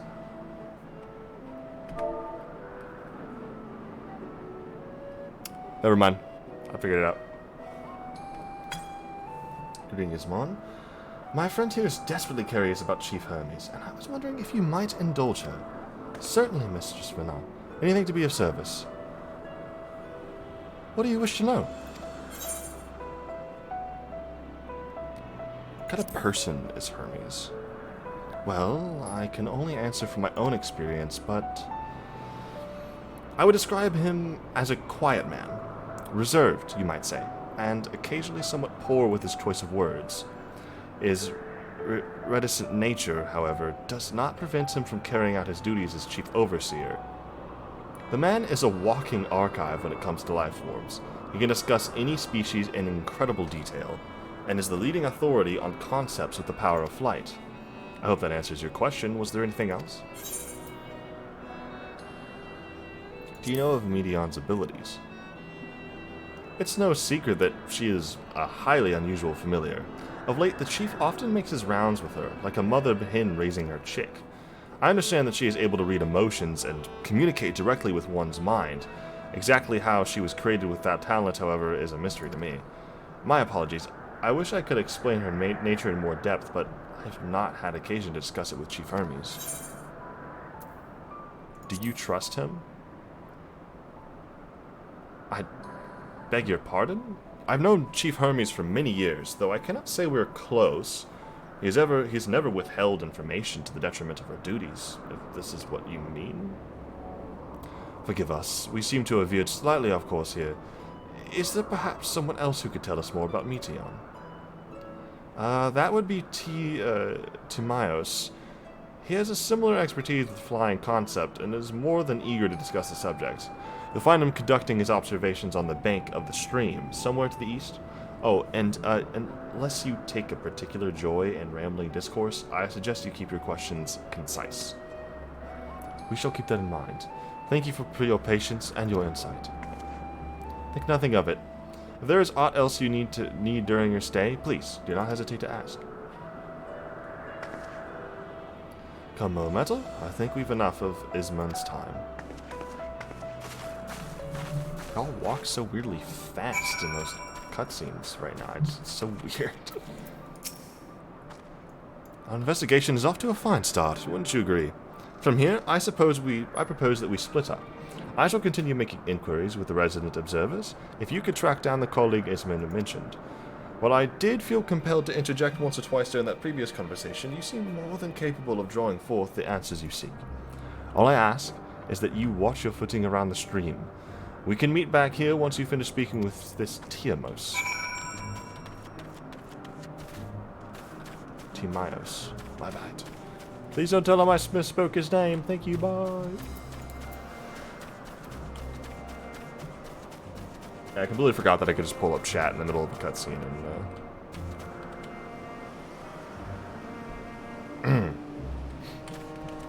and look at what they previously said. I saw nothing.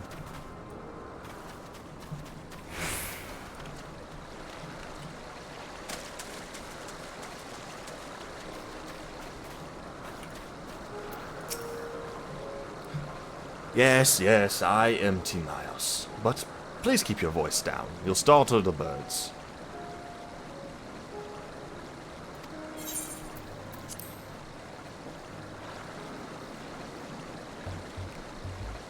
So, what is it you wish to speak about?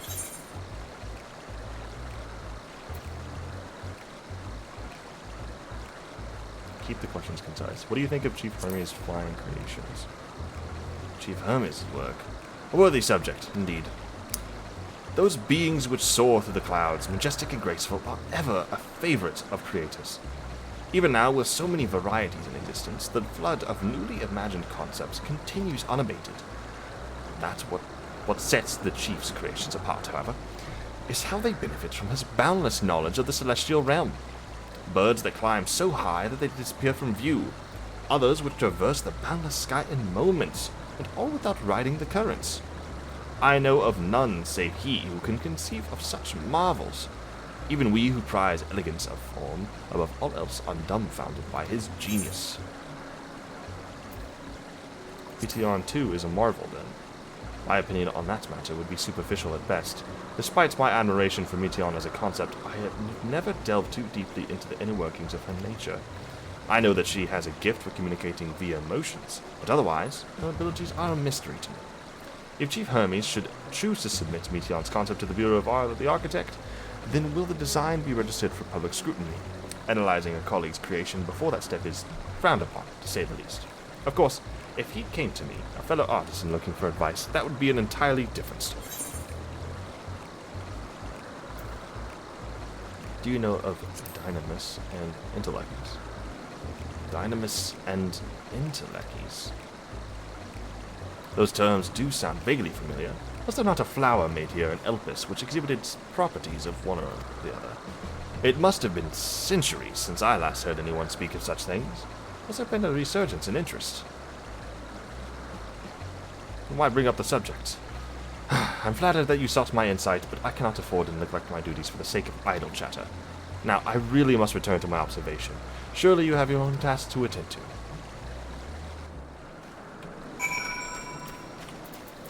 Dang. I don't know how much farther I was actually going to be able to go with that. I feel like he was not going to bite on... He was very steadfast and, like, it's frowned upon to, like, do the thing. And so I was like, the option to be like, hey, man, don't you want more of this? Just felt not okay.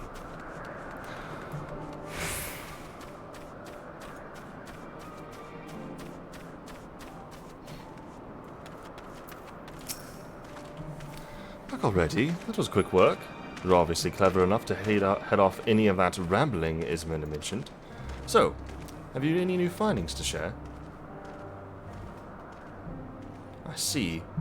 Even an expert in the field had a little understanding of Meteon's capabilities, let alone an awareness of Dynamis.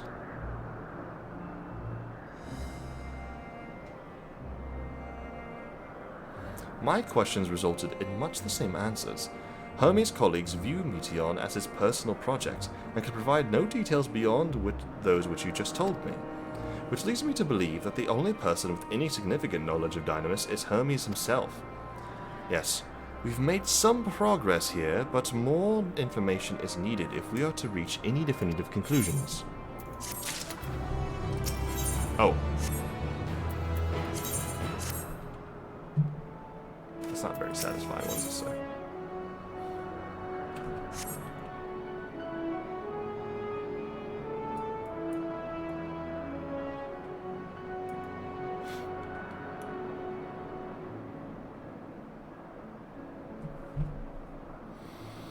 I can't stay up late again tonight, so good night, my friends. Thank you so much for stopping by to watch, and for anyone who may or may not watch the VOD later, I also really appreciate that. Keep track of any of my streams on my socials at Faulkner_Red for Twitter and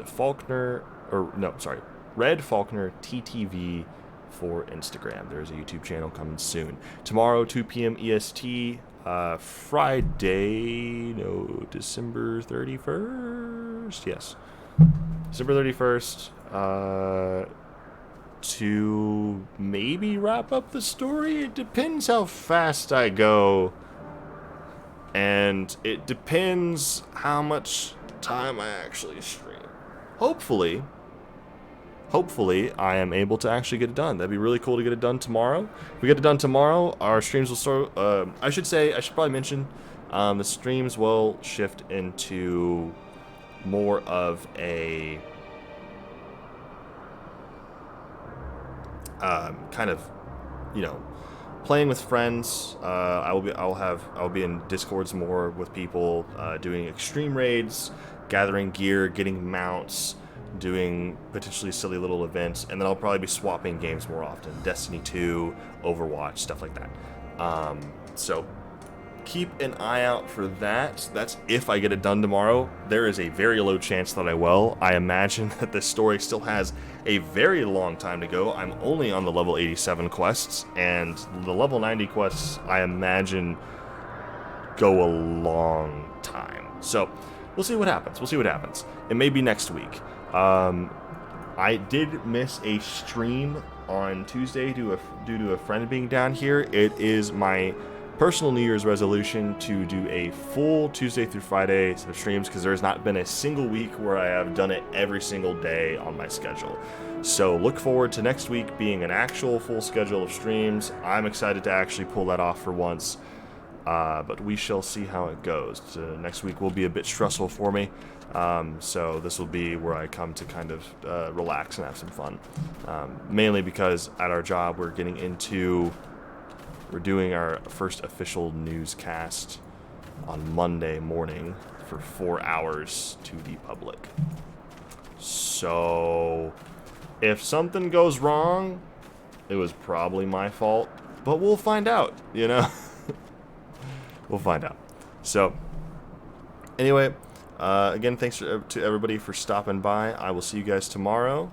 Have a good night, my friends. Peace.